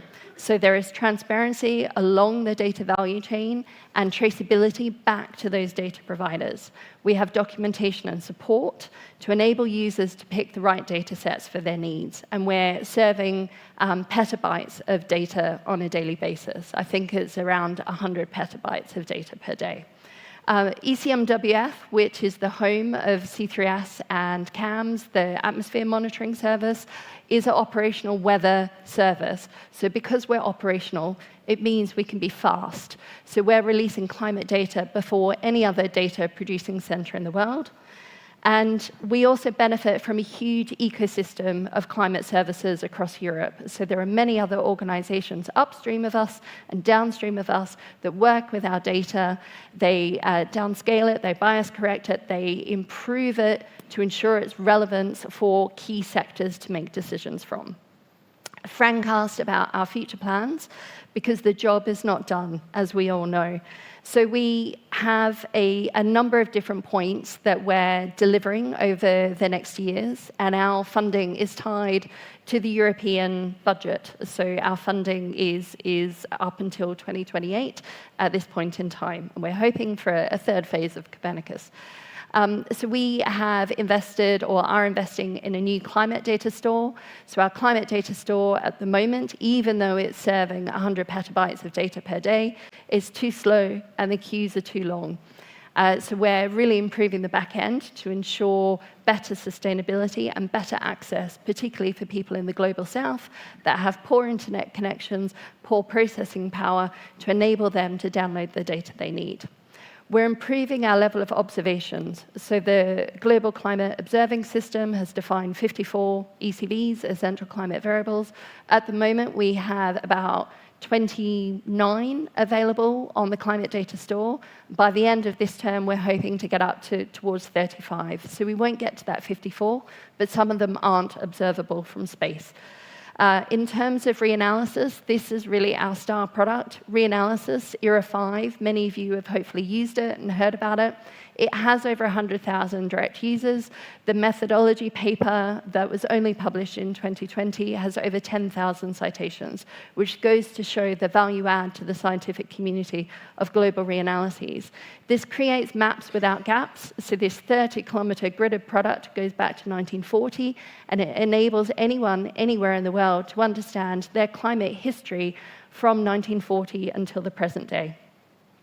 We've also got a partnership with the University of Cantabria to take on the IPCC Climate Atlas. So that was one of the great outputs of AR6, the Climate Atlas, but of course with the IPCC cycles, everything is static, it's fixed. So we are taking on the running of the IPCC Atlas to ensure it's up to date with new scenarios, with new models, and live as a resource for, again, anyone, anywhere in the world to access data.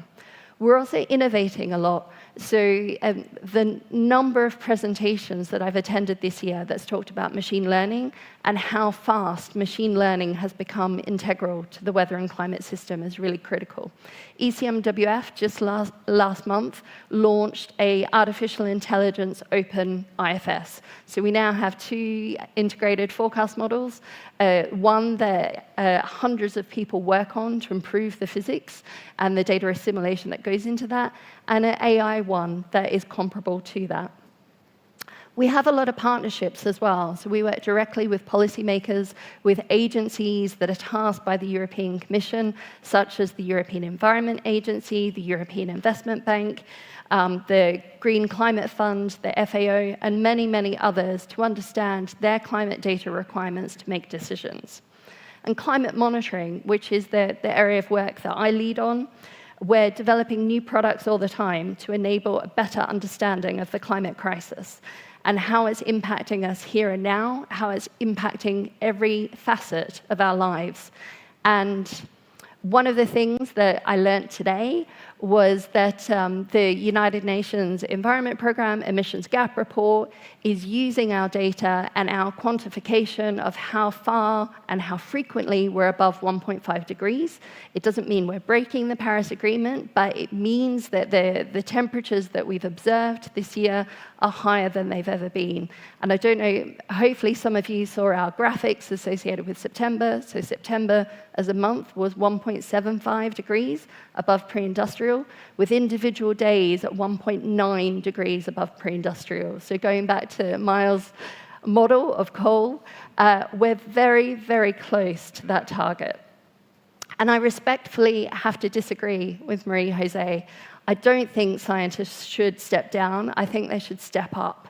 And in my work, I spend an awful lot of time speaking to the media, saying the same thing again and again and again. Yes, climate change will keep happening until we cut off emissions. Yes, we'll have more extreme events. So we really need those authoritative, strong scientific voices to provide the evidence to society. And society is hungry for that evidence. However, we're not seeing that policy implementation, and we know there's that policy gap. We're not seeing the policy coherence that we need to get to net zero, and that's why we need more scientists comfortable with communicating about the reality, the evidence, and the data to ensure policymakers listen. And we also need more invitations from policymakers as well to hear the evidence, to make sure politicians are hearing the evidence, hearing these uncomfortable truths that the climate crisis is here, it's not a future problem, it can't be pushed back to the next election, it's a problem now, and the next generation is already suffering because of it. And I'll end there. Thank you very much, Samantha.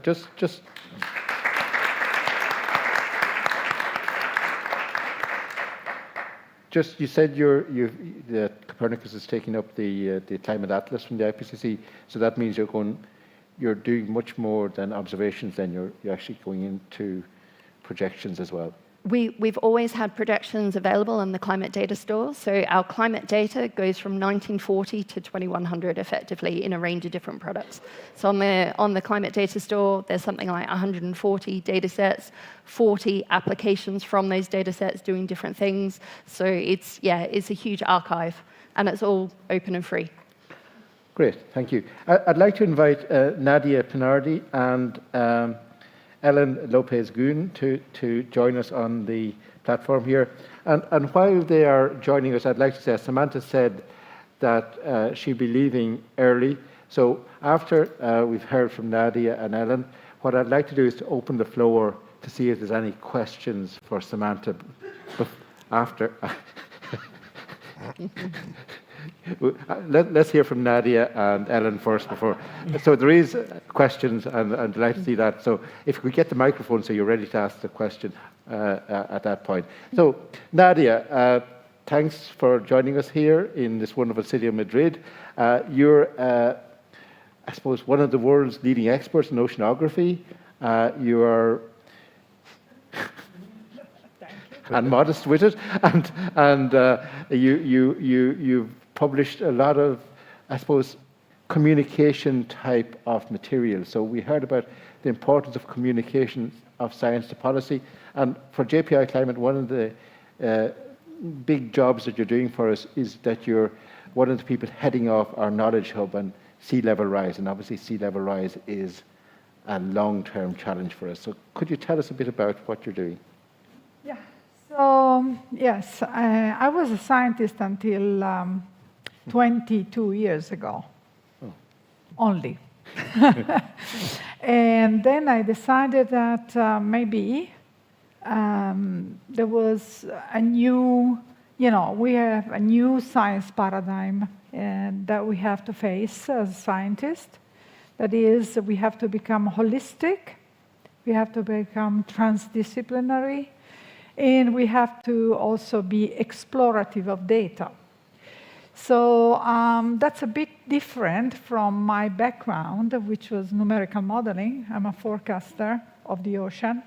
And so I decided that maybe before I decide the way, I would consult with the community. So, so just to finish that part, my experience, I think that synthesizing the effort between science and policy and stakeholders is a key to advance science too. So I found that starting from real problems, like the one the stakeholders that tell you, you may actually discover new science. So key aspects of this synthesis between science and stakeholders combination is that it gives you a comprehensive understanding and complex interactions between ecosystem hazards and human activities. That is something that normally is not even given at the universities yet, to the degree it should. We are very disciplinary. So engaging stakeholders brings practical insights and real-world perspectives, and so I found this very important.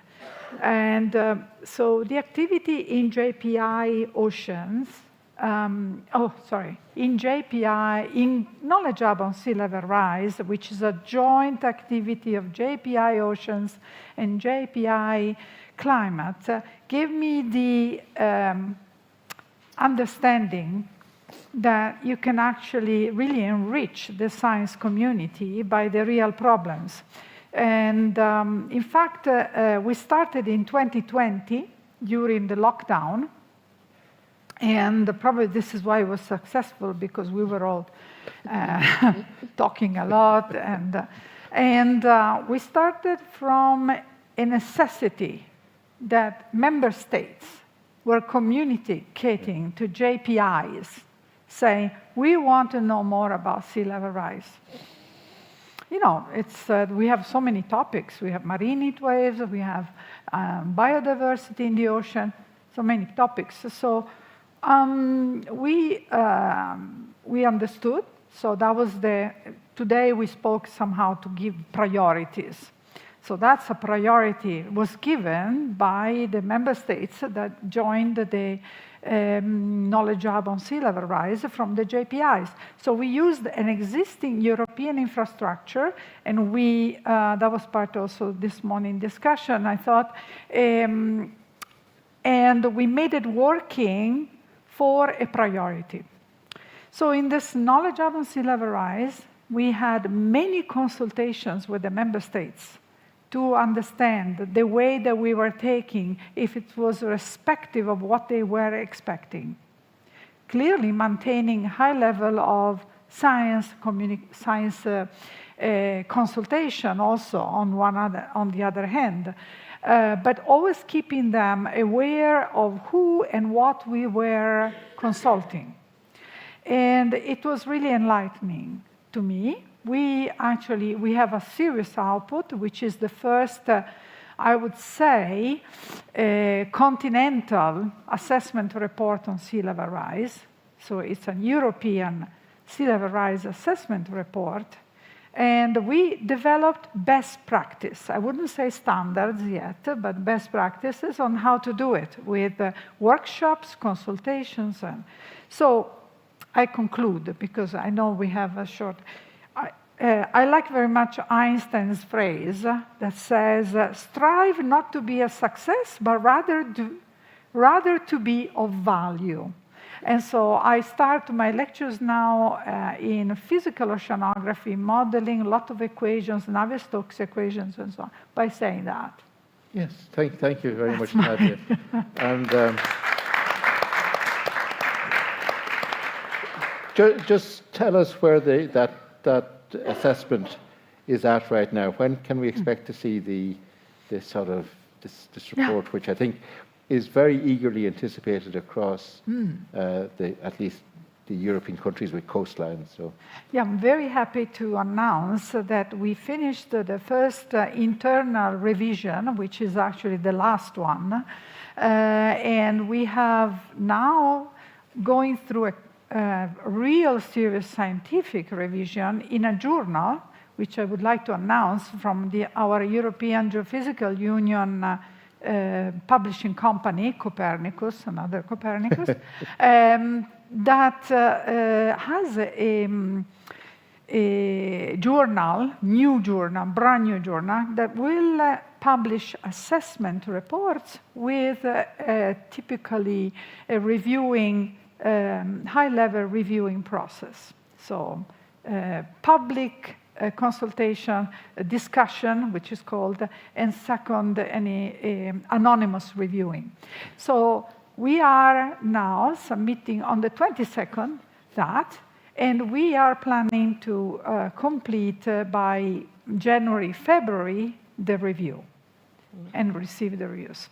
So, so next year, as soon as this reviewing is done, we will have it. Okay. Yes, please. Can I just add the other thing Einstein said? He said many things, but everything should be made as simple as possible, but not simpler. Good. And that's a very good dictum, because we have allowed climate policy-related science and adaptation-related science to get way too complicated. And I think we don't spend nearly enough effort thinking about what does this decision maker, whether it's a member of the public or a minister or whoever, what do they actually need to understand and focus on that? And that's the kind of knowledge brokering that I'm hoping Equinox will. And if I can add one more, because this is really important. Yeah. The assessment report is not the end, right? Because this is probably a starting point. And we still need to develop. There are many ideas on how to develop the rest, and this is the next challenge, how to arrive there. Thank you, Nadia. And I think the fact that we'll be ready for the next Equinox Summit is really great. And what I might ask, is there anything else we'd like to see at the next Equinox Summit? But before I do that, Ellen, you are at the coalface, the interface of science and policy in the new European Climate Change Advisory Body. Can you tell us about what your purpose is there, or what you're doing there, and also how this type of activity could assist you in future in that body, from your perspective, obviously? Yes, so I think I'll first explain a little bit, because we are kind of relatively new body. That was mandated by the climate law, and so basically, we actually, when we were born, we already had 2 tasks ahead of us in the menu of what we had to do. So we had to, on the one hand, which will be coming out in January, we had to do an assessment, actually, of progress of the European Union in relation to climate policies. And we also had to give advice on the 2040 target. And that actually came out in June. I think I also want to stress that I'm speaking on behalf of 15 people. You know, and I think also one thing that I think has been important for us is to speak with one voice. So, of course, what is important is that there's different, we come from different member states, and we don't always agree. So that in itself has been very interesting.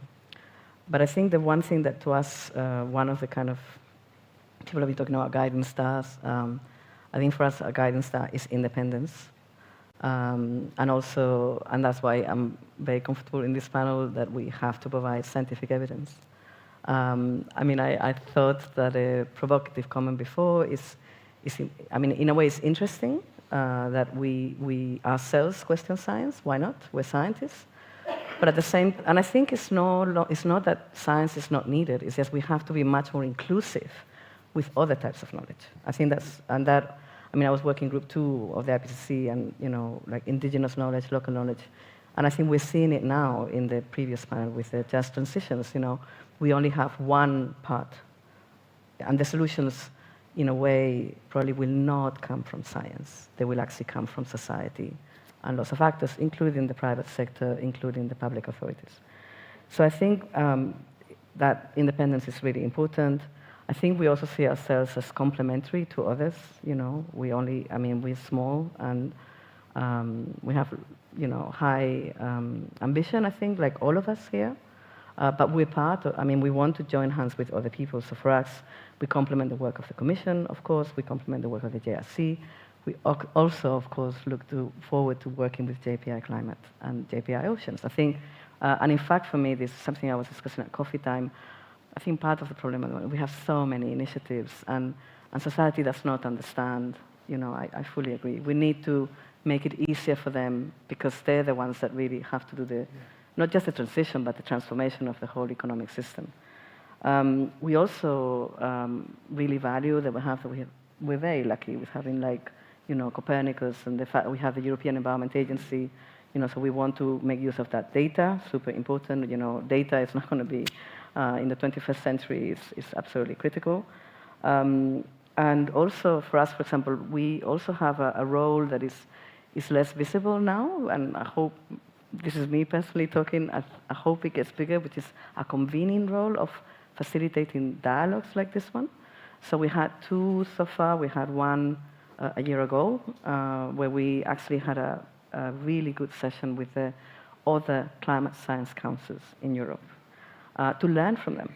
You know, so we have some in Sweden, Finland, Ireland, you know, Germany, Spain is due to have one. We haven't got one yet, and I actually think that's really important that we try to. That's one of our jobs, is to you know, to kind of encourage that bodies like ours exist at the member state level, because as an EU advisory board, we really mainly comment on the EU advisory, maybe EU policies and the EU aspects.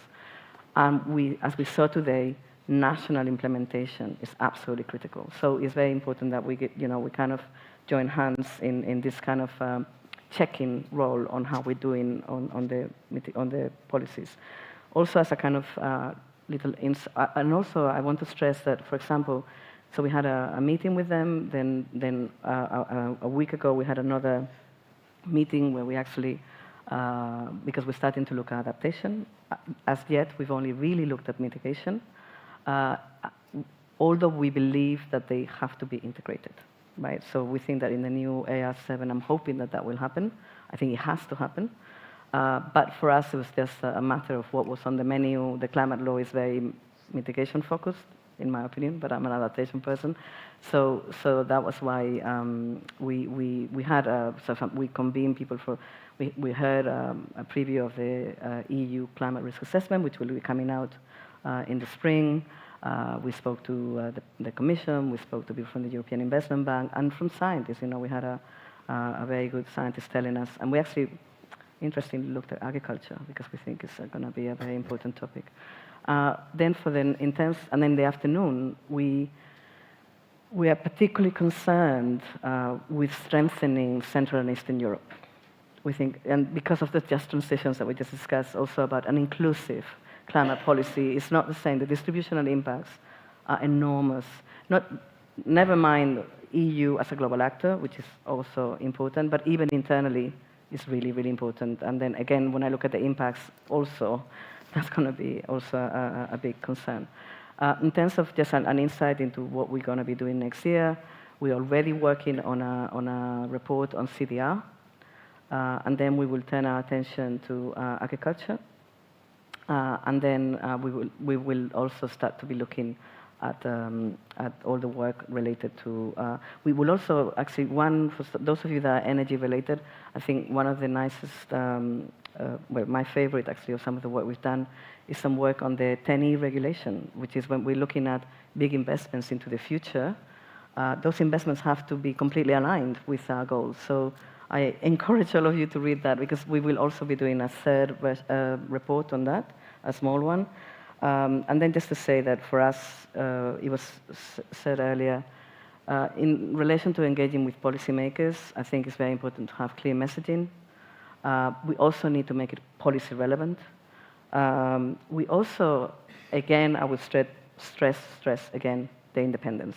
But we've made part of our role to go and have meetings with the Commission, explain to them what we're going to do, or what we, not before it's published, because we need to keep our independence and we cannot be influenced, but definitely have dialogues, discussions with the management and also with the technical people, also with the European Parliament. Otmar, our chair, has gone to the MB and DG committees in the European Parliament. And then, of course, I think soon we might be talking also to the Council, and we, in our different member states, we've also been giving talk to, in Sweden, Finland, and in our own countries, just to basically encourage these dialogues like the one here. Yeah, okay, great, yeah. Thanks, Ellen. Now, Samantha has to go, so those questions, quickly, what were those questions? And while those questions have been asked, can I ask Etienne and Martin to join us on the podium? The mic, please.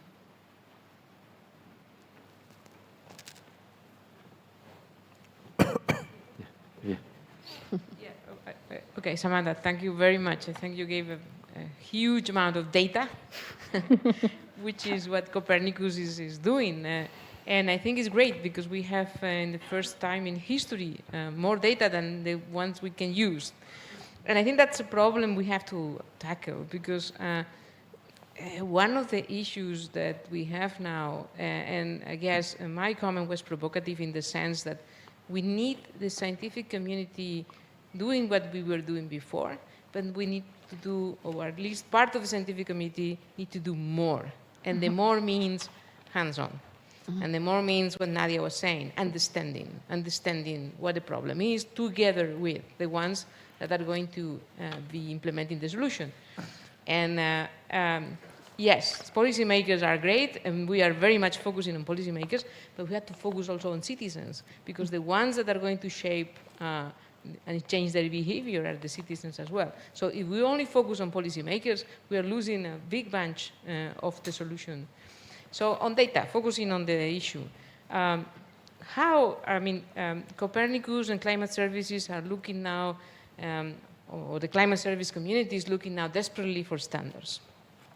For standards, right? Yeah. But we know that the remote sensing community has been working for already 1 decade, really trying to use remote sensing in the best way possible, because it's not that the satellites just drop the data and that's it. You just push the button and everything is solved. We need the interoperability, we need integration with other type of data, because I have the impression now that we are setting aside other type of data. Right? The other data is not relevant because we have remote sensing and this is going to be massive. So how Copernicus is looking into the integration with other type of data, how to not to get into a frenetic path of establishing standards which we don't really know if they're going to work, and how we will facilitate that the data from Copernicus is publicly used in a way that it doesn't have a cost. Oh. So Very it's a fundamental composed questions. Okay, Samantha, can you help us? Yeah, there were a lot of questions to unpack there. So I think first and foremost, I would challenge that scientists need to keep doing what they're doing. I think that's fundamentally part of the problem. That scientists used to be very good at silos. I'm a physicist, I'm going to do some physics. And the reality is that the world is more complex than that. So we need to do interdisciplinary, transdisciplinary projects, not only with other scientists, but with people. That we bring in traditional knowledge, we bring in the perspective of farmers, of miners, whoever, to ensure that the solutions and the scientific data is relevant for the question at hand, rather than what scientists think the questions are. And this is a fundamental challenge because it's not how universities are structured. Scientists that do things other than peer-reviewed publications don't often get the credit that they deserve at academic institutions. So there's fundamental flaws there. But I think the reality is that science will still only ever be one facet of a decision. So we need to bear in mind that it's on us, because normally we're funded by taxpayers' money, so it's on us to communicate as clearly and as simply as possible. But if people then choose to ignore that information because there was an industrial lobby organization that was more effective than the scientists, then we need to learn from that and do it better next time. I think, there's a lot of data, and this is one of the challenges, and this is why I always push the free and open, because there's a lot of organizations paying for data, and they shouldn't. They should use a free and open trusted source, and then they've got that verification in place. I think climate science and science in general, and another Spanish colleague who's not here today, Francisco Dobles Reyes, he gave a presentation a couple of weeks ago about the warning that comes when you buy a pharmaceutical product, and he would like to see the same built in for climate data. We then had a very lengthy discussion at the pub about this, and I agree in principle, but I think in practice it's really challenging, because if you look at models, for example, they're not all great at the same thing, and it's really complex to disentangle when they're great, when they're not great, and describing the uncertainty in a way that's meaningful, that doesn't just go, well, models, we're not going to use them because it's too complex for us to understand. We've already moved on from that, so it's important that we keep the public understanding of the value of models, but describe it in a more effective ways and in more effective language so that they know what we mean, rather than us using our own rhetoric that we're comfortable with, uncertainty, anomaly, reanalysis, when people don't really know what those words mean in our context. Yeah. I'll probably leave it there. Those strange words indeed. Yes, no, thank you very much, Samantha. And yes, it's a pity you have to leave us, but we understand. Yeah. Thank you. Okay. Oh, you want to say something? Yes, actually, and great if Samantha still can comment this, but this is to all of you, of course, because I have a very high esteem of IPCC's work. But as you probably also have experienced, IPCC's reports and estimates on climate change regularly estimate the speed of global warming. This happens year after year when the reports come out. After a certain period of time, we are informed that actually things are far worse than was foreseen.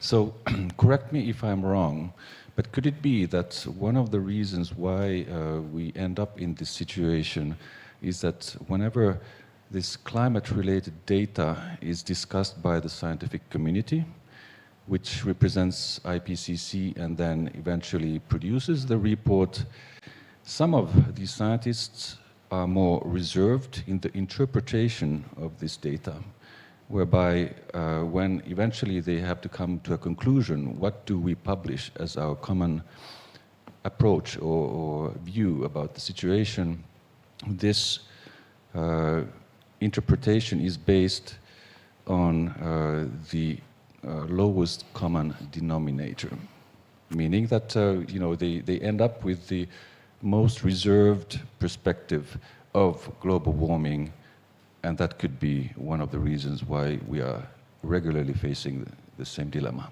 Thank you. So I'll start, but there's a lot of IPCC co-authors on the panel that can complement. There was a misnomer in what you described. So the IPCC reports are written by scientists, but they're approved by governments. So they're watered down by governments. And there are the usual suspects that challenge particular words, and there's very long conversations about whether you can say virtually certain, or another term that means the same thing. So yes, there's, in any group of people, there's a spectrum of conservative versus liberal, like society. But the challenge with the assessment reports is that they're approved by governments, which adds to their value because every single one of the 195 governments has had the time and been involved in the process to verify that they're happy-ish with the outcome. But if you speak to any scientist involved in the process, are they happy with the outcome? No, but it is what it is, and it's really, really important. And I'll leave it at that. I would resist the word watered down. I think that's sorry. Probably. Absolutely, I was going to jump on that. Yeah. Can I? Sorry. Thank you. You left us with a conversation point. Thank you. It's a real mic drop, that, wasn't it? Can I just quickly respond on this? So I was involved, and I bear the scars to this day, in fixing the fact that the fifth assessment report predicted the 1.5 degrees carbon budget would run out in 2018. So that was an overestimate of the rate of warming. Yeah? I think IPCC, on global temperatures, I think IPCC has more or less overestimated by the same number of times as it's underestimated. And that's a good result. I mean, I think it's, obviously we don't get it right, but if you're not biased, you're doing well. And I think IPCC has been pretty unbiased at the global level. Where I would agree with you is on the speed with which global temperatures are translating into impacts, because we just haven't had the detail in the past to say what the impacts are. So when it comes onto Working Group 2 and the emergence of impacts of climate change, yes. But I would, as a Working Group 1 author of many, many, many years, I would stand by our record on the global temperature. Okay, thank you for that. And Sorry about that. No, it's yeah. He raised it. Okay. See you afterwards. This was a diversion that we didn't expect. Obviously, Samantha had to leave, so I want to apologise to my Belgian colleagues for getting into that. But I think we did need to sort of resolve some of those points. So, I'm delighted to have you with us. Etienne. We've worked together for many years, and the heart of the science policy interface at the UNFCCC. You're now with the new Belgian Climate Change Centre. Can you tell us a bit about that centre and how you see it working in terms of that science communication issue, and also more broadly in terms of how it can engage with other European countries and perhaps using the equinox process? So over to you, Etienne. Thank you. Thank you, Frank. Good afternoon, everyone. Yeah, indeed, I joined the team of the Belgian Climate Centre, which is a new body, new scientific body in Belgium, established by the government. It was launched 1 year ago, so it's still a kind of startup phase, I would say. We are still developing our activity program, and basically the very core mission of this new institution is to mobilize the scientific resources available in Belgium in different disciplines. It goes far beyond only the climate science itself. It's also human science and socio-economic science, etc. And to get a higher impact of science on climate action. That's basically the core mandate of the institution, to support the just transition and to become the home or the hub for climate-related science collaboration. So we are trying to establish a network, an ecosystem, to reach a critical mass, to have a good impact in terms of scientific advice for policy, or more broadly for decision making. It's also for the private sector. And we aim at connecting, fostering collaboration, identifying research priorities, and of course, transfer knowledge. That's also an important dimension of our activity, outreach, and also the access to open data that's more related to a kind of climate services. So I would say that it's, in itself, the establishment of this new body is a positive signal, because it means that now our authorities in Belgium take seriously the need to make available scientific and research resources for decision making. And it's also, I think, related to a positive evolution in the field of law and regulation. And I think about, at EU level, the new EU climate law, which invites all the member states to establish a scientific board or bodies. Also in Belgium, we have now, both at regional and federal level, new recent law or rules that have established expert panels, these new bodies. So that's a positive signal, I think, that I wanted to point out. Now, I know that we have limited time, so I would just like to maybe mention a few challenges and success factors that we have identified based on our very early activities, and also on my previous experience, to make sure that we can get an efficient communication between the science sphere and the policy sphere. And we had an interesting conversation in September with a range of different scientists from different disciplines and institutions in Belgium on the obstacles, because there are still obstacles.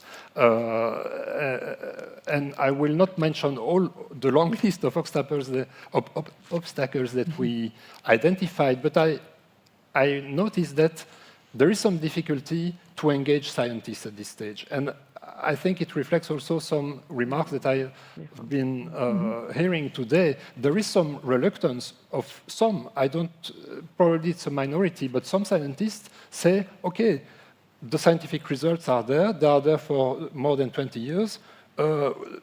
Policymakers didn't listen to it up to now, why would they listen to us today? So there is really, I think we cannot ignore that signal that there is that reluctance.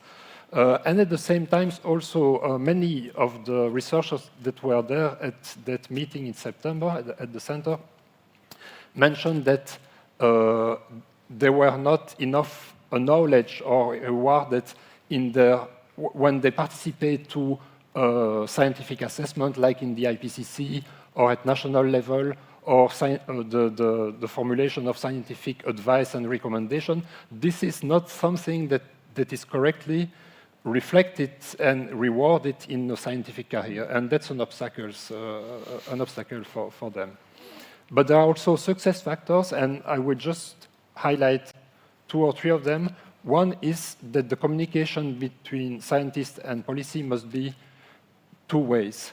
It's very important that scientists are aware of the way the political issues arise, the scope, how the scope of their research can fit with the scope of the political decision. So it needs a 2-way communication. It needs some continuity, regular updates, not one shot, but many communication to build trust and to understand each other. It's also important that science is intervening at different stages of the policy cycle, in the elaboration phase, the design phase of the policies, but also in the assessment phase. So it's a different process for different stages in the governance cycle. And I will just conclude on saying that there are actually many ways in which scientific can contribute to, if not to policy making itself in terms of taking a political decision, but in terms of facilitating, of framing the issue, contextualizing the issue, and that's very important. Also to formulate the question. Sometimes the science doesn't provide the answer, but it provides the question which is not well formulated by the policymaker. And it allows to familiarize policymakers, citizens, media with new concepts, with innovation, with disruptive ideas, and it contributes also to calm and to dispassionate the debate, which is often very polarized at political level. And so to modify attitudes in different layers of the society. And I will finish on that last point, to imagine the future, and that's the importance of the foresight dimension of science, to allow to anchor current policy making in a storyline and in a narrative towards one or many or several possible future. Yeah, providing that space for dialogue, I guess, is the key thing there. And that, I think, segues neatly into you, Martin, and your activities in the policy arena, or the I'll let you describe them yourself. No, absolutely. Thank you, Frank. And I'm actually very glad that I'm going last, because I think one of the tasks that I was given was also reflect on everything that everybody else has said, which is very, very good. I think IEP has a very key role, and I think we're more than just Belgium. I think we're the European. We're based in Brussels, but it's a European level think tank. And one of the things that we do, particularly in my team, is in strategic relations and activities, is it's a very new concept that the IEP has come up with to really make that impact, solidify that impact pathway from science to policy. And how we actually do that, there's several vehicles, and well, Miles, you came with your visual aid, and we were talking about communication and narratives. So I think I'll do my kind of sad attempt at a visual aid as well. How we actually do it, I think we can just look at the logos up on the screen. We look at the partnerships that we have with our Think Sustainable Europe members, such as BC3, which is basically we have think tank member associations in 17 member states, which give us that direct link to national governments and particularly the presidencies. So we see the other logo up there, particularly the Spanish Presidency this time. But then what's also a very, very interesting vehicle that we use is the Think2030 network, which is exactly what you were also describing, that multi-stakeholder platform and that multi-stakeholder dialogue, which brings together the private sector, it brings together academia, civil society, think tanks, everybody, and we all come together in spaces like these twice a year to actually discuss how we can find and move forward on policies and actually make them implementable. So I think so we're living it right now, basically, how we want to do that. And I think, so what we've actually been able to do through Think2030, we've been able to get kind of very close collaborations with the presidencies. Also thanks to our TSE partners, particularly BC3 has done a particularly stellar job, but also some of our other members, such as the Stockholm Environment Institute for the Stockholm Dialogue that we had earlier this year, IDRI when we had our Paris conference a good solid year ago. So this helps solidify not only IEP's relationship with the presidencies at the Brussels level, but also solidifying the presidency work at the national level with our national partners. So we really try that kind of grass tops and grassroots approach in terms of policy making, making sure that whatever happens in the Brussels ivory tower is also actually trickles down into the national level that we work. And I just wanted to reflect on a couple of things. One of the things that really has been coming up again is the narrative, the conversation. How do we actually bring that?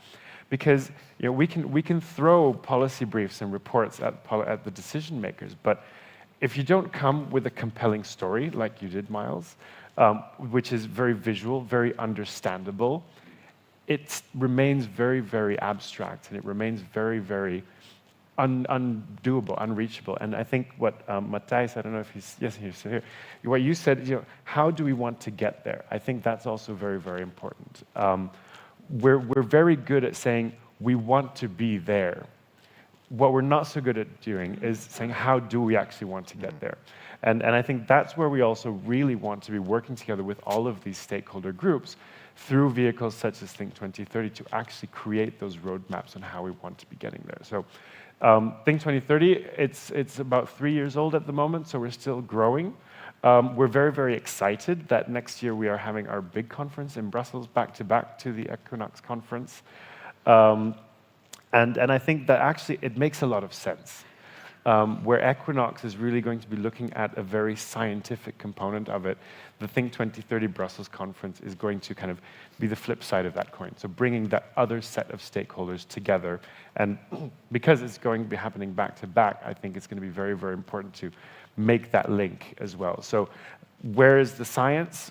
Where is the rest of the community? And how can you actually find that common denominator again on how do you actually move forward to actually achieve and get to where we want to be? Yeah, thanks. I couldn't agree with you more on that really we need to work together and having that dialogue, that narrative, and creating that, I suppose, synergies between what you're doing and what we are doing. What I'd like to do is to open the floor for any further questions. Please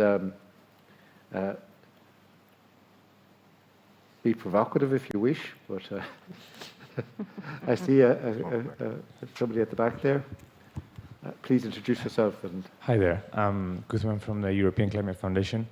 Following on the suggestion to be provocative, could you comment on, well, let's say that now science has the data very clear and there is a clear evidence. However, certain science is instrumentalized for denialism, but not so much denialism, sort of delayism.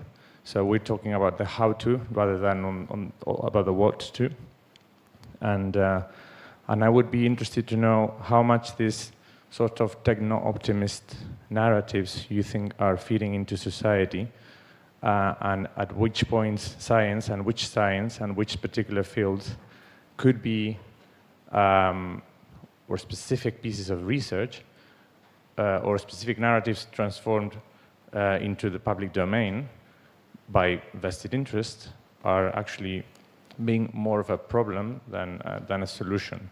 And whether we are complexifying some debates that actually are not that complex just because there is some ulterior interest in just complexifying it. So basically this techno-optimism, this delayism, and the fact that is very notable how fossil fuel companies are investing more and more in science dissemination, which is a fact that we're all observing. Because science used to be this white thing, which is, but it is in relation to society and it is in relation to politics nowadays. So I'd be interested to know what you think. And also to know what you think about this division between hardcore science and social sciences and how that plays into this kind of debate. Like we saw in the pandemic, we saw, at least in Spain, we saw biologists advising whether we should open or close the parks, which to some degrees is not so much of their expertise, but because they were the ones knowing about the viruses, they were advising on public policies that maybe it wasn't their expertise. So maybe a couple of questions there. Yeah, that brings together a lot of elements. Miles, you want to start on, are you a techno-optimist or are you... Well, I'm a physicist, and I don't think it's techno-optimist to say we're going to have to get rid of a lot of CO2. I mean, how much depends on how much we generate. And I think when you get the reality across to people that we're going to have to get rid of this stuff, and getting rid of it's going to be expensive, then people realize, okay, maybe we shouldn't make as much in the first place. I mean, obviously, the cheapest way to dispose of rubbish is not to generate it. But if you're working hard at not generating rubbish, it doesn't mean you don't need a rubbish disposal service. So we are going to generate more CO2 than we can afford to dump in the atmosphere. That's the reality. So we need a disposal service. And Europe, fortunately, I'm delighted, is embracing this challenge. Not quite as enthusiastically as America is right now. Yeah. But that's interesting. And what does it tell you about different sort of levels of optimism about technologies?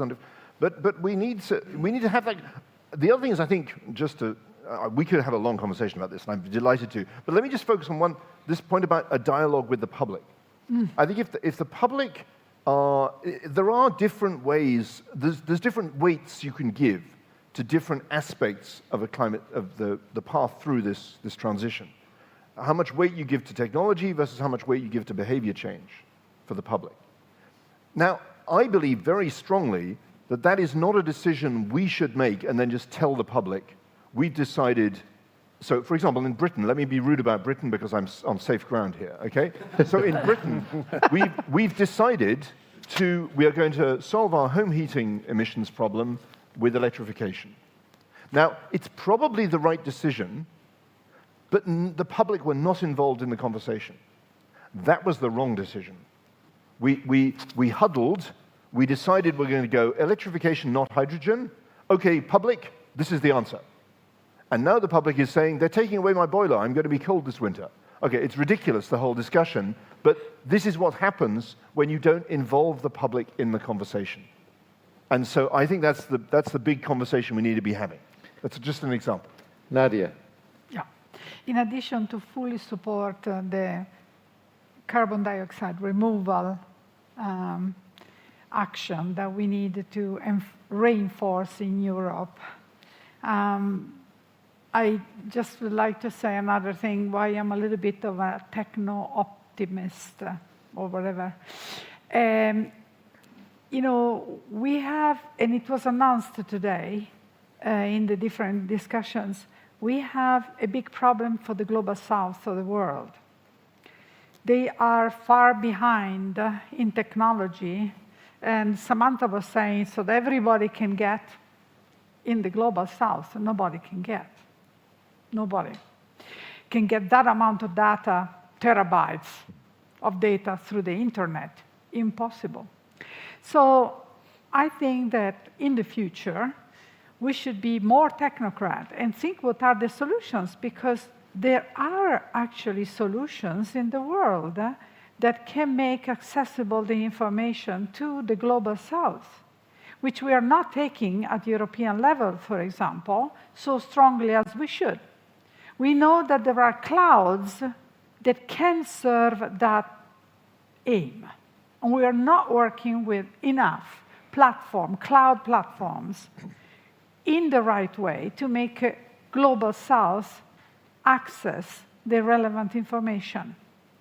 And so this is why I say that you know, technology helps a lot.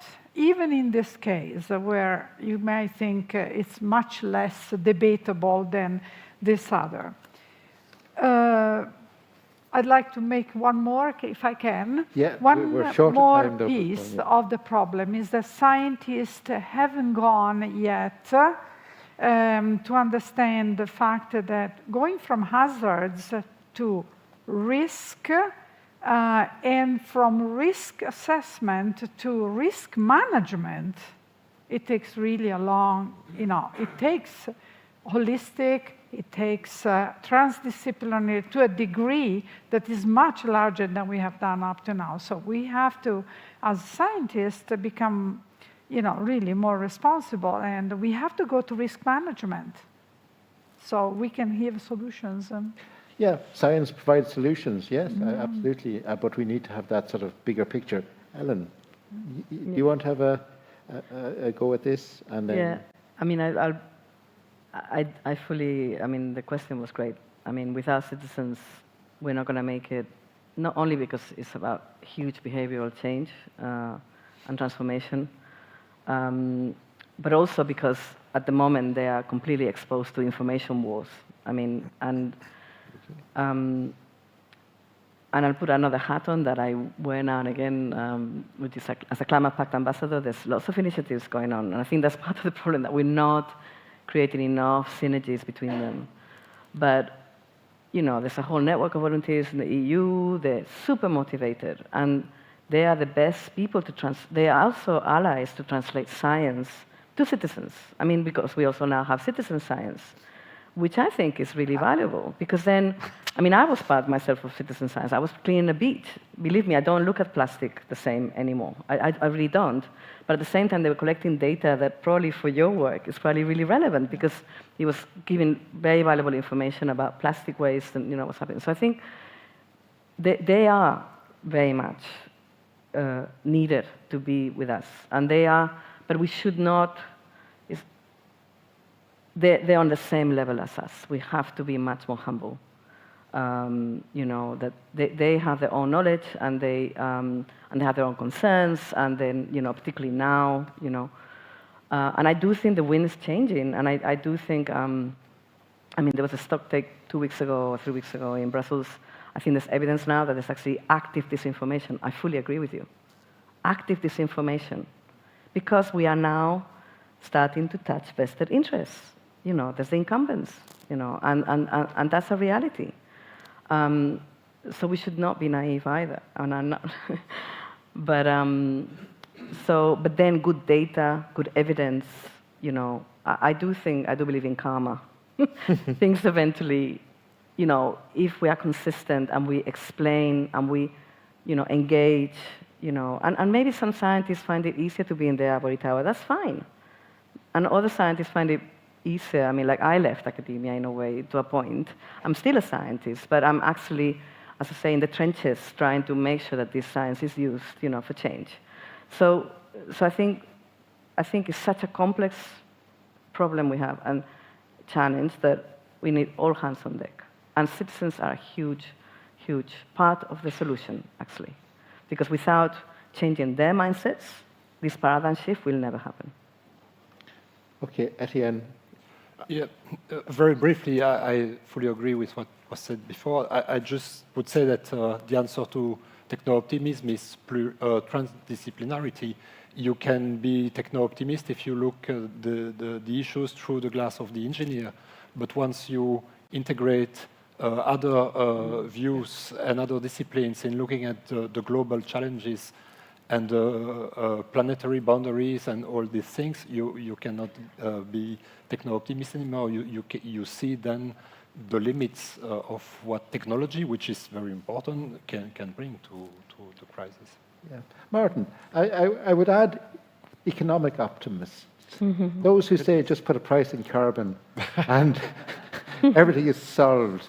Or those who say meet into markets, perhaps, where that was going to be a solution.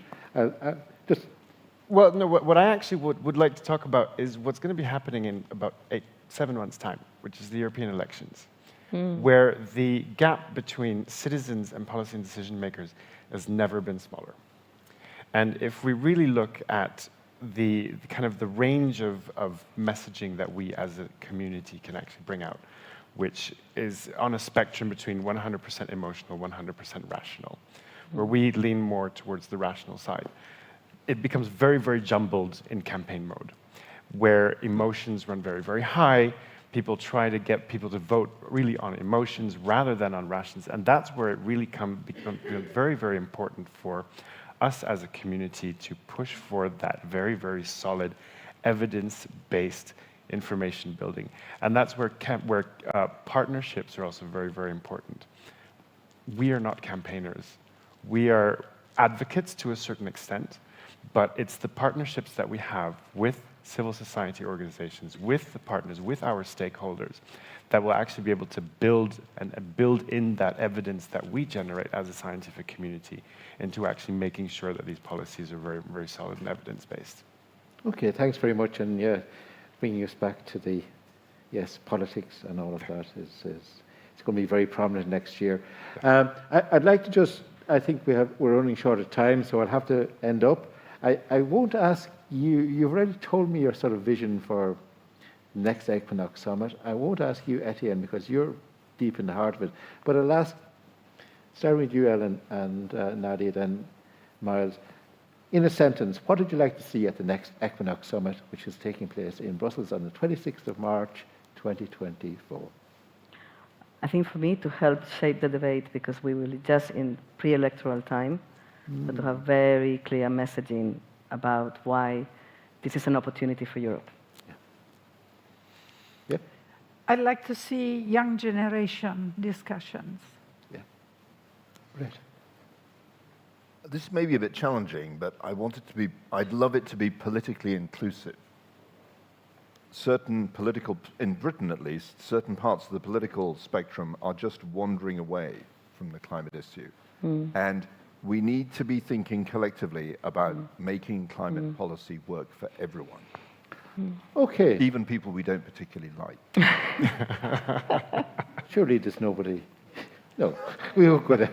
Anyway, okay, look, thanks very much to the full panel. I think just it's been a fascinating discussion, and could you show your appreciation? And back. Thank you very much to the panelists, to the moderator, also for his time management skills.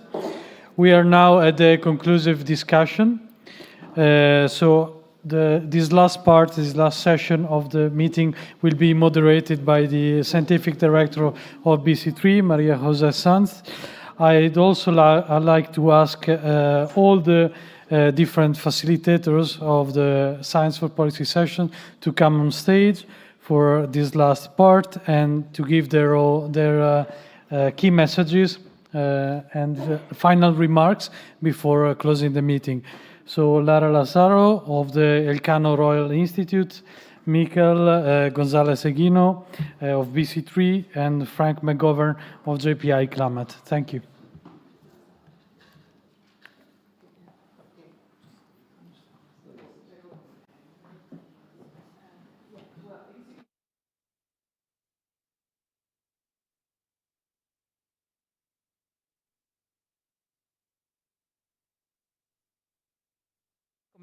Conversation.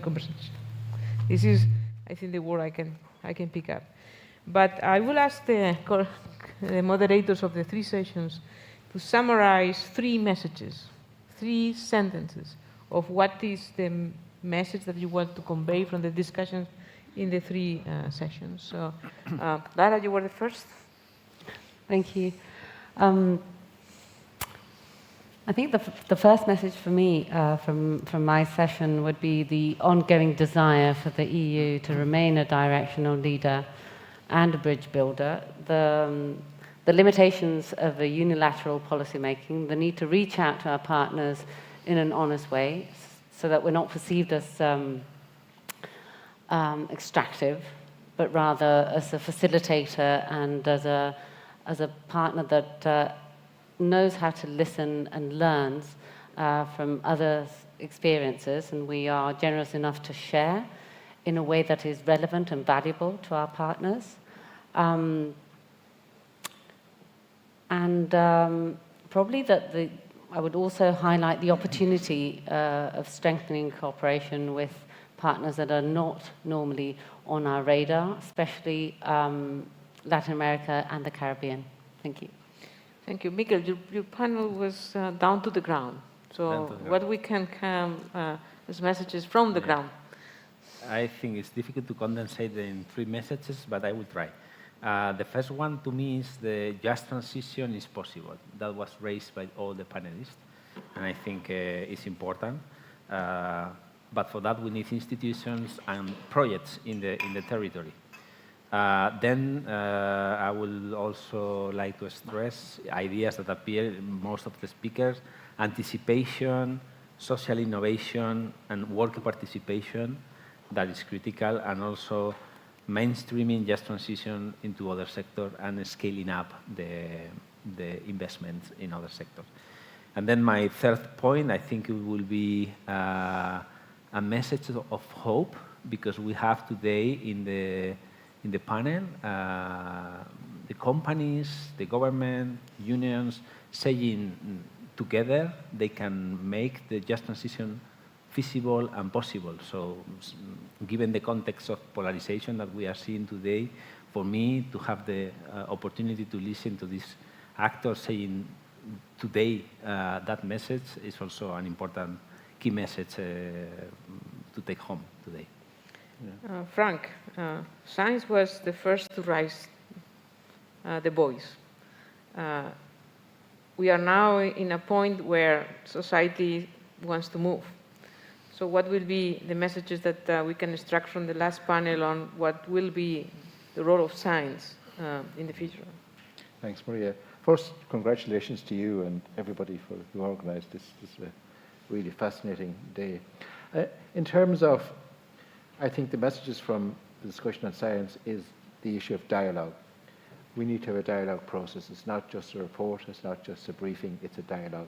We need a dynamic dialogue. And that's an ongoing process between all of the actors, science and policy and citizens. I think the other thing that I got from our panel was the opportunities. We have a great richness of scientific expertise in Europe, and obviously major resources in terms of the investments we've made in systematic observations and understanding of how to translate those systematic observations into information. But we need to further develop and use those resources that we have. And then finally, how do we do that? I think the key answer to that was co-creation. And that sort of goes us back to the dialogue. You need to sit down with the stakeholders, the scientists, the policymakers, the citizens. And I think that came true in everything that was said here today about, you know, you need those sort of citizens' assemblies, you need to talk to the people who are affected. If you don't talk to the people whose lives are going to change, they will resist for very obvious reasons if they find they've been told what to do and they're not part of that decision-making process. So I think, yeah, it's dialogue, it's opportunity, it's co-creation. It is quite interesting to see that the three panels are coalescing to very similar messages. And again, the summary is we need more space for conversation, we need more space for understanding each other. And this is not only referred to the whole society, it's also within the scientific community. We really need to make more efforts on integrating our own knowledge in order to be more contributing to the societal dialogue that needs to be. And I think there's three words that I think I summarize for my own benefit today. More dialogue, trust, and the last one I forgot, but and respect. Because trust is important, but respect is also very important. And respecting each other is not something that scientists we are very need. So we are more like confronting our ideas. And what aim we have is building collectively new visions for the future. And collectively means all. And I would like to emphasize also that in these conversations, we always try to focus between science and policy, but citizens are fundamental, and I pop it up here as well.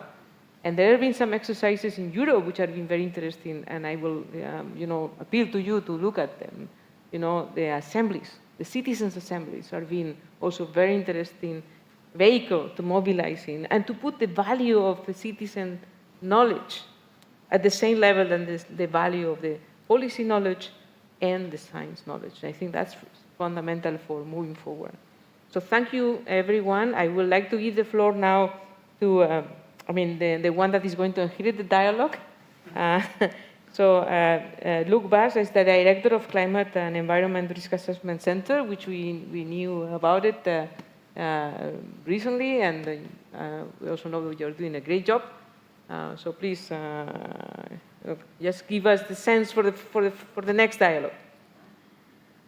Thanks a lot. Muchas gracias. Quite a challenge after such a day. I'm here because I'm a friend of the Think 2030 process, first of all and foremost. And I was part of it in a different constituency. Now I'm the director of, again, a new center, but it's a completely different character of what Etienne just talked about. It's the Climate and Environment Risk Assessment Center in Belgium. It's a decision by the government to have that center and to advise, and that's where our challenge is, and therefore I picked up a lot of good information to help us do the job. But we're actually advising the National Security Council. So we have to translate the risk, and there are so many factors to risk, and it's a very complex issue, as already mentioned. We have to try to translate that and get the ear of those that decide on the high policy to increase the security for Belgium. That means more resilience for Belgium. And that means we need to translate. And this brings me, I will just react before can I have this? Well, I'll have the slide just in a minute. I'm going to react a bit also to what was said today. And I'll start with the scientists, which is, of course, the biggest challenge in this room. Although many have left, unfortunately, the scientists may not be all there, but you're dominantly a science audience. I'm an engineer by education, and I can tell you I'm not a techno-optimist, I'm sorry to say.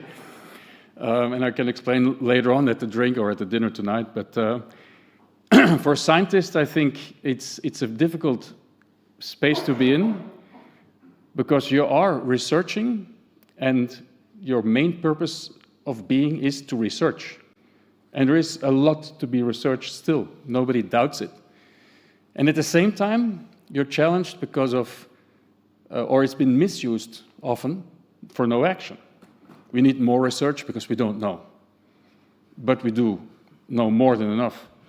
So that's the first. The second challenge that you have as a scientist is to translate it. And I think it's complex matter, but it needs to be translated so the ones that are not as educated or as don't have their PhDs, and honestly, sometimes those are the politicians, they need to understand. And of course, the whole society needs to understand. And one thing I would like you to advise to read, if you haven't spotted it yet, is a book by Randy Olson, and it has a very provocative title. It's called Don't Be Such a Scientist. The guy, American marine scientist, he has a PhD, by the way, so he's a real scientist. He went to Hollywood and he started to think of how to communicate about it. And it's almost like a manual for scientists. So if you forget the name because it's not projected here, come and see me and I'll tell you where it is. Don't Be Such a Scientist by Randy Olson. Brilliant. So that's a quick reaction, if I may, on the science part. Other things that you could say there is science-based targets. That's another kind of almost, do they exist? There is a target of the 1.5, that's science-based. But the actual targets in policy are almost never science-based. It's a political agreement. And what is ecologically relevant is politically often just not feasible. Because if you look now, when going back to the first session that was talking about the governance, the global governance, I think Ingmar tried to, but I think he's now off because he was not so well and he's not here anymore. But he was the only one that started to think of how to challenge the current UNFCCC process. But we don't dare because it's the only thing we have at the moment. So we don't dare to challenge it, but it should be challenged because it's 28 COPs and every COP is the most important COP. Everybody says it's the most important COP. We go there and we do a global stock take, which is amazing. It's amazing to do a global stock take, but shouldn't we have a real implementation summit there? Stock taking, yeah, great, but let's try to implement. That is not a formal Belgian position, by the way, because I cannot do that. I'm now in the government again. The center is an independent center in the government, so we try to maneuver between all the sectors and not only from the environment perspective. But yeah, so the reform of the UNFCCC and the COPs, there's one great position paper from the Club of Rome on this. And it's not long, by the way, it's a 2-pager. So have a look at it. It's the Club of Rome restructuring the COP process, and it was sent to Gutierrez a while ago. And then the last point, and that is, I think, the most difficult, is the just transition. We still often focus a lot on the fact that it's the workforce, and of course, that is super important because then otherwise you lose the momentum, you lose the interest if you would not deal with how to transform the workforce and how to reskill people and how to give opportunity from what you could call a clean revolution. But of course, it's so much more. And now I come to a few points before I try to explain why this is on the screen. If you really look at the big challenge, you have to drastically reduce consumption. That's not going to happen through behavioral change. It's going to happen if ever politicians start to dare to regulate that. But if you reduce consumption and you do it in a linear way, then it will not happen. So what it is then is in a reduced consumption space. In that space, you will have to redistribute material wealth. And so a COP within a country, in Europe, and in the world should basically be about reducing material wealth or redistributing material wealth in a reduced context. If we don't say that, then we are not fair, we are not honest. And again, how much science do we need? Yes, we need to know what that means. And the final point is how to get from science-based targets to the politicians. It's extremely uncomfortable. And a politician will not be re-elected if he would say what is really needed, or if he would do what is really needed, because the people are not with him. And it's because it's not done, or it's often not done in the correct way. And then a very small example. How on earth, and I'm not saying which government, but there's many of them doing it, we're spending public money on fossil fuel subsidies into the billions. And that's, of course, one thing that doesn't seem to be stopping, which is unbelievable. But even the smaller subsidies that are well-intended, for example, 5,000 euros to buy an electric vehicle, they will benefit the ones that actually can buy an electric vehicle, right? That's public money used for a green measure. And what is the effect? I mean, I'm a bit provocative here, but I think we should reflect on it, especially in the just transition context. And then just to try to come to the point I wanted to make here is that if we look at countries in Europe, or Europe as a whole, and we discussed it, and I think you brought it up, Miles brought it up, we, as Europe, cannot impact climate change on our own, but we can deal with the impact. We have the power to deal with the impact, we have the resources to deal with the impact, but we're not doing it sufficiently. We're not preparing for what's coming. It has to be risk assessment based, hence this new center is also put together in Belgium. And then, of course, from that risk assessment, we have to take action. And often, many places, the actions are not necessarily based on the risk assessment. So, for example, one of the big things that is still failing to do at the national level, we have it at the global level. I remember the Stern report of the cost of inaction. The cost of inaction is not well enough calculated, not even in Europe, I think, but definitely not at the national level. And I think that's one of the biggest risks, but also one of the motivators to get action going. That's something that I maybe missed a little bit here. So now if you look at this graph, that's the main point, and to conclude, we have to go really beyond this. It's not beyond GDP only. We could have a long discussion about beyond GDP. It's also beyond greenhouse gases. I mean, it's really much more than that. And the center, this new center, is on purpose not called a climate risk assessment center. It's climate and environment. And this is because these are all the other risks that we're confronted with. And you all know this, of course, this model. And I think this is kind of almost summing up what the challenge is, and can also be seen from a solutions perspective. And it's the combination. And everybody in the room that has been looking at the donut economy sees, of course, that that's coming from there. It is a great way to present it, the donut economy of Kate Raworth. I think there's a lot of scientific debate about it. It's not potentially as solid scientifically as we would want, but it does illustrate it well, and it can become more science-based if we want, and we should, I think. If you look at this as one example, we will have the challenge in Belgium now with this center to translate this to the Belgium level. Immediate question, planetary boundaries, Belgium, how does that work? What is missing from this graph is that you actually have to split it up in the production effect that you have in your country, and then, of course, the consumption effect that you have in your country, but in Europe, mostly outside of Europe. If we look at these things and we try to do everything at the same time, it's not going to work. It's going to be too complex. So what we're planning to do now in the center in Belgium is to get climate change as the climate risk assessment. There's a lot of documentation, analysis, and we will add the biodiversity loss as a first attempt to assess the risk of biodiversity loss. So that's what we're planning at, and we want to look at the transitional risks because that social foundation is key. So finally, translating these risks into security issue might help to get the attention of those policymakers that maybe not always with us and start to think in terms of, we have to put on the pause button now, it's been enough, the people don't want it anymore.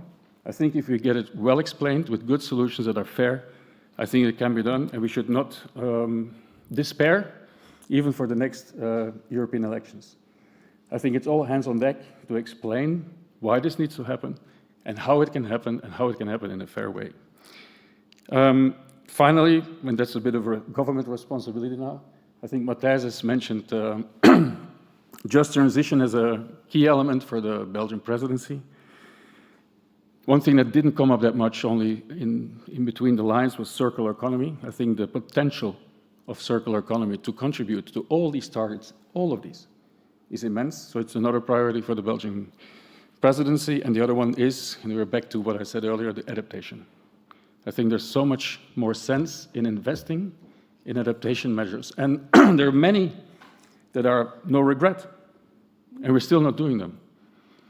For example, the whole nature-based solutions context, I know I'm wearing my former IUCN hat, we are not investing in it enough, and they're all super variation of benefits that go with it. So getting things moving on adaptation, there will be a council conclusions package for June from the Belgian presidency, and of course the big one will be the 2040 target, but that's not in my league, that's for others to comment on, but that will be a big result. So there will be a lot of adaptation events in the next half year. I hope to see you there. Some of them we will be involved, and I wish you all good luck with all the actions from the scientists, from the policymakers, and everyone. Thanks.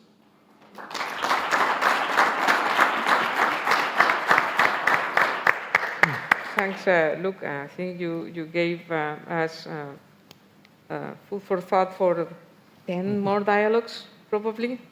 So thank you for that and for the insights for the coming 6 months.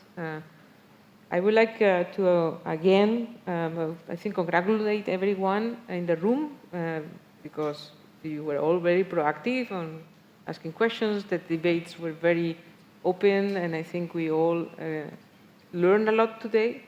I hope that one of the results of this is that we all will become more flexible, more able to work together, and the solutions will be built by the whole society, including policymakers, scientists, citizens, and we need to remember that we are all citizens as well. So I think that's also a very important point. I would like to thank again the Ministry for giving us this very spectacular place to have this conversation today.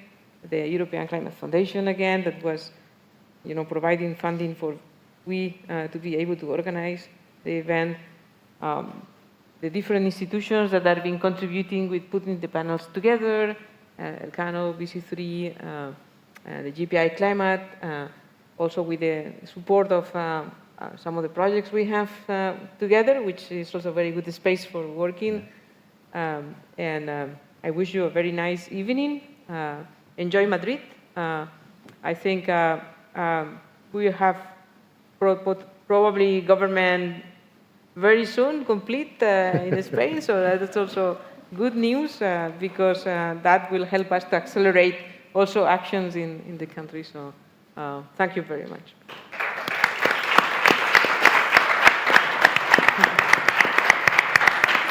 Okay.